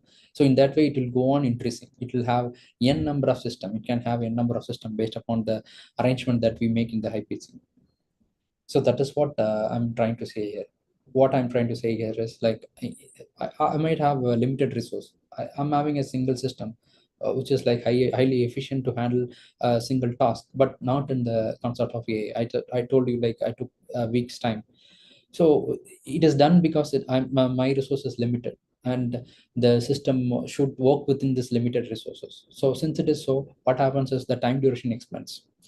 So what we can do is like using this HPC, we can have an enormous volume of system allocated to us. So it can handle 1 million or 2 millions of record, which is necessary for each healthcare environment. So all this data will be put together into this HPC, and it will scale accordingly. Amount of data increases, the HPC, I mean the number of system allocation will be increased. So that is what that is what we need this HPC. That is what AI is about. AI can handle vast amount of data, but it is not going to do it quickly. That is what I'm trying to say. Next, most important thing is feature store. Why we need a HPC? Another important store is feature store. This feature store is the most important concept in SageMaker. What is it? Is like we may have 1 million of record or 2 million of record. Think about this. We might store it in a certain date, and for example, our year or 2 years before. And when we come back and see our store, we handle everything in Excel format, and we come back and see our data set. It will have a 2 millions of record. And what is the irony is like, in the 2 millions record, we'll be having an age column. We'll be having a date of birth, we'll be having an age column. So two years back, we plotted a age as 25. And 2 years after, we are going to open the same Excel sheet. It is not going to change because it is going to maintain the 25. It is not the case in the feature store. When we upload the data set in this feature store, what happens is when the year grows, the data grows. So that is the specialty in this HPC, which is like in the SageMaker. So it is most proven tool, and it is more efficient tool. To also I told like it is more sensitive data to handle such sensitive data. It is pretty much like we must be sure that we are making a HPC system into this. And next thing is like it is going to support like a very fast team of experts. Why? It is because like we might need to define an algorithm, and we need to check the probability range, how it is going to be in that way. So all thing is not necessary when you are going into this HPC like AWS SageMaker, because everything is there already. Only thing that need is an input. So the input that we are going to pass on is going to get us an output. So that is the thing. So it acts as a super fast thing. And another thing is like it is able to understand all sorts of data and gives vast amount of output very much fast. So that is what we are going into this HPC. So overall, the benefit that we are going to get is like we are going to discover that this is pretty much early. As I told you, the Google AI slide, it is going to detect the disease 5 years before the stroke is going to happen in that way. And accuracy. It is going to reduce the human error and variability, because as you know, like we are going to get an AI prompts from a standardized expertise doctor, and we are going to make use of that expectation from to predict with the help of other doctors. They are going to predict the result, which is based upon the standardized doctor's report. And next thing is scalability. Like it as I told you, like scalability mean it can handle vast amount of data using this HPC. So it is not limited. So when the data size grows, the system grows, and the system grows, the AI prediction will be pretty much accurate. So that is what I'm trying to say here. And the efficiency, because as I told you in the graph, there is only a limited amount of people visits a dog hospital. So this can be increased when the efficiency is increased. How the efficiency is increased? Because we are going to introduce this concept of AI into the hospital. So that is what we are going to solve here. Okay, in future case, like what I currently infer is like there is a team which is working on this, but there is a pretty big team in Bangalore. I think like they are working on this field, and all this inference that I say is the inference from the team lead of that person. So in future they are going to make an avatar.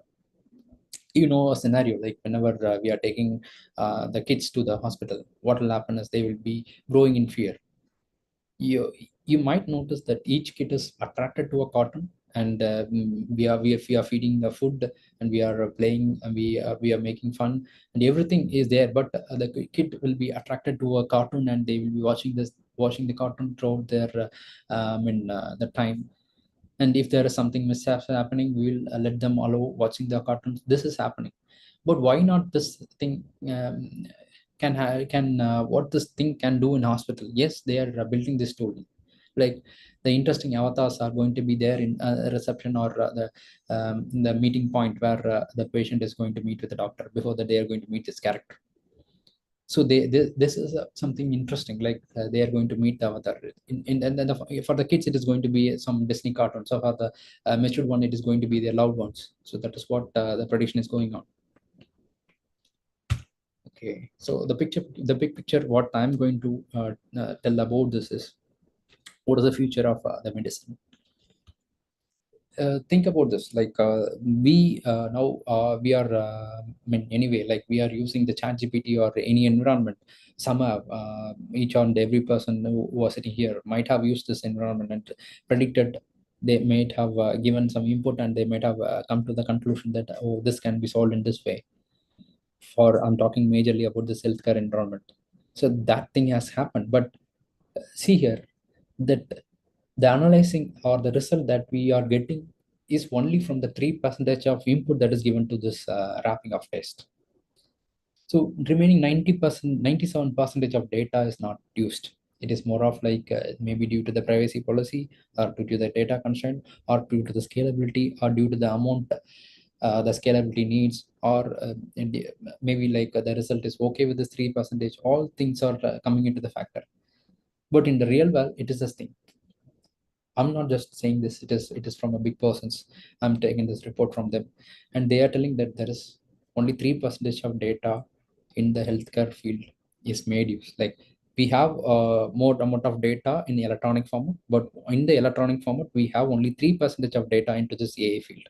And with this 3% of AI, data, AI is able to predict pretty good results. Think about this. If there is a more number of percentage increase, like for example 10% even increased, what will be the result in that way? It will go deeper.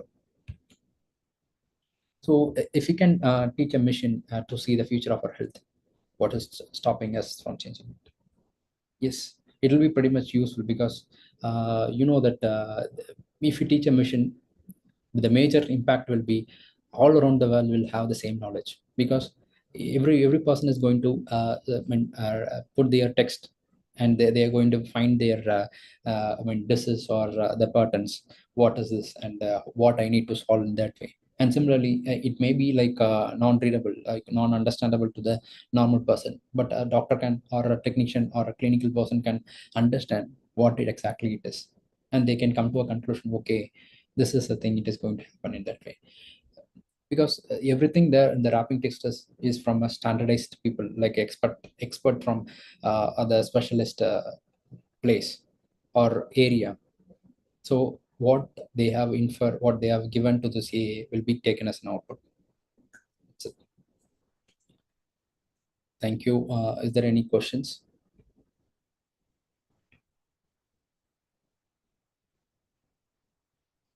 Sista ma'am? Yes, sir. Yeah. Thank you, sir. Thank you so much. Really, it is an exceptional session, sir, Thank you, ma'am. in Thank you. predictive analysis using AI tools. Thank you very much, ma'am.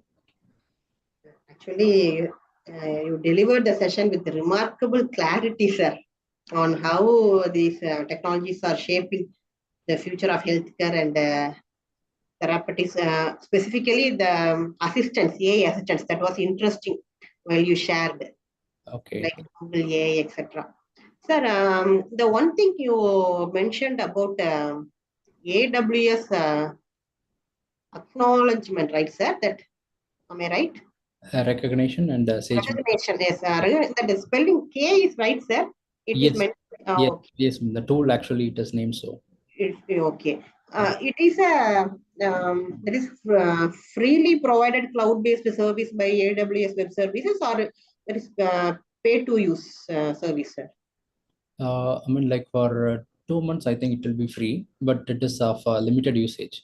But it is a paid service, and the payment will be like in the form of dollars, but it is like 0.001, I think, for per image handling.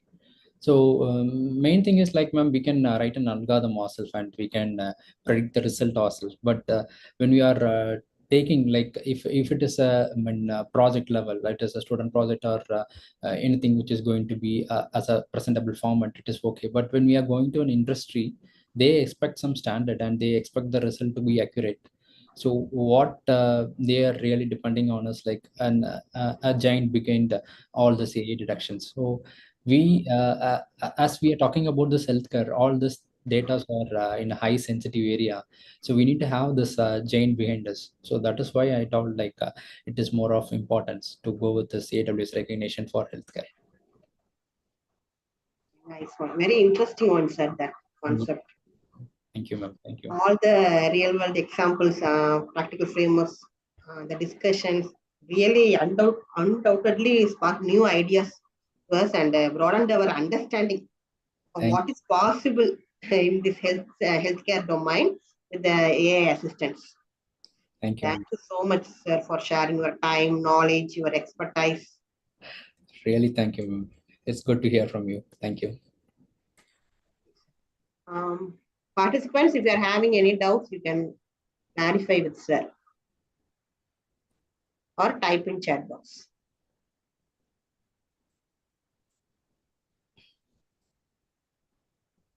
Pravin sir, how much reliable these bots or assistants in assisting the clinical aspects or physicians?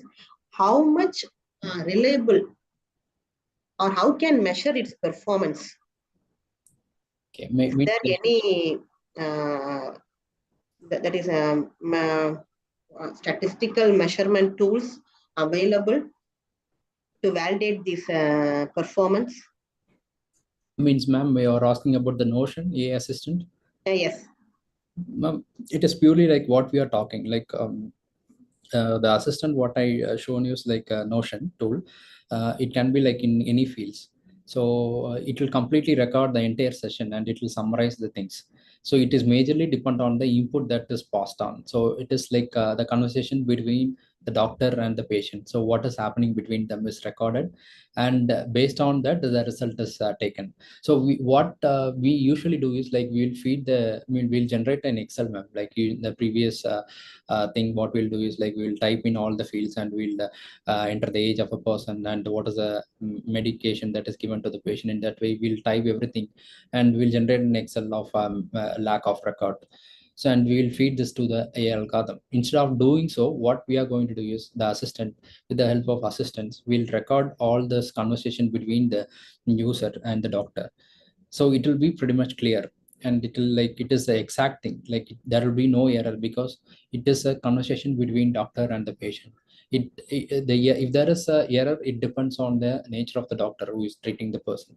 So if there is some miscommunication or some drug which has been prescribed is in a wrong manner, it will be predicted in a wrong manner. Until otherwise it is not done, so it will be good, ma'am, because we are simply storing the information and we are going to predict it. Is it purely English based assistant or No, it will record Tamil. the languages are also supported, sir? All languages supported. Oh, that is very nice. It will support all language. Yeah.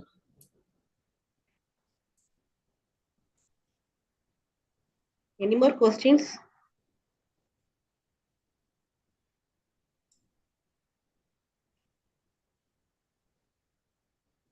What are the ethical considerations we need to keep it in our minds, sir, while using these assistants?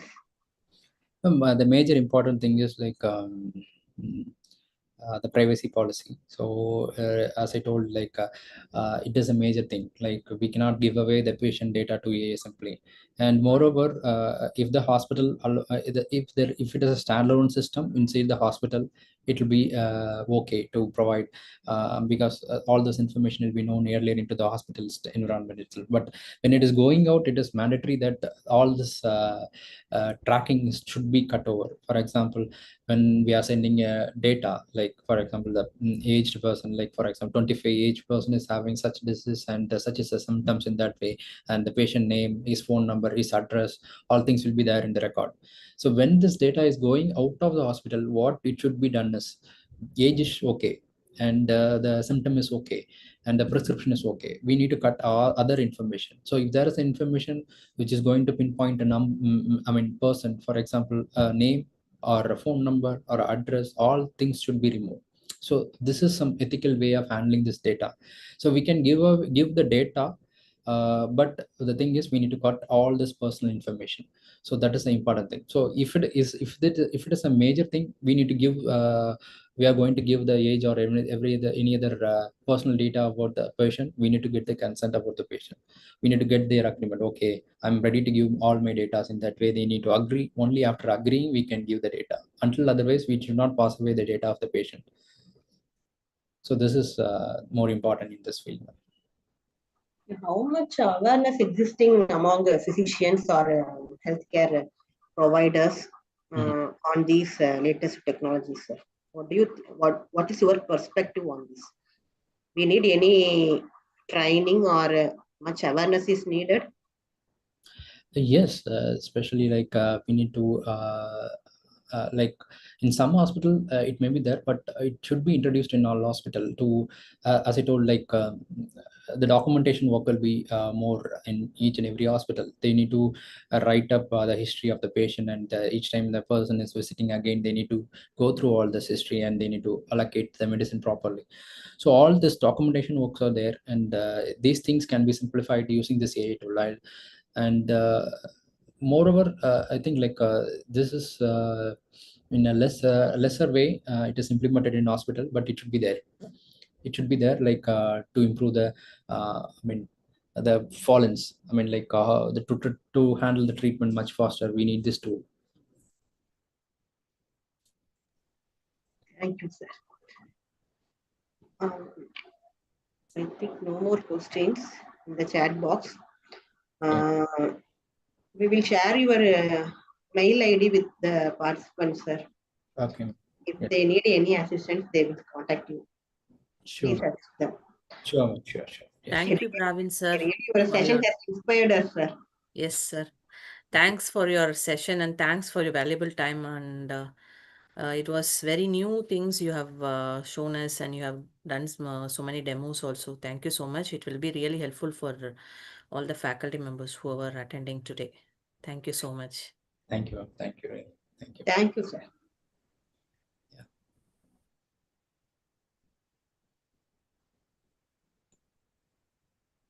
Madam, we can. With another 3 minutes, we'll start the valedictory. Okay.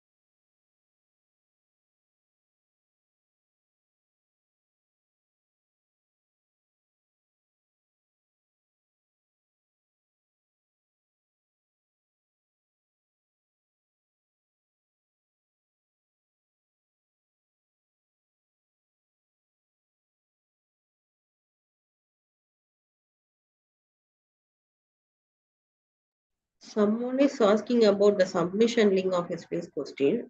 No worries, we will post the link which will contain an upload option for yesterday's test as well as those 50 questions you need to answer. That link will be shared shortly.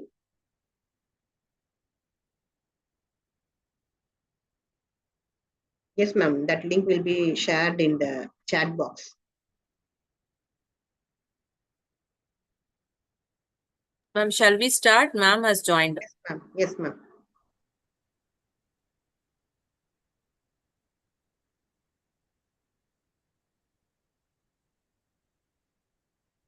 Good evening, madam.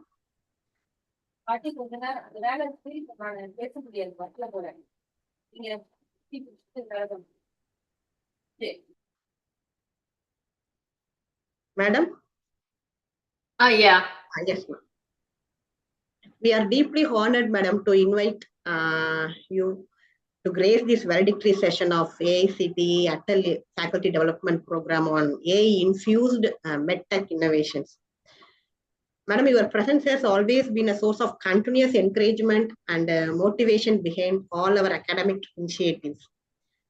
Your visionary guidance and constant support have played an important role in the successful conduct of this 6-day FDP, which enriching more than 200 participants across India from different states. It will be our privilege to have you with us, madam, during this valedictory session and to receive your inspiring message as we conclude this remarkable program. We humbly request you to kindly grace this occasion with your esteemed presence and influential power words, madam. Please, ma'am. Thank you. Thank you so much for your gracious welcoming words. I know that you've been through a week of, intense work behind the scenes in order to offer this FTP successfully. FTP on, I guess, the future of healthcare, AI-infused medtech innovations. And the week has been very eventful, probably loaded with learning, but distinguished faculty members, industry professionals, and participating scholars. Let me tell you, it is a great honor to preside over the valedictory session of this transformative FTP from the 17th till today, 22nd November. Our journey this week has spotlighted the future of healthcare, exploring the immense promise of artificial intelligence and medical technology to advance diagnostics, patient care, and public health. The program highlights is definitely the number of registrations that we've received, an impressive 275 registrations that I see from 226 different colleges and universities. This represents a diverse cross-section of India's academic and research community. Coming together in such breadth and richness must have truly energized our discussions and collaborative learning, the prospects for collaborative research, bringing together people from different walks of life, young researchers, accomplished academic giants, established entrepreneurs, AI enthusiasts. Well, I note that there are some industry professionals, government staff, and technical personnel as well. And I see that coming from 18 states and union territories with strong representation from Tamil Nadu, Gujarat, Maharashtra, West Bengal, Kerala, and beyond. Well, this is our Atal FDP gathering. I'm immensely grateful for the contributions made by our guest speakers, for the visionary insights that were shared by Dr. V. Nagaraj, Dr. Ramya K., Dr. Gohila, Dr. Suganya, Mr. Balaji Thiru, Mr. Melvin Prabhu, Dr. K.S. Kupusamy, Dr. Ashok Matani, Dr. Parthiban, Dr. N. Ganesh, Mr. Arun Kumar, and Mr. Swistak Draven. They themselves come from India and beyond. So our collective expertise in AI, medical imaging, cybersecurity, public health, and machine learning, I think reflects what is shaping tomorrow's healthcare landscape. Throughout the sessions and hands-on workshops, I think we learned to harness tools such as Python and Teachable Machine, explored ethics and regulations, initiated the kind of interdisciplinary conversation that is critical for responsible, equitable AI adoption in medicine. While we focus on real-world innovation and future readiness, alongside fostering collaboration among doctors, engineers, analysts, policymakers, computer scientists, I think all this ensures that the impact of this program will resonate in classrooms, research labs, clinics, and industry settings across India and hopefully the world. So what is the road ahead? In closing, I just want to say that every participant here carries forward new skills, fresh perspectives. You've cultivated networks that I'm sure will advance AI-infused medtech innovations far beyond this event. So in going forward, let us sustain the spirit of curiosity, engagement, and leadership as we collectively shape the digital future of healthcare. Thank you. Thank you for your dedication. Thank you for your commitment, your enthusiasm, and our collective vision for a healthier tomorrow. God bless. Thank you. Thank you for your unwavering support, ma'am. Thank you.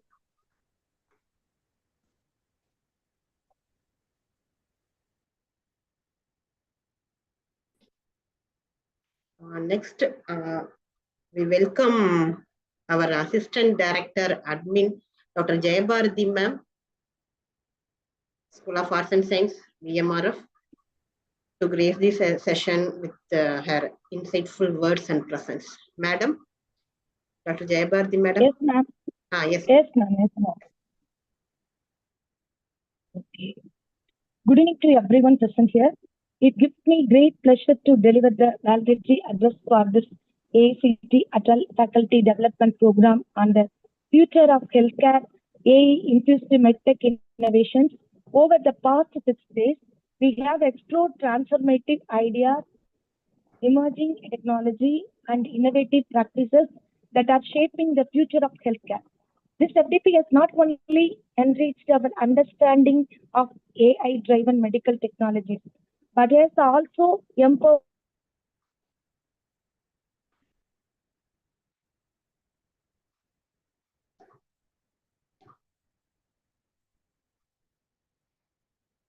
Madam.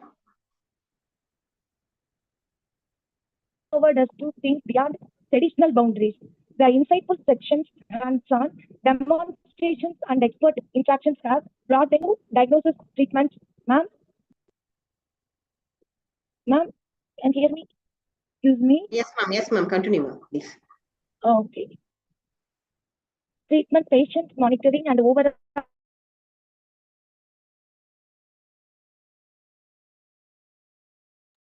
We couldn't hear, ma'am, now. healthcare delivery. I extend my sincere thanks to our diagnostic resource person for sharing this. Couldn't hear, no. Ma'am, okay? Ma'am, okay? Okay, Okay, okay, okay. Okay. Sharing this experience and to all participants for their active engagement.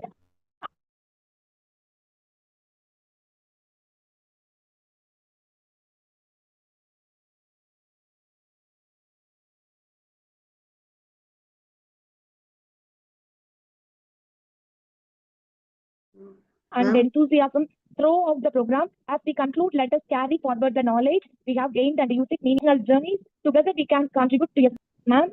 Hear me, ma'am. Thank you all once again for your participation and support for wishing everyone continued success.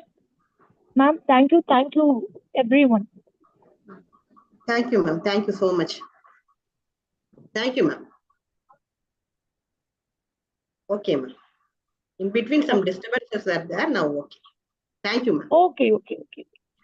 Okay.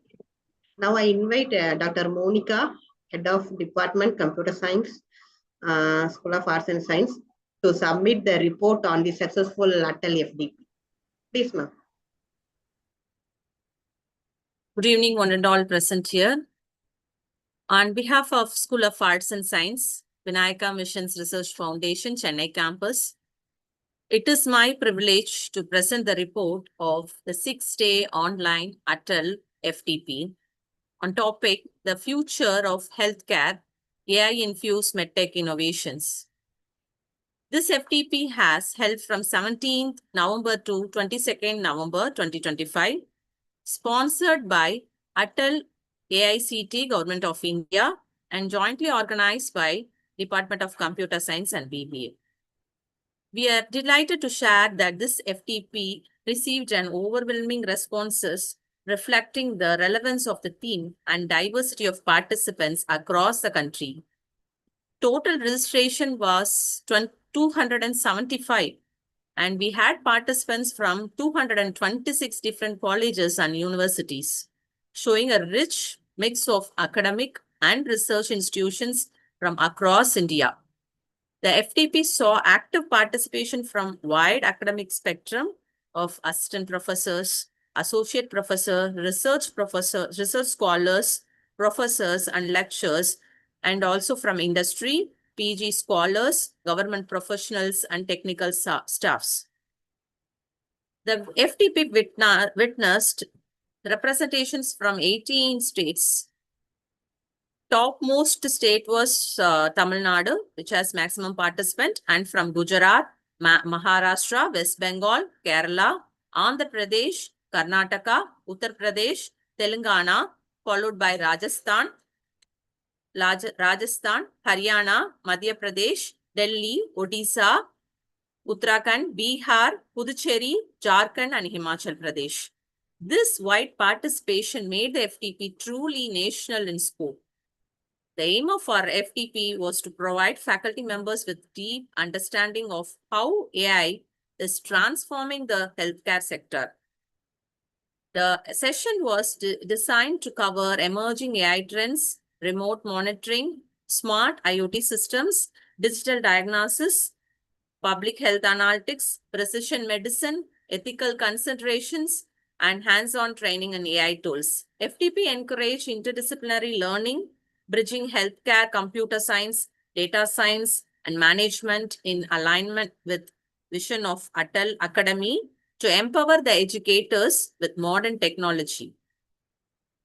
Day one, we started with warm inaugural session presided over by Dr. Christiana Singh, Director, School of Arts and Science. Two insightful experts sessions followed. AI in Healthcare, Trends and Opportunity by Dr. V. Naharaj, Founder MD, Trueline Research Private Limited. The next topic was AI in Medical Imaging and Diagnostics by Dr. Ramya, Specialist Radiologist, Canadian Specialist Hospital, Dubai. And she demonstrated AI-based radiology tools, early detection techniques, and real-world diagnostic case studies. And day 2, 18th November, we had 2 sessions. One was Deep Learning for Early Disease Detection by Dr. Gokila, HOD MCA, Hindustan University. And she introduced CNN, LSTM, and transfer learning models used in screening diseases. Next topic was AI image analysis, hands-on teachable mission by Dr. G. Suhanya, Associate Dean, Scope, VIT, Chennai. She has some interesting info about the image analysis, demonstrated building simple diagnostic models using this teachable mission. And day 3, we had another 2 sessions. First one was AI in remote patient monitoring and smart IoT systems by Mr. Balaji Thiru, CEO, Village Technology School. The session explained wearable devices, IoT health platforms, and continuous monitoring frameworks. And the next session was case studies on AI healthcare applications by Mr. Melvin Prabhu, cybersecurity engineer, Condé Nast, Chennai. He discussed cybersecurity threats, data breaches, and real-time AI applications in hospitals. Next, day 4, 20th November, we had another 2 sessions. First one was AI in public health and epidemiology by Dr. K.S. Kuppuswamy, Associate Professor with Pondicherry University. He focused was to outbreak prediction, surveillance systems, and more about public health. The next session was Big Data for Population Health Management by Dr. Ashok Mathani, Professor retired, Government College of Engineering, Jalgaon. He addressed large-scale health analytics, cloud-based data pipelines, and demographic health insights. Day 5, 21st November, we had another 2 sessions. Our first one was AI in Precision Medicine and Drug Discovery by Dr. Parthiban, Director, Center for AI in Medicine, Arubade Medical College, Puducherry. He explained genomics-based AI, molecular modeling, and personalized medicine workflows. The second one was AI Ethics, Privacy, and Regulations in Healthcare by Dr. K. Maran, Director, Sri Sairam Engineering College. This session emphasized responsible AI, patient data protection, and global regulatory standards. The day 6, today, we had 3 sessions. The first session was AI-powered virtual health assistants and chatbots by Dr. N. Ganesh, Senior Professor, VIT Chennai. He showcased conversational AI for hospitals and telehealth tools. He explained many enormous tools in a humorous way. And the second session was simulating health data for AI analytics by Mr. Arun Kumar, Vice President, Retech Solution. He explained about the synthetic data generation for AI training models. The final session was predictive analytics using AI tools in healthcare by Mr. Swistak Bravin, Technical Project Manager, Things at Web, Sweden. He presented real-time forecasting models, clinical decision supports, and enormous real-time tools. So the program received enthusiastic participants, faculty members, and professionals. All participants actively engaged in discussions, and their dedication and contribution to the success of this 6-day FTP. We express our sincere gratitude to AICT Atal Academy for granting us this approval and support, and our Dr. Christiana Singh, Director, School of Arts and Science, for her support, leadership, and encouragement. And my co-coordinator, Dr. Susita N, for her tireless effort, and our faculty members for their effort towards this FTP. And the distinguished speakers from academia, industry, healthcare, research institutions for their valuable contributions, the technical administration teams for seamless coordination. Most importantly, the participants whose active involvement made this FTP meaningful. Hope this FTP has successfully empowered our faculty community with knowledge of emerging medical technologies and AI-driven healthcare innovation. We hope that insights gained will inspire collaborative research, impactful learning, and future initiative in digital health. Thank you all, and wish everyone great success in your academic and professional pursuits. Thank you so much. Thank you, madam. Thank you for your elaborated report on this FDP. I use this opportunity on behalf of the School of Arts and Science, VMRF, to propose the vote of thanks for this enriching 6 days online Atal FDP program. Over the past 6 days, like Madam said, we have collectively witnessed an extraordinary learning journey with eminent academicians, researchers, physicians, healthcare experts, industry persons. They delivered insightful and thought-provoking sessions. The main thing we witnessed is these sessions I emphasized on two parallel skill sets. The one is we should master these tools like Gen AI, Agentic AI, autonomous agents to remain competitive in this field, as well as they also insisted us to give much importance to human interactions, like our director ma'am sent message in chat box. We need human to human interaction, such as with empathy, critical thinking, which machines cannot replicate. So I thank everyone, our director madam for her support, assistant director, VMRF management, chancellor sir, madam chancellor madam, Department of Computer Science, DBA, media team for live streaming this all these sessions throughout this week from 17th to 22nd. We express our heartfelt gratitude to all our respected resource persons, Dr. V. Nagaraj, Dr. Gokila, Dr. Ramya, Dr. Suganya, Dr. Balaji Thiru, Dr. Kuppuswamy, Dr. Parthiban Srinivasan, Dr. Ganesh, Dr. Melvin, Dr. Matani, Dr. Maran, Dr. Arun Kumar, Mr. Swistak. Thank you. Thank you all for your valuable contribution and your time. Special thanks to all the enthusiastic participants from various states of India. With that, we conclude this valedictory session. Thank you all once again. Thank you, madam. Madam,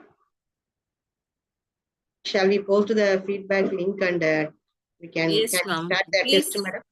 yes, please explain about the examination. Yes, dear participants, you need to submit an online test that will cover the topics relevant to all the previous sessions. It will comprise of 50 questions. Each question carries 2 marks. The link will be shared shortly. Already shared, ma'am? Yes, I think Ambika ma'am has shared. Actually, Okay. this will be closed within 1 hour. So from 7 o'clock to 8 o'clock, this link will be opened. So you can attempt the examination. This will have the questions from day 1 to day 6. Please attend this test. This is very important for getting your certificate. And once you finish this test, and there will be a feedback link which will be coming in your Atal portal. You have to fill all the 6 days feedback. You should have filled all the 5 days feedback already. And today we will give you one more feedback link, and that also has to be filled. And moreover, you will be given one more feedback link by Atal.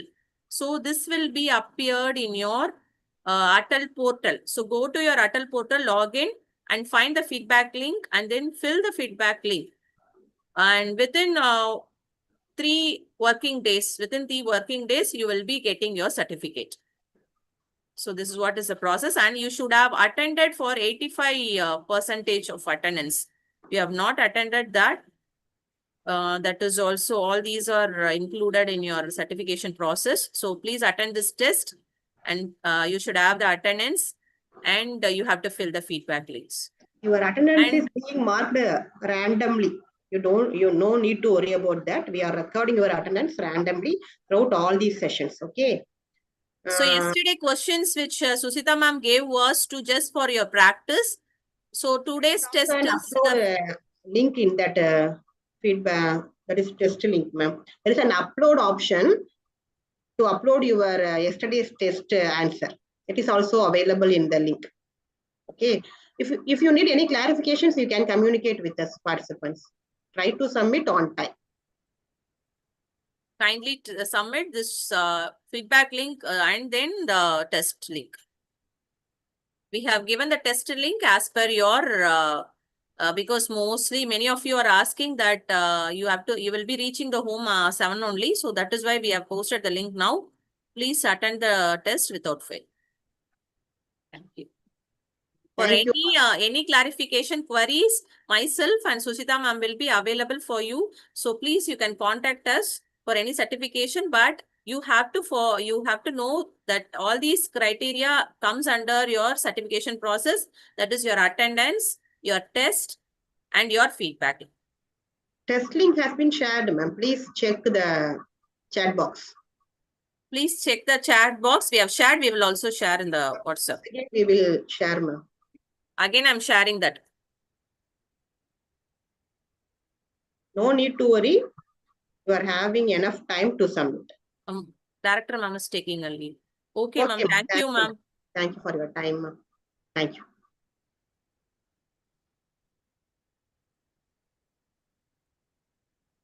Shall we conclude, ma'am? Yes, ma'am. No, we have to just clarify if they ask any doubts. We'll open for. Someone opened the link. What to upload in the assignment of 21/11.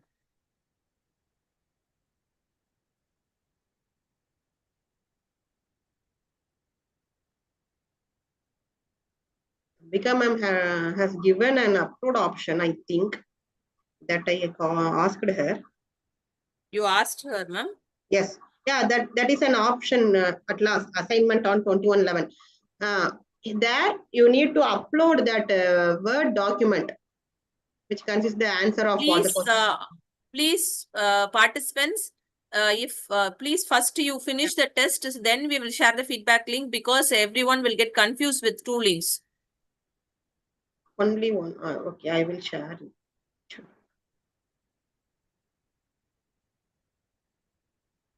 So here at last you are having one upload option, right? Add file. Here you can upload the Word document that consists the answer of yesterday's question. And all the previous questions are related to the sessions. It's all MCQ, 50 questions. You need to attend all the questions. Don't omit anything. For your reference, the sessions are available in YouTube link.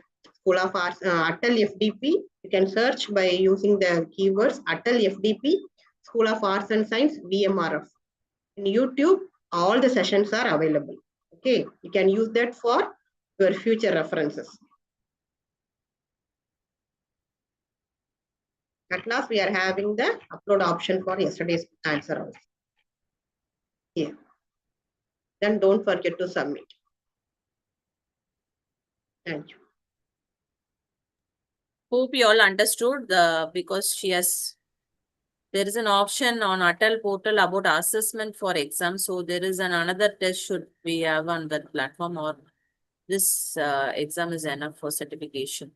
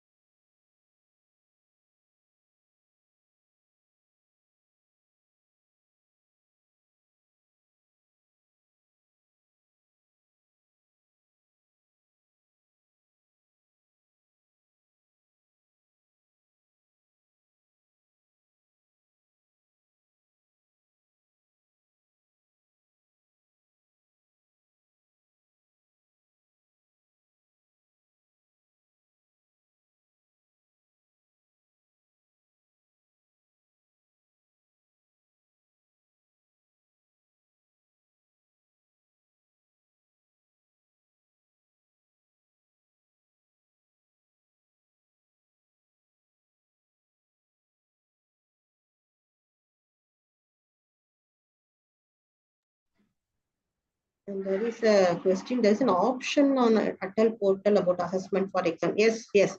You are having an option in Atal FDP portal. Use your login credential. That test will also consist of the same questions that we have posted today in the chat box. Okay. The same questions will be there. You need to submit in that portal also. That is for uploading your answers in the Atal portal. So both that no need to worry about those questions because the same questions we have uploaded there. You can answer them in the portal itself. So you need to submit this form as well as after that you log in the Atal portal using your credentials.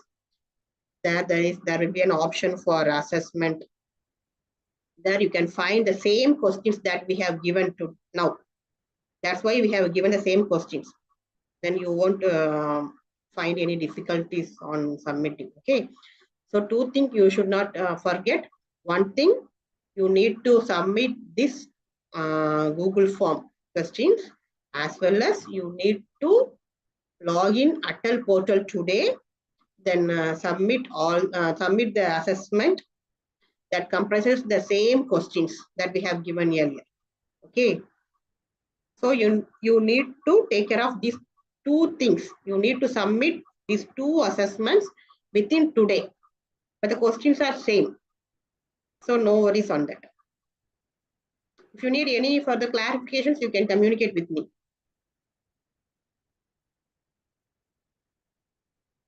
Yes, you need to post answer in form. You need to submit this Google form as well as you need to submit the assessment in Atal FDP portal also. It's government portal. They need to check whether you are submitting the test. Okay, that is for their reference. Then only your certificate will be generated. Feedback form will be okay. Will be posted shortly. First, you submit these two assessments. One is from Google form, another one is through Atal portal.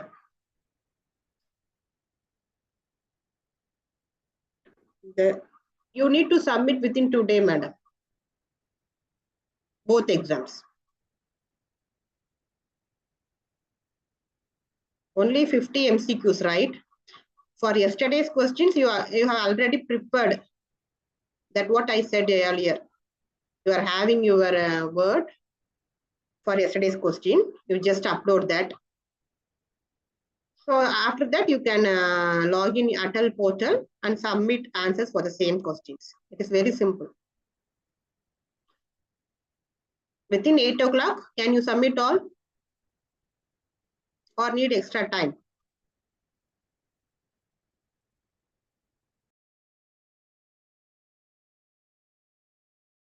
Yes, both assessment needed to submit through Google form and through Atal portal.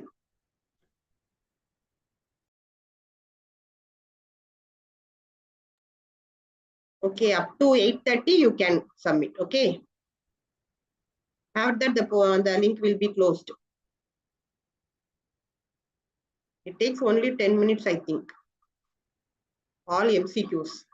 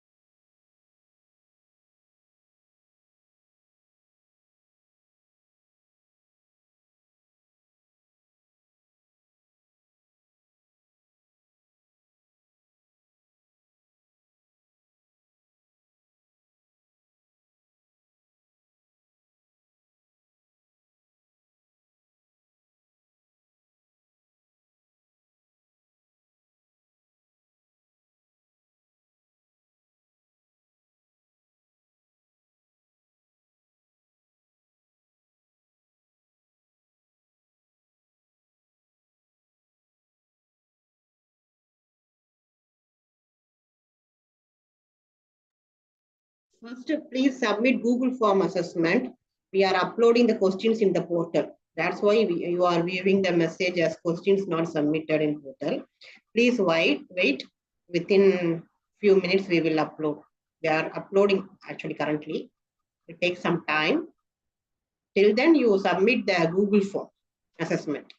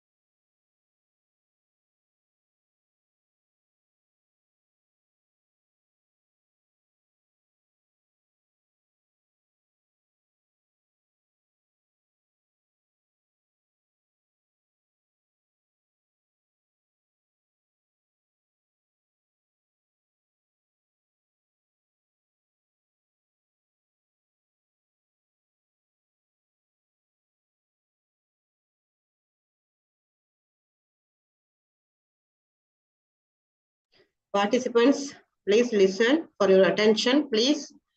We have uploaded all questions in Atal portal. At 8 p.m. you can view all the questions because we set the time limit from 8 p.m. to 9 p.m. today.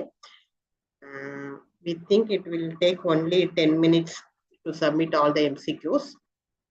Already you have gone through all the questions in the Google form. The same questions are asked in portal, but it will be viewed at 8 p.m. only. Okay, so don't worry. Start your assessment at 8 p.m. today itself.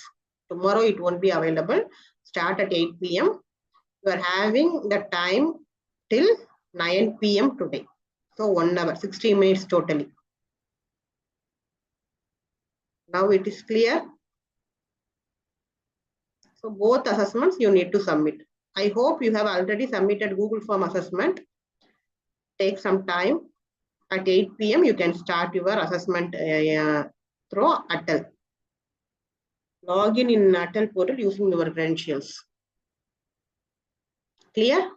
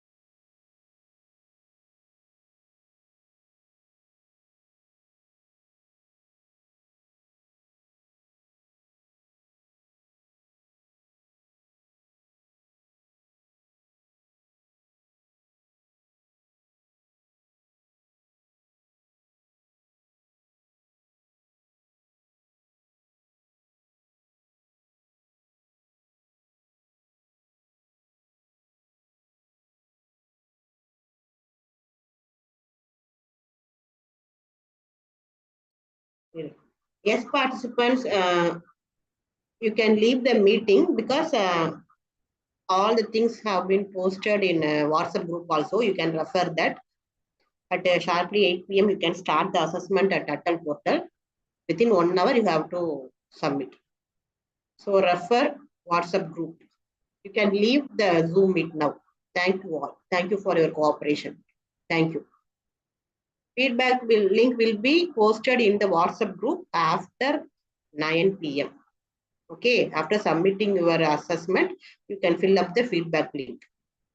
After 9, we will post the feedback link in the WhatsApp group. So after henceforth, you can refer WhatsApp group.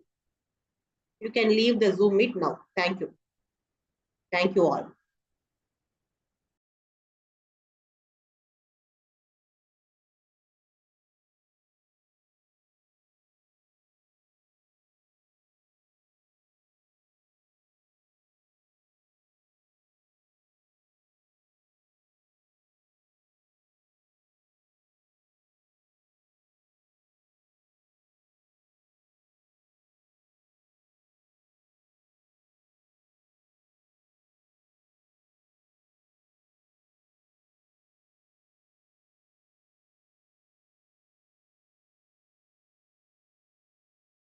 Same instructions, madam. We have uploaded all the questions in the web portal, Atal portal, but the questions can be viewed only at 8 p.m. Okay, you check at 8 p.m. Atal portal using your login credentials. The questions will be displayed, all the same MCQs that we were given in Google form. So check Atal portal at 8 p.m. 1 hour you are having to submit the assessment. After 9 p.m. we will give the feedback link that will also be posted in the WhatsApp group. So hereafter you check WhatsApp group. You will get all the instructions. Okay, you can leave the Zoom meet now. At 8 p.m. sharply, you log in Atal portal for assessment submission. Now it is clear? Thank you. Thank you all. Thank you all. Thank you so much. Please fill feedback forms and also please attempt the test without fail. Thank you, ma'am. We can conclude. Thank you. Yes, Thank you. I'll end the